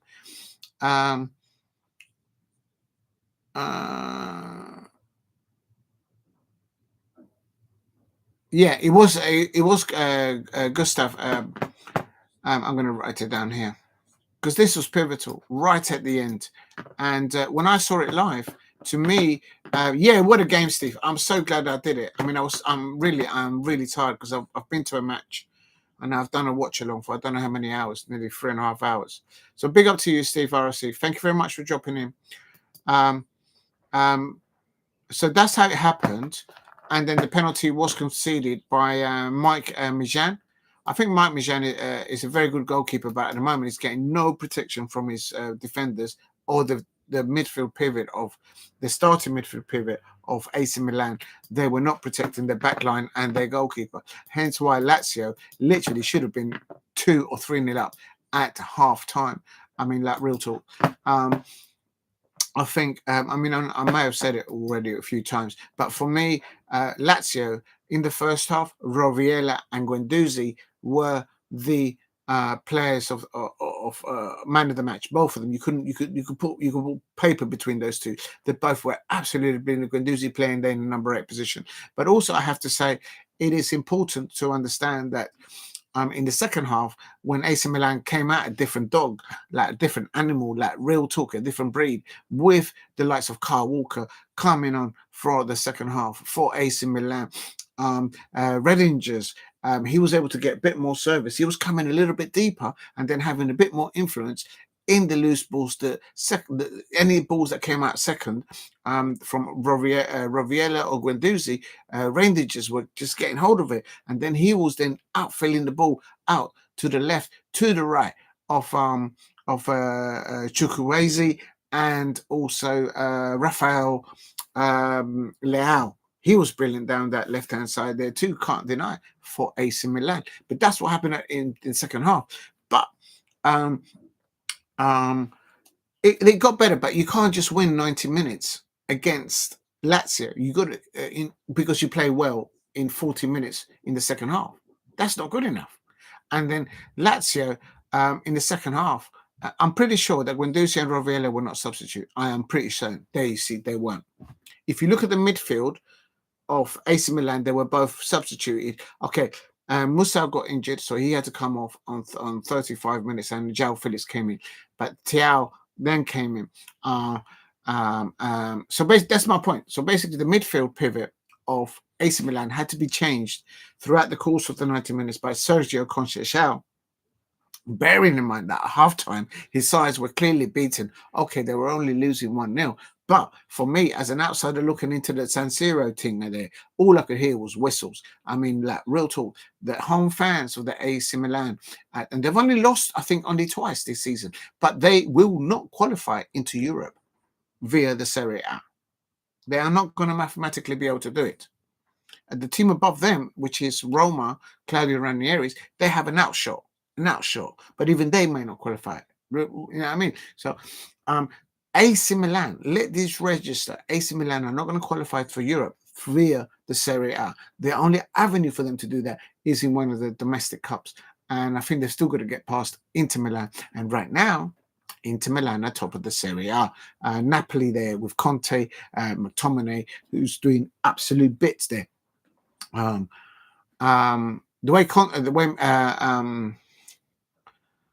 The way Scott McTominay is playing, he would walk into the Liverpool squad starting 11 right now. Right now. I'm not being horrible to Manchester United fans. I'm saying technically, footbally, that's what they're doing over there. Absolute bits there. And the penny's dropped. You can do better for your own football career if you're playing a team that's actually going to win things or go and challenge to win things. And that is what Guendouzi is doing there with Lazio today. Who do I give man of the match? It's between him and Rovella. Isaksen also had a brilliant game. Zaccagni also for Lazio. I don't think none of the AC Milan players fall into that. For the whole 90 minutes, man of the match is between Rovella and Guendouzi. But I'm going to give it to Guendouzi. And why? Look at that, what led to that penalty. On what minute it was about 7 minutes of added time or something. No, it was about 5 minutes of added time. Guendouzi did a pass from in the middle of his penalty area out to the right hand side, and he set off Isaksen, and then Isaksen I think only touched it once or twice, and then the AC Milan goalkeeper Maignan just chopped him up. The moment that I saw that live, I said, that's a pen. That's a pen all day. But, okay, Pedro scored the penalty, and just Isaksen ran out there to try and get, and he won his Lazio side a penalty. But what made it was Guendouzi's pass. So, I'm giving man of the match to Guendouzi, and I have no idea if there's any Arsenal fans in the chat, or if you're watching this on playback, why did you allow Mikel Arteta to get rid of Guendouzi? Why did you allow your manager to rip up Guendouzi, Lacazette, Aubameyang, Smith Rowe, Leno? He won a penalty shootout tonight. Hello. Iwobi. Who else did they chop over there? Pepe, to mention another one. Arsenal fans out there, you need to go and look seriously to yourself. Why did you allow... Look at what these players are doing elsewhere right now. Please keep hitting the likes and subscribe at Diego C. Palace if you're new. Help me get to 10 likes. And yeah, that's ended now. I think what I should do also in the description, I should change it. Thank you very much for getting me to 6 likes, considering that I went to a match today and I'm doing this now this late. Thank you very much for dropping in there.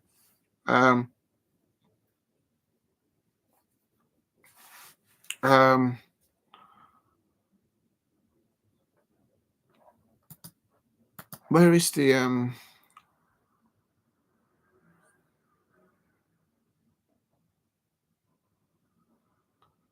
oh, I can't find it. Oh, no, that's Manchester United versus Fulham, then the FA Cup draw, and then this is the lineup for I better put in here final FA. Oh, can't. Draw. FA Cup draw. FA Cup draw is Fulham versus Crystal Palace. Let's put classified. Classified. Is that what you say? I don't even know. Classified. Okay, so now I can go up, and then that's the Lazio versus Lazio lineup. Actually, you know, while I'm here, I'm going to put in the manager's name so it doesn't hurt. Do you know what? I don't like how I've done the lineups in the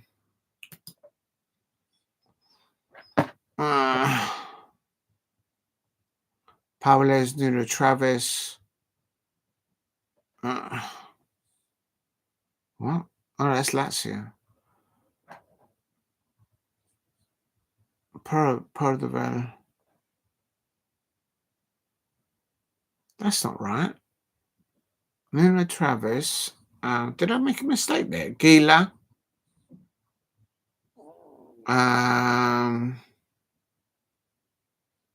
Gigot, I've got right. Musah. Oh, that's the goalkeeper. I'm such a numpty. Okay, so I leave the goalkeeper there.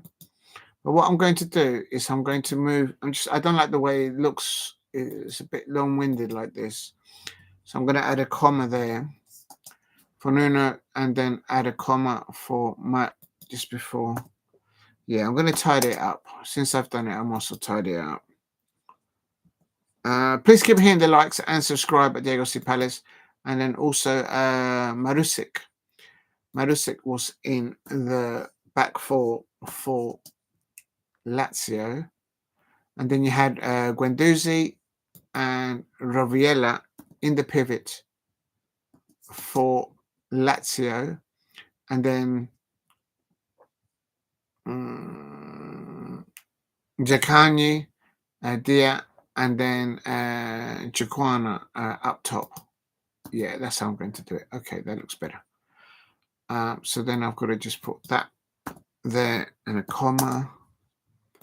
So I'm breaking it down as into the formation. That's better. That's better. So that's the lineup. And then also for AC Milan, Maignan is the captain, and he's in goal. They had 4 at the back, didn't they? Up to Jiménez. Yes.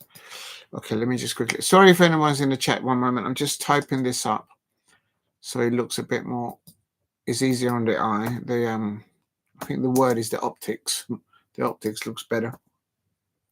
And Gabbia, Giménez. Oh, I forgot Jiménez. Álex Jiménez.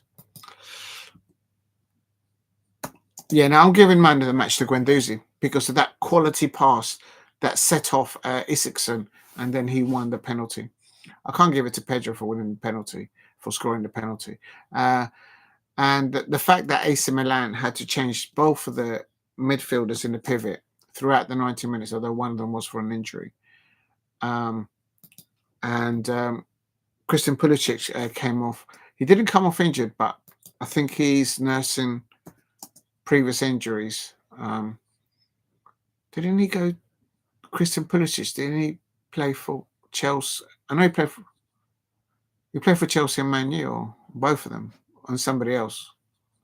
But anyway, he did a shift. But they look like individuals, AC Milan, like literally. Okay, now I can save that. Oh no, did I change? Did I save it? Yeah, I did. Yes, I did save it. Oh, I was just about to panic. I just spent like literally 5 minutes doing all that. Please keep hitting the like and subscribe at Diego C. Palace if you are new. And if you can, help me get to 10 likes if you can in the chat. That would be wonderful.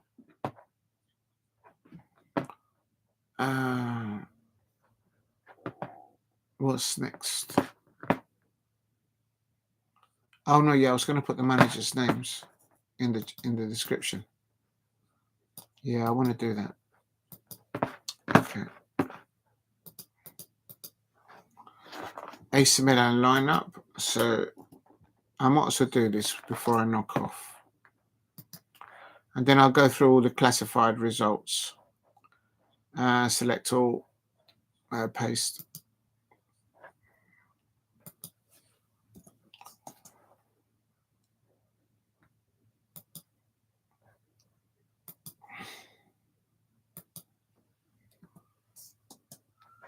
Oh, I've done this wrong. And that's the AC Milan lineup. Please keep hitting the likes and subscribe at Diego C. Palace if you are new. Conceição. And then, of course, the Lazio manager is a gentleman called Marco Baroni.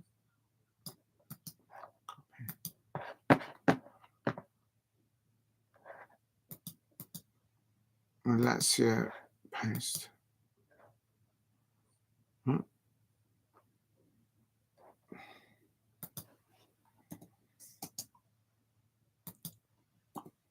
Marco, and then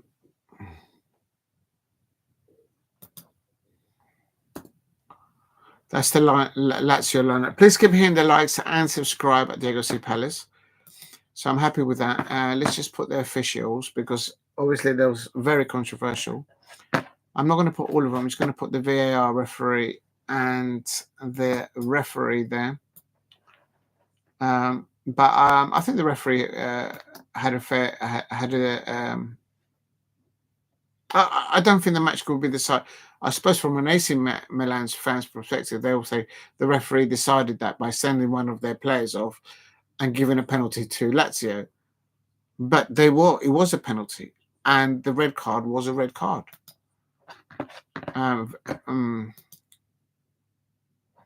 So let's just put the officials there. Oh, versus the Lazio manager. And then what I'll do is below that, I will put the officials.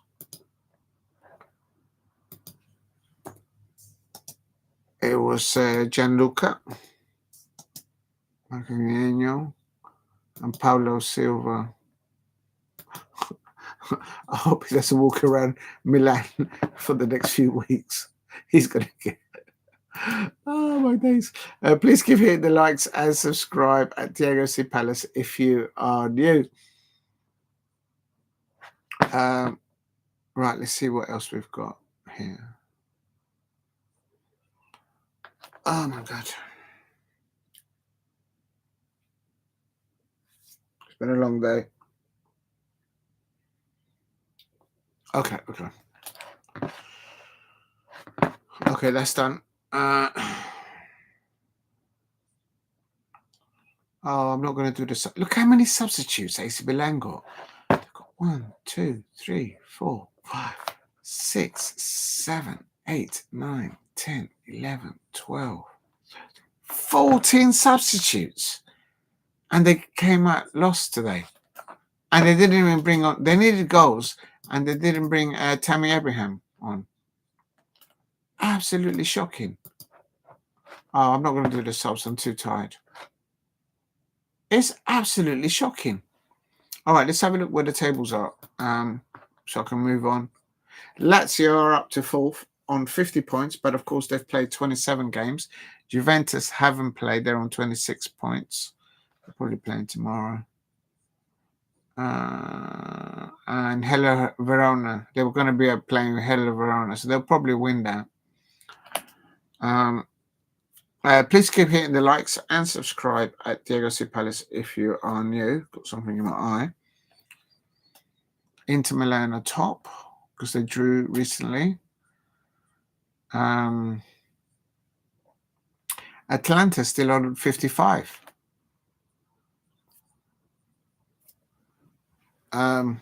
Massive win there for Lazio. AC Milan have now lost 3 in a row. Not 1, not 2, but 3. Per favore.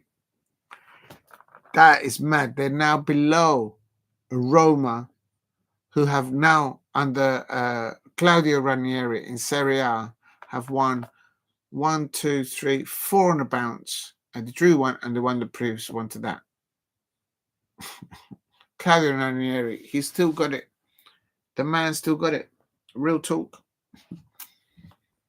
Let me have a look at this. 43. How many matches do they have?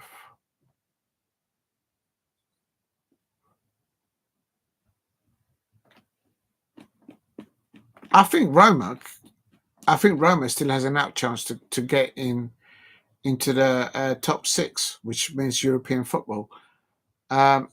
First 1 to 4 positions is UEFA Champions League. Positions 5 is the Europa, and position 6 is the Conference League. And I think Roma has an out chance. They win the next 2 games, and Bologna and Fiorentina slip up. They're on the heels of Juventus, and they're in 5th. If Claudio Ranieri gets Roma, not conference, but into the Europa League or into the Champions League, that man should be given the manager of the season, because that shouldn't happen.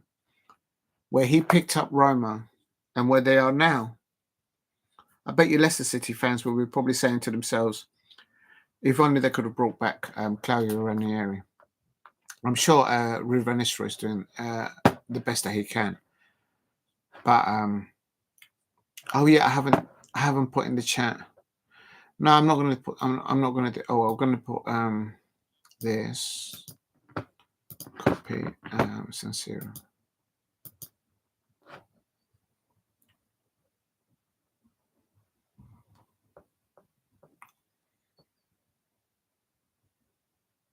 Match officials.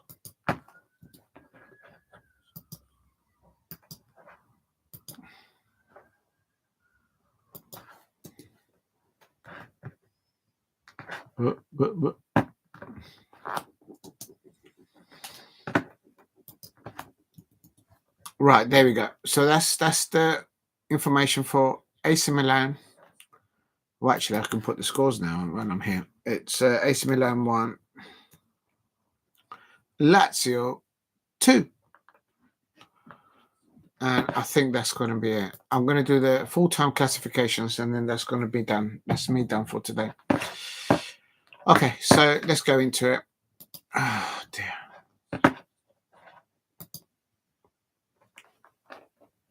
Please hit like and subscribe at Diego C. Palace. If you can help me get to 10 likes, that would be amazing. I'm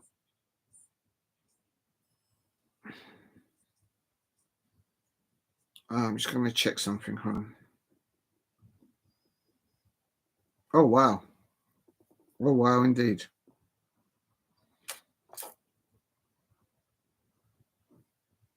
What else do we have?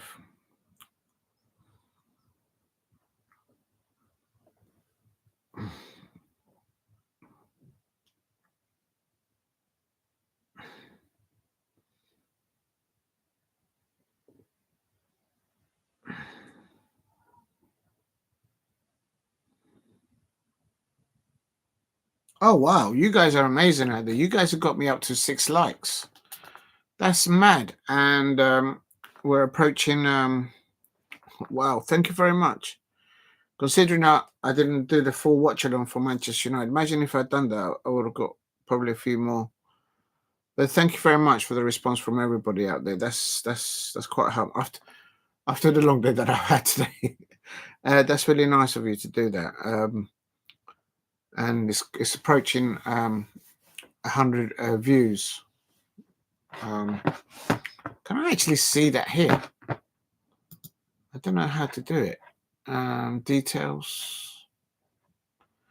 Oh, I don't know. The thing is, if I start fiddling about with it, I don't know if I might crash the live stream. There probably is a way for you to view what's been happening, but it is what it is. Please keep hitting the likes and subscribe at Diego C. Palace. Right, now I am going to Oh, I'm actually... Is this just started? Oh, I hope the sound doesn't come up. When did this start? Sonia Bombasta being interviewed there. I'm going to listen to this because I find this is the WSL. Oh, damn, I should have done it. All right, let me go into it. How do I do this?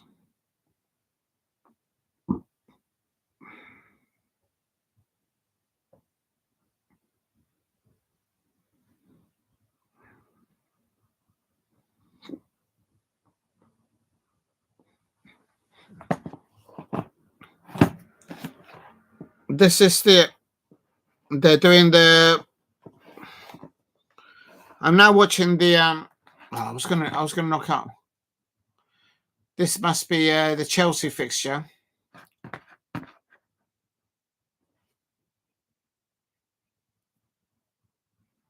And Brighton got back an equaliser. Now doing watch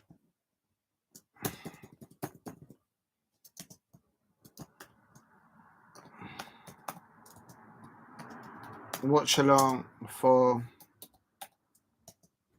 What do you call this program anyway? The women's football shows. The women's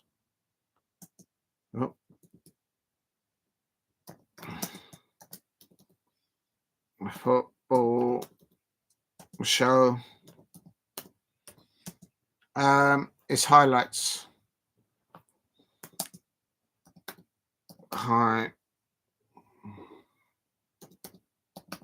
Highlights from the WSL. From WSL today. Lauren James's goal.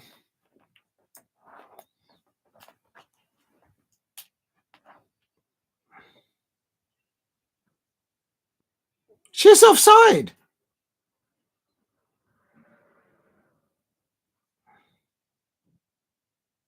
How can the liner not see that? Oh, they don't have VAR. I mean, the technique to get there, but the referee can barely see. She's like this. The lino's like this because she can't see.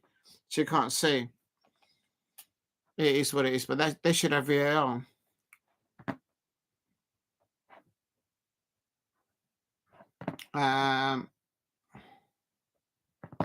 Please keep hitting the likes and subscribe at Diego C. Palace.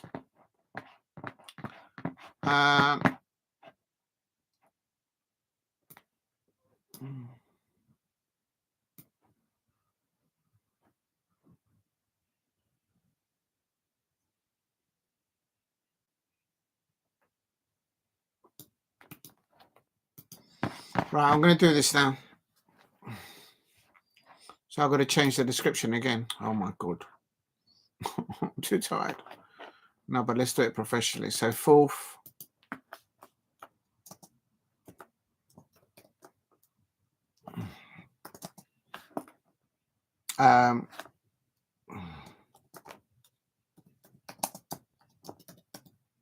Watch along the women's football show.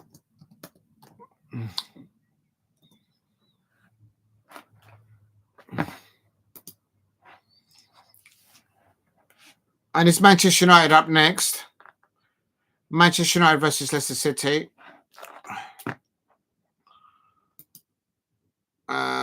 Let me just...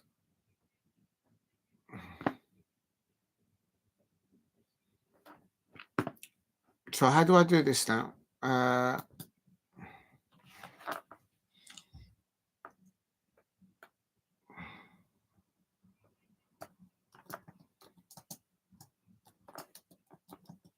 The women's foot football, the women's football, the women's football show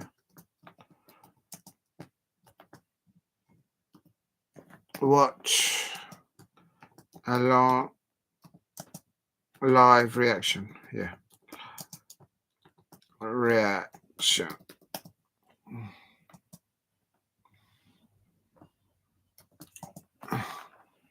Oh my God. Melades goal in the early doors. Oh, what a good goal. Wow. How do you defend against that?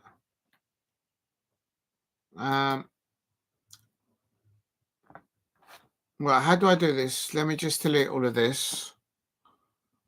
Oh my God. I'll keep the football. Please keep hitting the likes and subscribe at Diego C. Palace. I'm just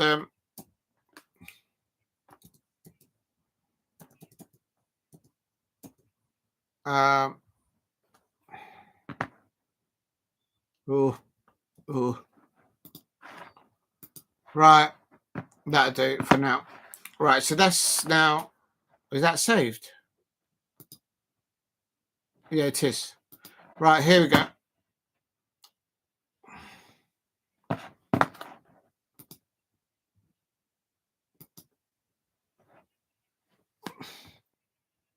Oh, that's a handball. That should be a penalty for Manchester United. Please hit look. The first match was what I'm going to do now. So fixtures. Oh, what a goal! Oh, Manchester United women's side get.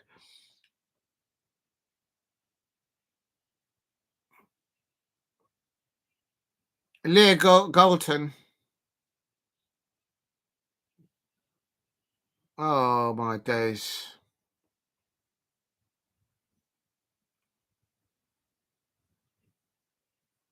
Oh, that's well taken.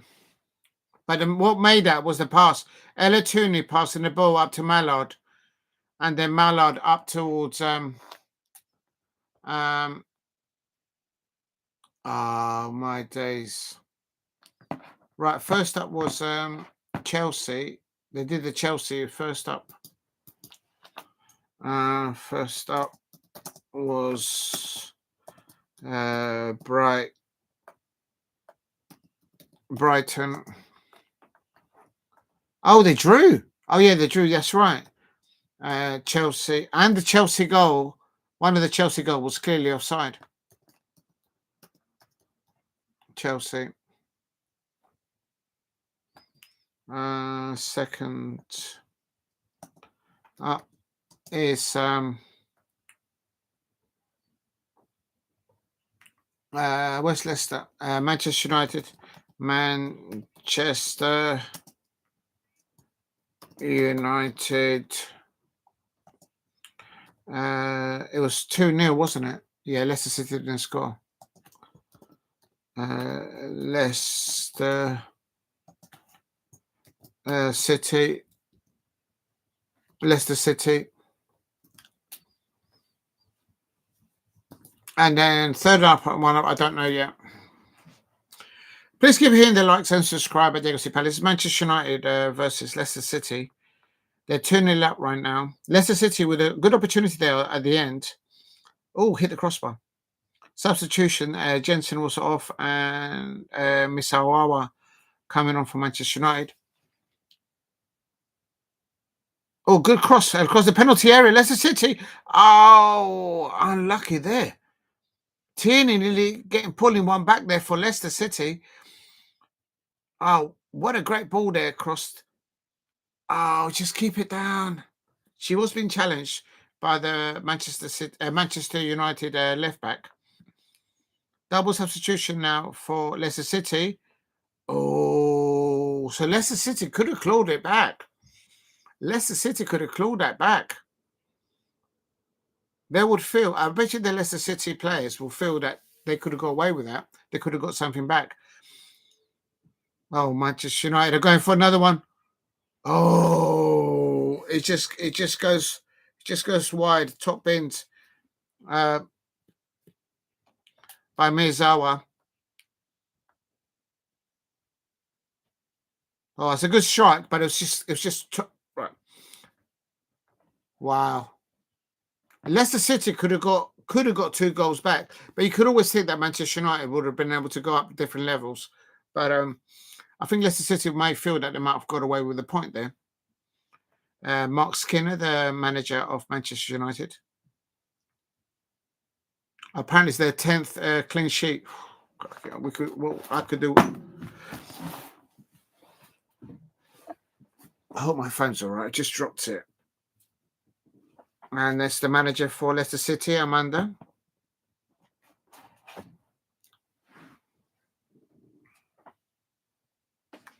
Please keep hitting the likes and subscribe at Diego C. Palace if you are new.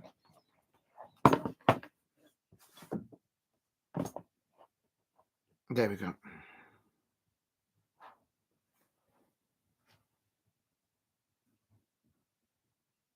Right, so the Mark Skinner, the Manchester United manager, is saying that one game at a time. And he's saying he's doing one match at a time, and I think he's got Aston Villa next. Let's have a look. Manchester United, very organised, very defensively. And then when they play the ball out, Letizia finds Elatuni. The link-up play between Letizia up to Elatuni and then just sets off. Ah, what a good goal. Look at that pass by Elatuni. Boy. Come on. Anything through the angles. I mean, to have the vision to do that.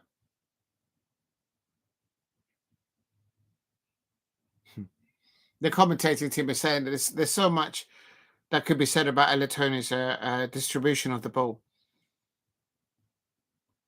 Elatoni always never with a player on her shoulder. She's always got like 5 or 10 yards around her.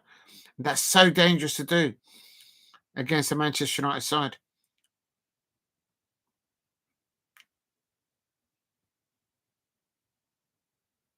Oh, that's a good goal. That's a good second goal by Manchester United. Yeah, Leicester City made a few changes at half time, and Juka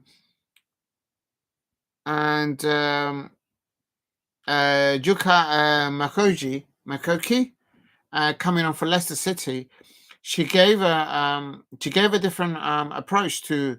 She asked questions of Manchester United, and trying to get around the fullbacks.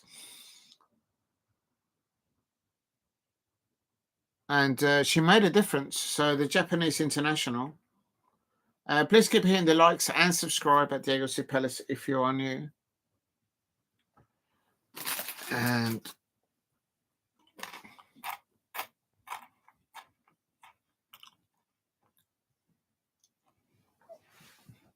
oh, let me just check this. Hold on. Oh, my leg's gone to sleep.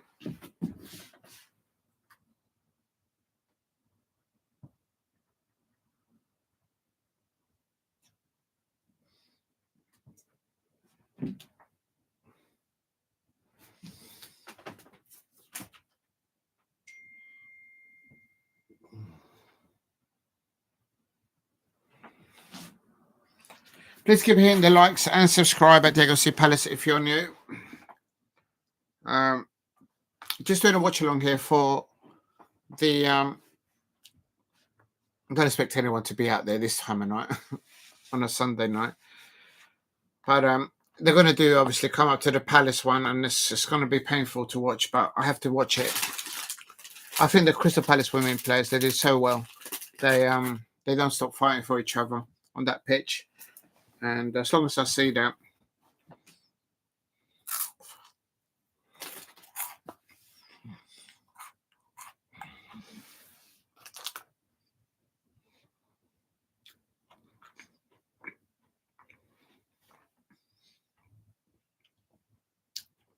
I think the distribution of the ball from the midfield by Elatoni for Manchester United.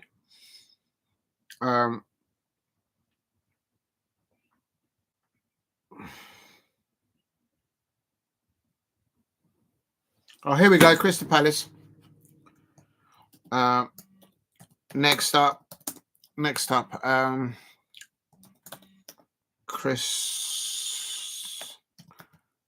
Crystal Palace.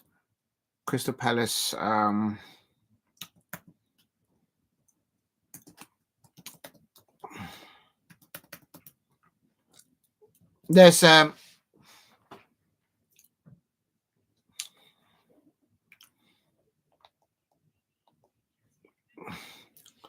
oh no, yeah,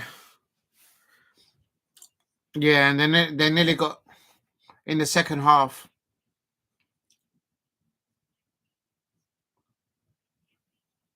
Oh,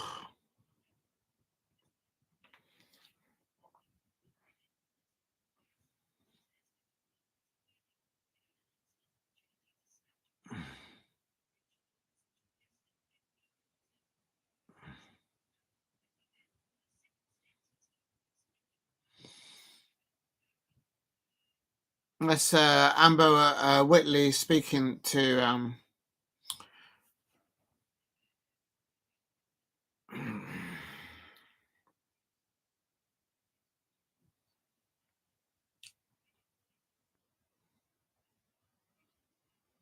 Amber Whitley said she's the interim manager at Liverpool. Oh, they didn't interview the Crystal Palace manager. Okay, that's not very nice.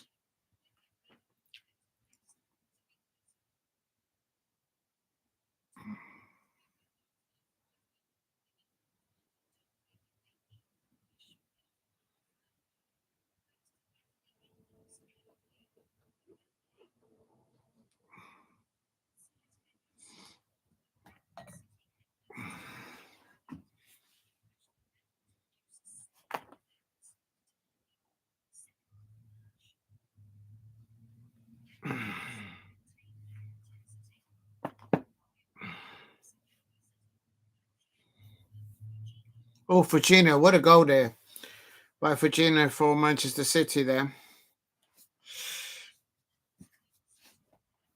And the next up is Tottenham. Next up is Tottenham. Tottenham.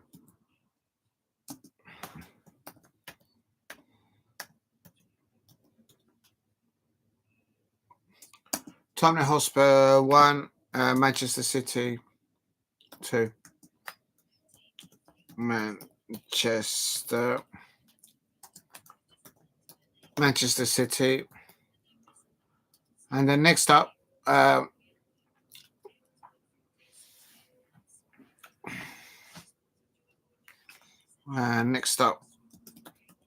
next up. I was kind of hoping they'll do a bit more coverage on the Crystal Palace match, but they didn't. I'll have to go to the whole because I know they did uploaded it live on YouTube, I think. So I'll have to go and view it on that, but not tonight because in a way I'm actually glad they did do it. But I just wanted to analyse, see what they said on the performance. It was Aston Villa 0, Everton 1-2-0. Oh, what?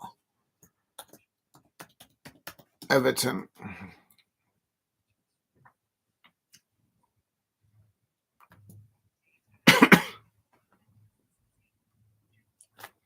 Tenth win for Manchester City, but Manchester City have got such a heavy schedule. They've got Aston Villa at home, then they've got Chelsea in the League Cup final, and then they've got Chelsea at home in the Champions League, and then they've got Chelsea in the WSL, and then they've got Chelsea in the in the Champions League. That's a mad one. That's a mad one. I don't know what is.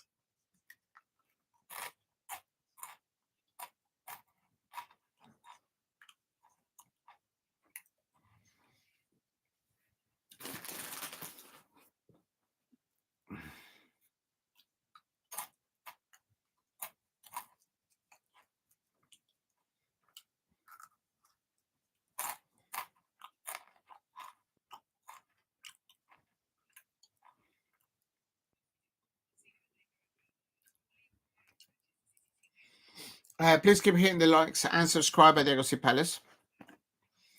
Now they're talking about the WSL table, which I've already spoken about it. Chelsea are top, played 15, 41 points, but they dropped some points today because they drew it against Brighton. And one of the Chelsea goals was actually offside. But the line I couldn't see it because of the sun, which was natural. In the Barclays Championship, Newcastle United won 3-2 against Bristol City.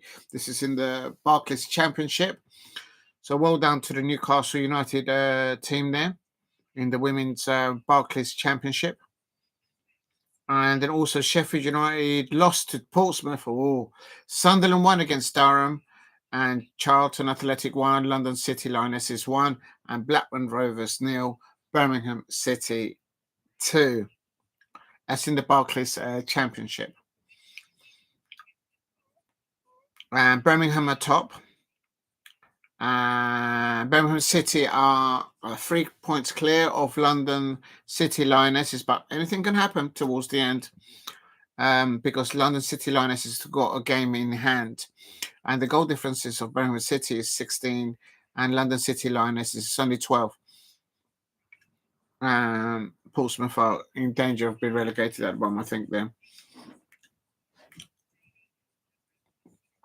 I was kind of hoping they would do a bit more coverage on the Crystal Palace game, but I guess they don't. I think they should, but it is. But then I think you can go back and watch it. So I think they did play it live on YouTube, so I should be able to watch. I might even do a watch along for that if I get time. Please keep hitting the likes and subscribe at Diego Palace. I think that is the end of that. I'm going to have to change the title again because it's finished now.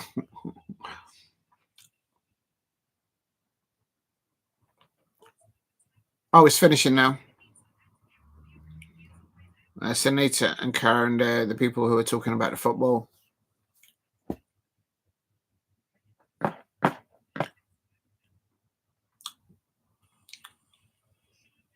Seven goals. Arsenal versus West Ham United. It ended 4-3.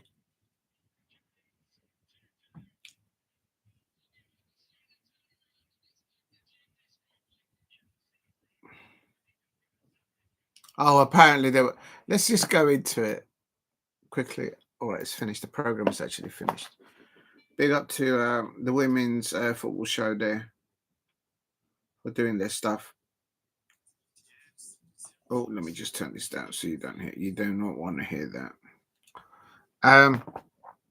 Oh my days! Arsenal 4, West Ham United 3. In the WSL. At halftime, it was West Ham United winning 2-1. Who scored first then? Oh, no way. Tisak scored a couple of goals, the first 2 goals. And then in the first half, Kelly scoring just a minute. Crucial goal back for Arsenal. And the beginning of the second half, then West Ham United went 3-1 up on 51 minutes, Martinez. But then, so they were 3-1 down, Arsenal. And then McCabe and Williamson. And then a penalty on 62. They got a penalty. They see what I mean, Arsenal fans. That's what I mean. The referee, it was the referee now, kid. But to win it back on a penalty, that's going to crush the West Ham fans, no doubt. Can we just have a look at the table one more time? But that's helping Crystal Palace. We need them to drop points. The only one that picked up points above us was Everton. And the ones that dropped points at the top of the WSL was Chelsea drawing against Brighton. And as I say, one of those goals was clearly offside, but you can't blame it. The sun was just across. You could see that the liner was like doing like this. So it's like, I can't see anything. And that's what happened in that match. Where I was watching the Crystal Palace women match earlier on today. What should I say yesterday? No, yeah, today's still Sunday. Yeah, I got roasted. It was like fully signed. I probably got a 10 now. But I was really proud. I'm going to end on this. I went to watch the Crystal Palace women team, and a new head coach for Crystal Palace. Liverpool have got an interim coach at the moment, but the new head coach, Leif Simurd, from Norwegian and Norway, I should say, he's taken over. But the beginning of the half is just the intensity and the approach by Liverpool was just it's constant, and I think it was around the 10-minute mark. Palace failed to clear from a corner, and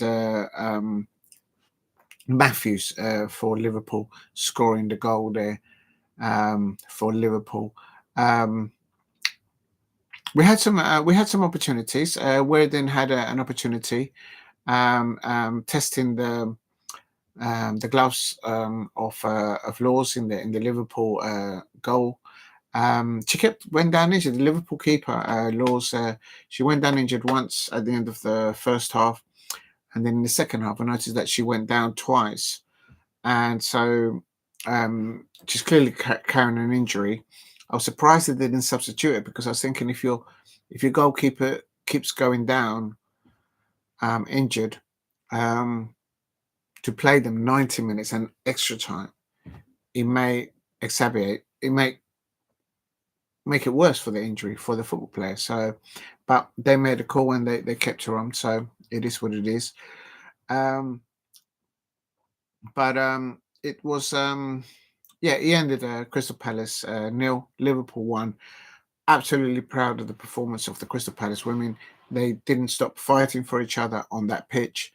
Very, very difficult last 7 days for the whole football club. I expect for the players, for the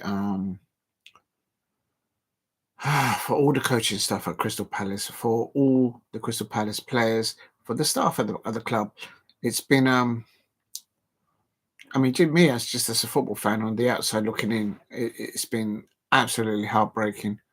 But we've got to support these players, because I think there's enough in the Crystal Palace squad to get out of that bottom position. I'm not just saying that because I'm a Crystal Palace fan of the women's team. I'm saying that because I honestly believe, from what I've seen, that there's enough fight, there's enough quality there for them to do that, and I'm sure they believe that too. What I saw today was a great intensity from the Crystal Palace women to want to try and get the ball off the opposition, but it's so difficult. Liverpool, the turnaround from the transition from defence to attack is ever so quickly, and it was. You can see the Crystal Palace women team are digging deep. They're fighting for each other on that pitch, and it's not easy for them at the moment, but they are fighting real hard there. I also just want to end it on this. I saw I didn't speak to them, but I did see right at the end of the match, because even after a tough match, the players all go and greet the football fans, not just the Crystal Palace home fans, but also the Liverpool fans. So there's a great atmosphere. It's a great, it's a Crystal Palace team. It's a family event, and great to see Amy Everett there.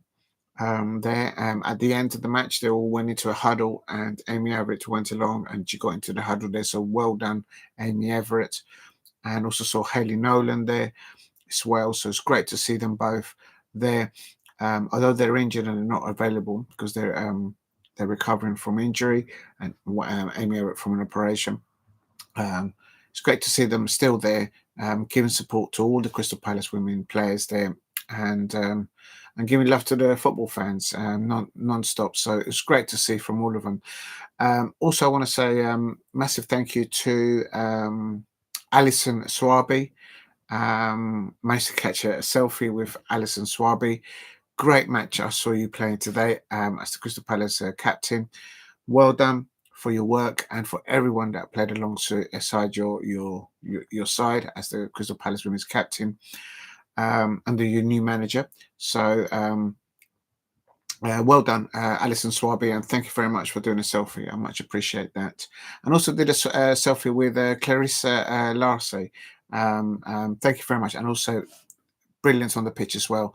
Well done for the work that you've done thus far, and I thank them both for signing for Crystal Palace. As a Crystal Palace fan, I think they're going to bring a lot to the Crystal Palace squad in depth, and I'm in no doubt. I know no one believes me. I know nobody out there believes me, but I'm telling you two things: the Crystal Palace women team, they don't stop fighting for each other on that pitch. They don't stop fighting for their new manager. Okay, there's three things. That's two things. And the third thing is, having seen them today live, it's just my gut instinct. Normally, I get it 85% right. And last season, I got it absolutely spot on when I saw this squad go all the way and win the Barclays Women's Championship. But that's last season. This is this season in the WSL, and that's a complete different level of opponents that you are encountering. They're all internationals, football players. The people whom they are playing against, they themselves are international players themselves. The Crystal Palace players, but that's still not enough. There has to be something else within the Crystal Palace women team to get out of that bottom place. And my prediction for the match today, earlier on, I said for Crystal Palace 1, Liverpool 0. But in my heart, I was looking for just get a clean sheet. Get a clean sheet and then build on that. And they were so close. The Crystal Palace women team was so close, in my opinion, to holding out. With just a little mistake there at the beginning in 10 minutes. But my gut instinct is that there is plenty. And I only got to see, there wasn't that many substitutes. Oh, 1 minute, because this thing's frozen.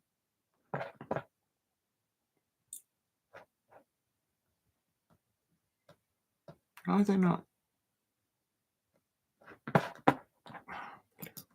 Oh, I know what's happened. Sorry, I've got to log in again.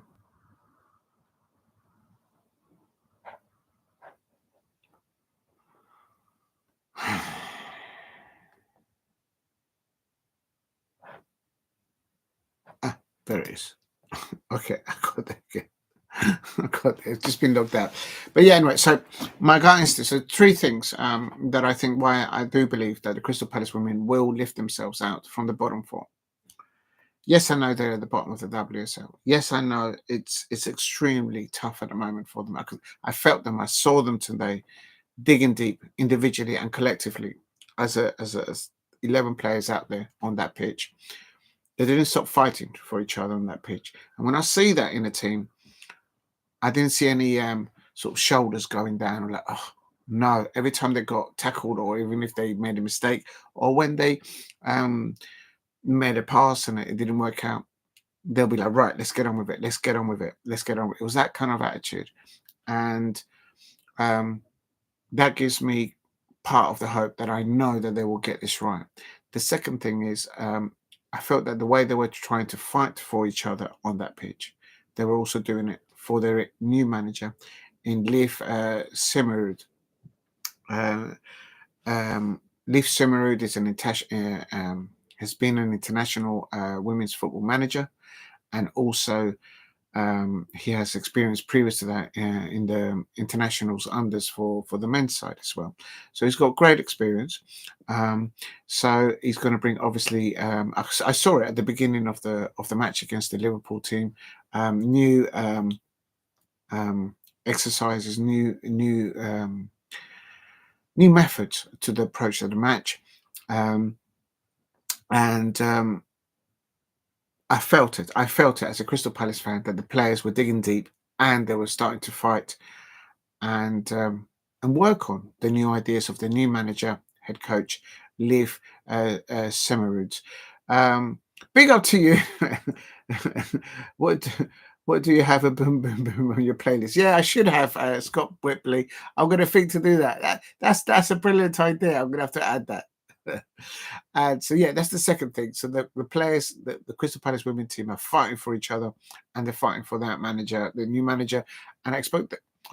I think they probably only had like maybe 2 or 3 training sessions, or probably even less than that throughout the whole week. So it's yes, a beautiful song. Yes, big up to Scott Whibley in the chat this late. And so let's see what happens. In the there's a picture of him with Adam Jeffrey there, and there's some great shots of the Crystal Palace women players there fighting for the ball, and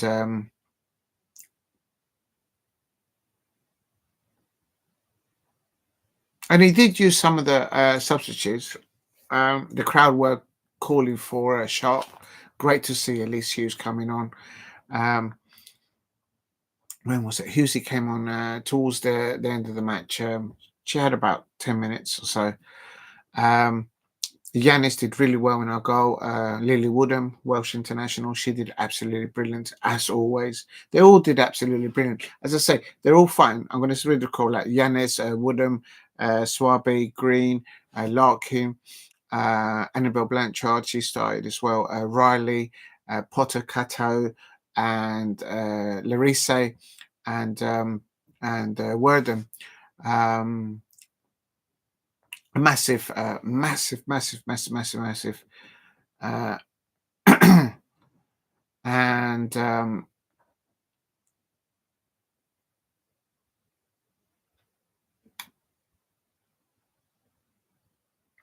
I think there's still enough. We need to get everyone who's injured. Okay, so I'm trying as hard not to mention the previous manager, because it would be disrespectful for the new manager to do so. So I'm not going to. But if so let's just talk about the new manager. If Leif Semerud can have all his injured players back, not just 80% or 70% fitness from injury or from operations, but fully 100 or 110% fit, then there's enough there. There's enough there for this team. Because even now, what I saw today live at the BBS stadium, watching the Crystal Palace women playing the the Liverpool women's team in the WSL, I felt that there was enough fight within themselves to fight for each other on the pitch, and to try and deliver to the Crystal Palace fans what the new manager, Leif, is trying to guide them through. But I think they've only had 2 training sessions or 3 training sessions together, so they've got a lot of work to do. But I saw enough fight to them. And there's the third thing, which is my gut instinct as to why I believe the Crystal Palace women will survive in the WSL this season. And probably everybody out there is thinking this guy's lost it.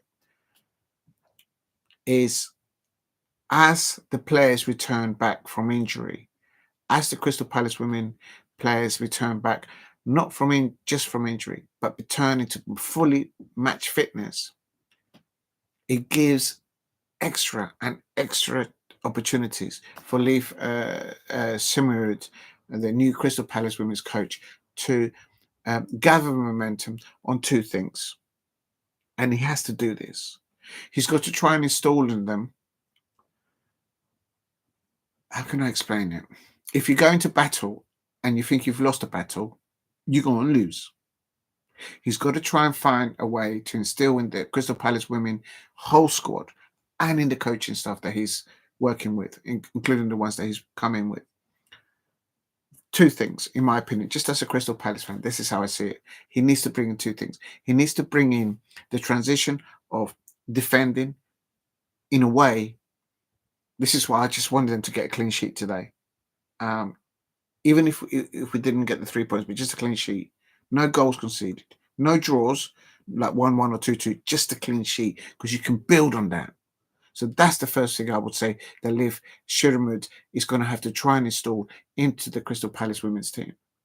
The second thing that I think he needs to try and do is work on new ideas, new concepts in training with the players that he's got available, because there's so many that are injured and unavailable, and some of them are naturally. I'm like as low as feeling as I can get.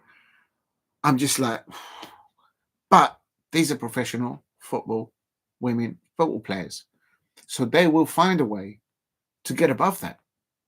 But now the second thing that Liv Sherwood's got to do, he needs to bring them up to work with his ideas, as with his experience from Norway, to get the Crystal Palace women to do the transition from defence to attack. Because we got goals in us. There's goals in this women's football team at Crystal Palace. And if we're going to climb out of any relegation scrap, it's goals that get you out. I'm trying my hardest not to mention the men's side of football, because I always like to keep them both separate. But I'm a Crystal Palace fan, and I can tell you something.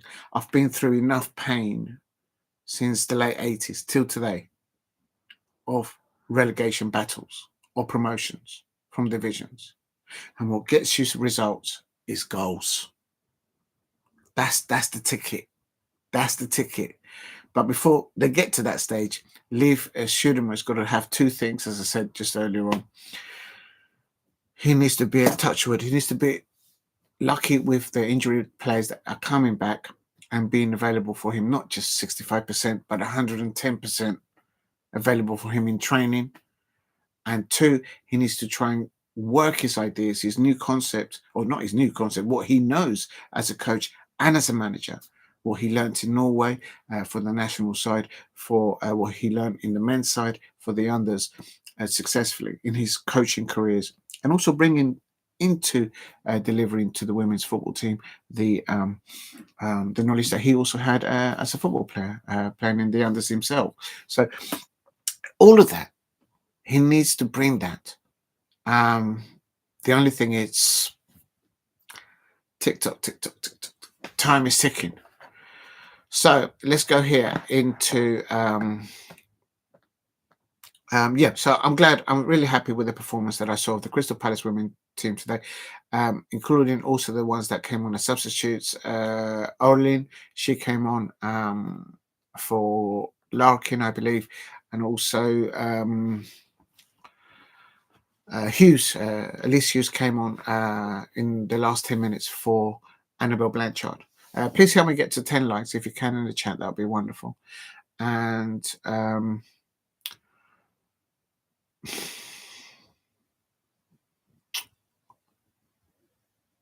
if I had to give a player of the match for me,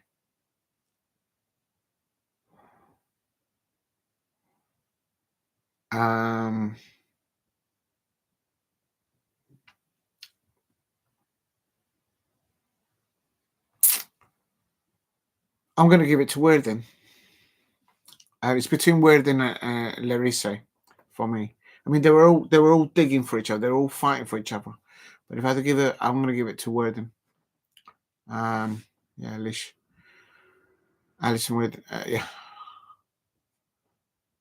Yeah, I'm going to give it to Worthing because she didn't stop. They all didn't stop, but she was just trying to get. She had a few opportunities on goal and she didn't give up. That's what I like about it. They don't give up on it. And there's still other options. There were some of the substitutes that were not used. Arthur Gibbons, Sharps, Nowen, and Lily Atkinson. So there's still other options there that he can Semerud, Leif Semerud can use as options there. But as I say, three things he needs to do. He needs to get injured players back ASP, be lucky with that. He needs a bit of luck with that. Number two, he needs to get the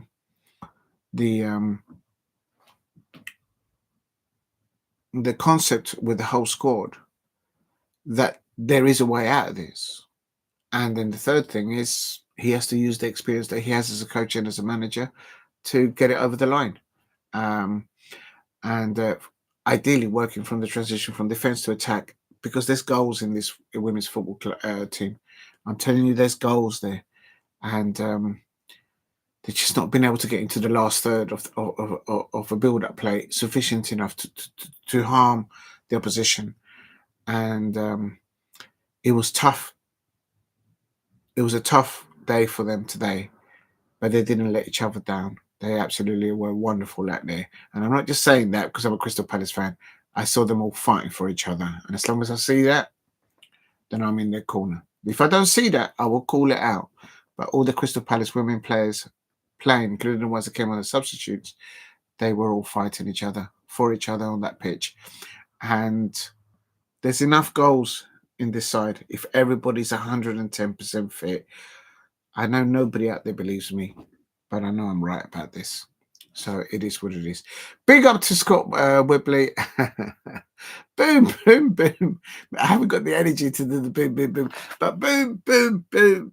Mateta. Actually, we sang that today at the women's football match because we were, of course, thinking of Jean-Philippe Mateta. So Jean-Philippe Mateta and all the Crystal Palace men players and all the Crystal Palace women players that are receiving treatment or removing stitches or whatever and recovering, get well soon. I want to see all of you back available for Oliver Glasner and, of course, for the Crystal Palace women's team, for Leif Semerud for selection to put boots on grass and get those goals. So Mark Whibley and Scott Whibley, yes, it's a beautiful song. Boom, boom, boom. Mateta's in the room. Do you know what? That's a bit like that. I might have to do a playlist for boom, boom, boom. Mateta's in the room. And I've got quite a few videos. I've got to get onto those and then just upload them. It's just finding the time to upload and do all that stuff. So, yeah, very, very happy to see the Crystal Palace women team today. Very proud of their performance. And there's goals there. They're going through a rough patch, and I can't urge enough anybody out there to, if you can, go and support them live, either at home or away fixtures. Please do so, because they're an amazing squad of football players, the Crystal Palace women team. Just going to look at one last thing for them. Just double checking. It's the FA Cup. Yes, next weekend. Chelsea versus Crystal Palace women. So please, if you can go and support them, please do so. And then the following Sunday, it's a home, and that's Aston Villa against Aston Villa women. That's a massive one. That's the one. And the one after that, Everton. If they can get 6 points there between those two matches, why not? On the end of the month, Crystal Palace women, they face the Arsenal women's side, and today they just did a madness of Aston Villa 4-3. That second half was unreal. And then after that, we got Chelsea again. Oh my days, the pain goes on. And then after that, we got West Ham, Leicester City, and then Manchester City. So it's tough. It's tough. It's tough. There's goals there, and I'm not okay. I will go. Do I expect Crystal Palace women to beat Chelsea next Sunday with the squad in depth that Chelsea have? It's not even the same conversation. You can't. It's just ridiculous. But make no mistake about it. Last year I was there at the FA Cup tie between Chelsea women versus Crystal Palace women, and they only nicked it at the end with the back heel from Mireia Ramirez, the Colombian international. Up to that, we the Crystal Palace team held them. So it is what it is. That's last season. All right. Please keep hitting the likes and subscribe at Diego C. Palace if you are new. And let me just quickly check that it all sounds... Oh, no, I have to... a minute.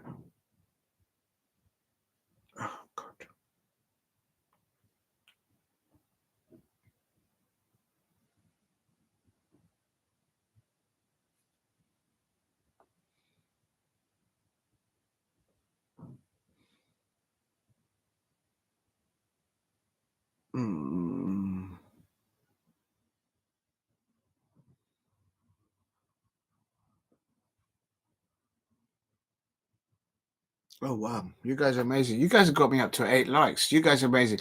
So definitely, yeah. So we got yeah, it's going to be a tough one against Chelsea women next weekend. That's an understatement. But it's the two matches after that are important. Crystal Palace versus Aston Villa and an away fixture Everton versus Crystal Palace in the WSL. Those are the two ones that could give the Crystal Palace squad in depth of what's come back from injury or not, availability to stay in. I have the belief, and I'm not going nuts. I am telling you, there's enough goals in the Crystal Palace women team. There's enough fight between and determination between them. There is a desire to get the job done within the squad. I saw glimpses of that, not just a bit, but throughout the whole 90 minutes today, live today. What Leif Semerud needs to do is, I say, three things. He needs to get back as soon as possible. He needs to go upstairs and tell the people, the medical people, get my players back. I need my players back ASP. Do what has to be done. Get them back. Get them back. 110% available for him. Gives himself a chance. The second thing that he needs to do is he needs to try and get the message across to the whole squad and to the whole coaching staff, which I'm sure he will, that it can be done. You cannot go into battle thinking you're going to lose, because if you do, you already lost before the bell rings or the whistle blows to start it. You've got to have it in your mind, we can do this. I saw that today in his players that he's inherited. All right. So I saw that today. And the third thing that gets you out of any relegation battle, it's goals. Goals. And there's goals in this women's football squad. I am telling you, there's goals in there, whether it's from the wings, from wide players coming, trying to get back the centre backs of their position and whipping the balls in. There is goals, and we've got people up there at the top to score goals for the Crystal Palace women's team. On counter attack, there is goals there. From the midfield areas, and we've got the likes of Alexia and Annabelle Blanchard, just to name a few. There is credibility to getting tackles from the position to stop them from creating any build-up play and then transition from defence to attack. There is that available. There's enough know-how in this Crystal Palace women team. They can do it. It's not going to be easy. It's not going to be easy in the next match in the FA Cup against Chelsea. But the two games after that are absolutely monumental. So please, if you can, go and support them and try and give them all the support that they can, because it's tough. It was tough. As a Crystal Palace fan today, it was tough. And I was just sitting there watching. But for them on the pitch, I can assume that it's like 100 million times. They were digging deep within themselves. They were fighting for each other, fighting for the new ideas that the new manager, Leif Semerud, is bringing in. But the time is ticking. So the two matches after the FA Cup fixture following next Sunday's FA Cup fixture against Chelsea are the big ones. Right. Where was that? She could end up there. But I have to say, I saw enough of. I'm so tired. I can't even find it.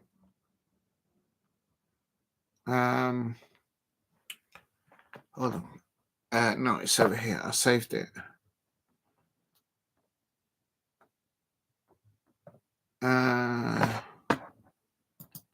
No, I don't think that'll happen. It could be a possibility. Oh my God, if that happens. No.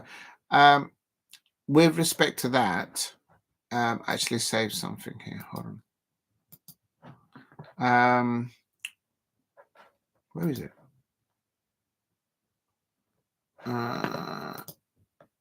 There it is. Why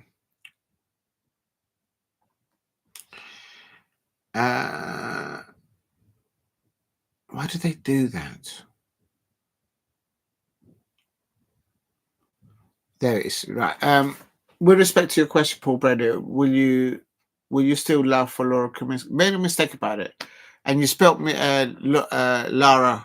It's Laura, but big up to you, Paul Brady. It's Laura Kaminsky, and it's spelled at the end of it. It's spelled with an I, not with a Y. But I know what you mean, and you're showing love, so big up to you.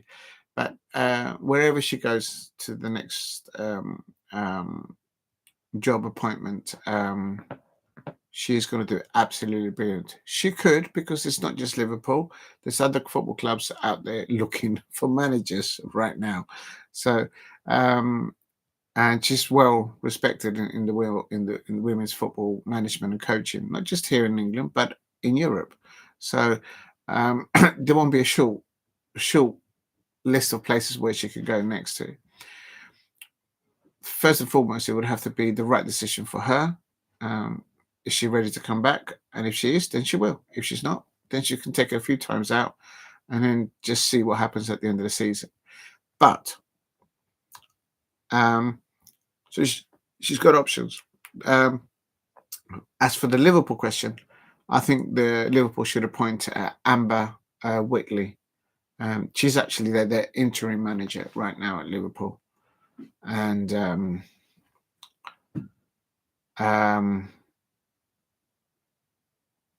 well, they won 1-0 today. When Crystal Palace women's team went up to Liverpool earlier on in the season, we took a draw. We took points off them. So the team has improved today. It's just factual because they've picked up 3 points against Crystal Palace. Earlier on in the season, they dropped 2 points and they had a different manager. So give it to Amber Whitley from what I saw. As an outsider looking into Liverpool, Amber Whitley will get them higher up the table, but maybe it's not as easy as that. Big up to Paul Brady there. I know you mean well. I know you're showing love there. Right, that's it. I'm going to call it. No, I've had enough. It's coming up to midnight. I've had enough. Right, I'm going to... oh, no, I don't want to lose that. I just saved that quickly. Okay, so quickly classified results today. Manchester United fans, I mean, how can you bottle that? Had you won against Fulham, my Crystal Palace could have been on our way back to Old Trafford for a boom, boom, boom, Mateta's in the room celebration.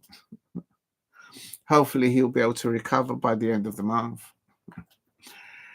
But in the FA Cup, today in the 5th round, it was Newcastle United 1, Brighton 2. Do you know what? I haven't even looked at that fixture because I've been so busy today. I want to know who scored first. Oh, they had a red card. Oh, wait a minute. Does that mean Gordon, if he had a straight red card, does that mean that he misses the League Cup final?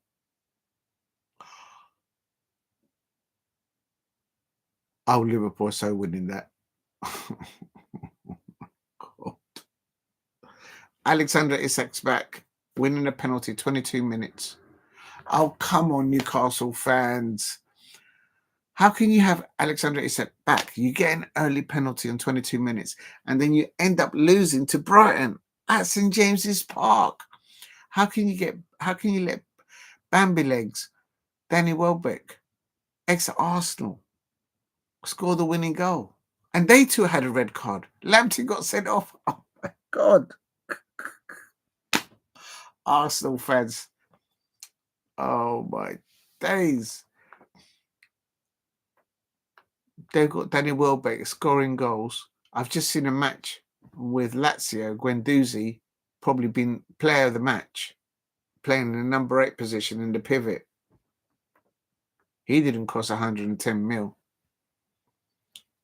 Was it more for Rice? I don't know. I can't remember how much they paid for him. All right.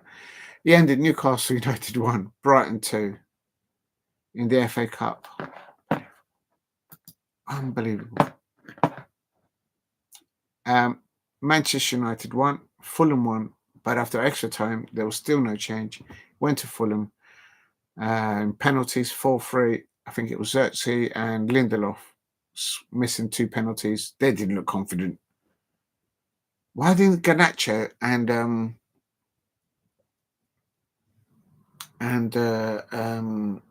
Obi take a penalty for Manchester United?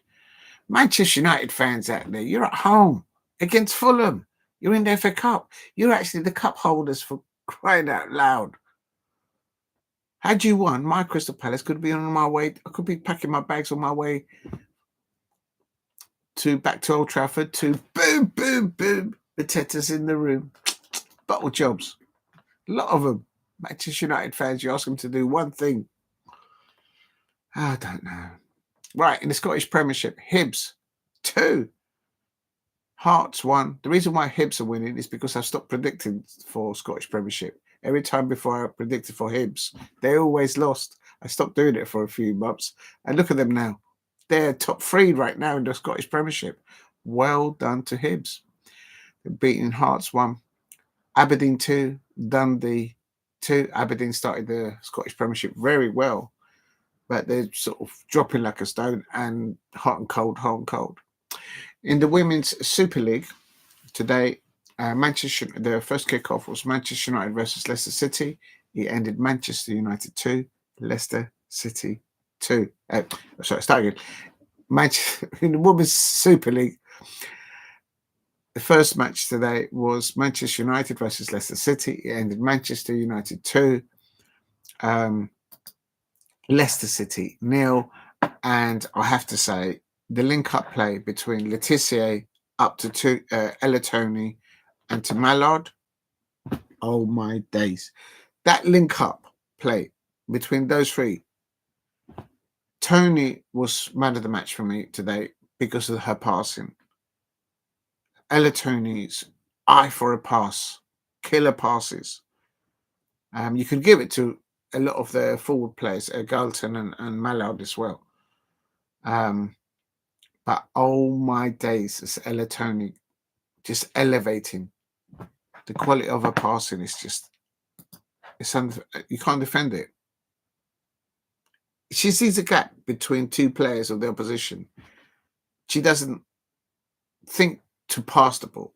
By the time other players think to or have the vision to pass the ball through the lines, Ella Tony's already kicked the ball and it's already on its way to becoming a goal for Manchester United.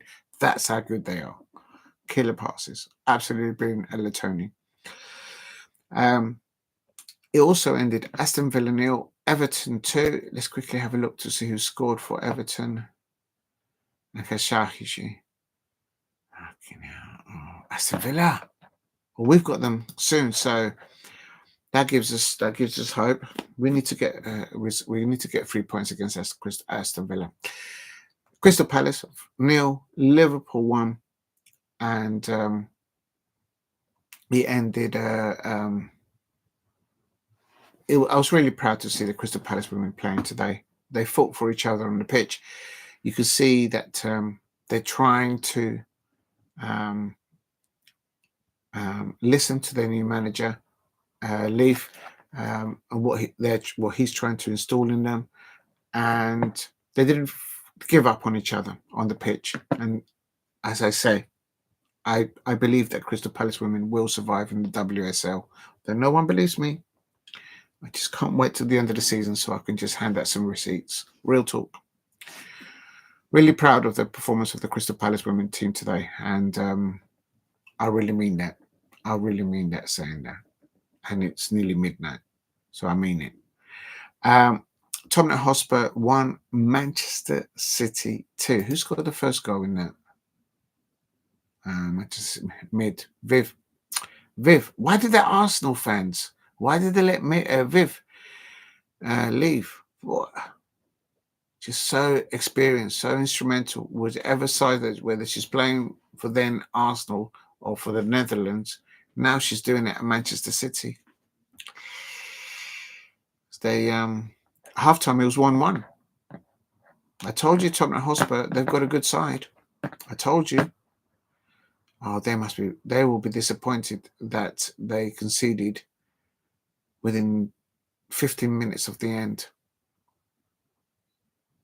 Tottenham Hotspur are a good side. I've seen them at a close range. Very good side. They probably feel that they probably could have come away with something there. Brighton 2, Chelsea 2, and James scoring in the 61 minute. And when you play it back, she was clearly offside. Clearly offside. I think you can't blame the liner because the liner was literally the liner was running the line. She was like this. Because he was like that. When I was watching the Crystal Palace women players play against Liverpool today, literally for the most of the match I was doing this and I had my cap on like this because the sun was you just couldn't see. So you could see, but you have to shade it and then you can look on just underneath because the sun was like coming at the faces of the angle. It was bad. So how you can run a line and decide whether it's something is offside or not is another thing. But Chelsea dropping points, and we've got them next weekend. So, and can't believe it, Chelsea fans. I asked you to do one thing, and that's make sure that Brighton lose points, and there you bottle it. Absolutely shocking, Chelsea fans out there. Absolutely shocking. A lot of you. Unbelievable. Arsenal 4, West Ham United 3. At half-time, it was West Ham United 2, Arsenal 1. That's for my take on it, although I didn't see it. Then West Ham United, at the start of the second half, they scored, and they made it 3-1. And then the madness began. It ended. Arsenal 4, West Ham United 3. I expect some West Ham United fans will be thinking, did that referee have something to do with it? Itchy chin. I'll say no more. It's too late. I don't want to start something out there with the Arsenal fans. Ended Arsenal 4, West Ham United 3 in the WSL. Okay, I'm going to mention this. English Barclays Women's Championship. Sheffield United 0, Portsmouth 2. Blackburn Rovers 0, Birmingham City 2. Very important win for Birmingham City. This is the crucial one. Charlton Athletic 1, London Lionesses 1. The reason why it's critical is because, if I'm not mistaken, yes, the London City Lioness, and they've got some heavy financial backing behind them. Oh, they were coming off 1, 2, 3, 4 wins in a row, and today they drew against Charlton. Charlton are a very good side. As annoying as they are a very good side. I remember going to the Valley last season there in the Championship. Yeah,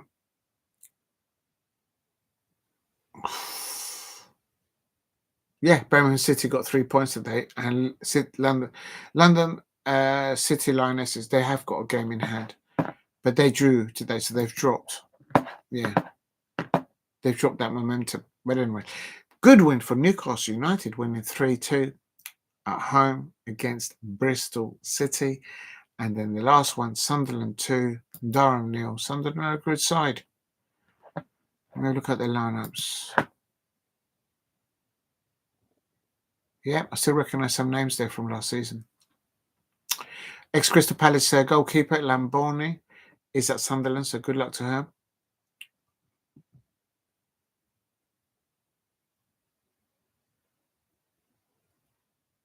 It's mad.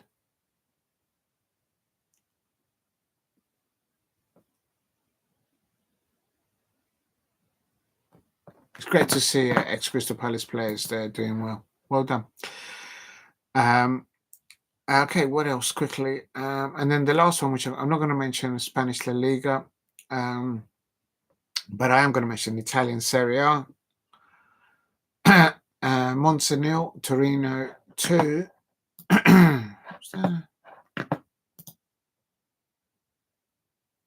Alessandro Iniesta is the manager of Monza. I thought so.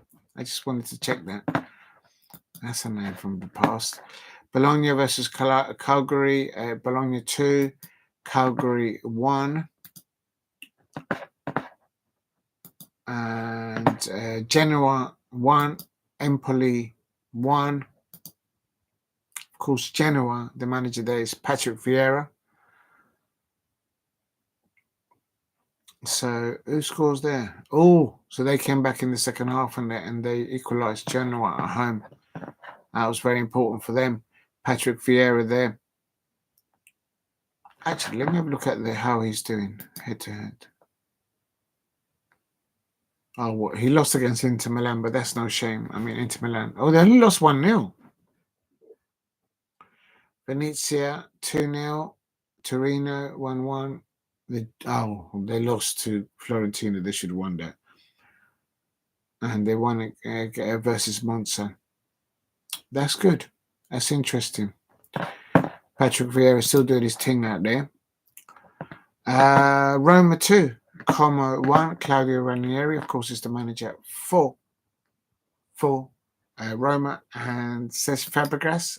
Let's double check it unless it's been released. I don't think. Oh, he's not the manager there no more.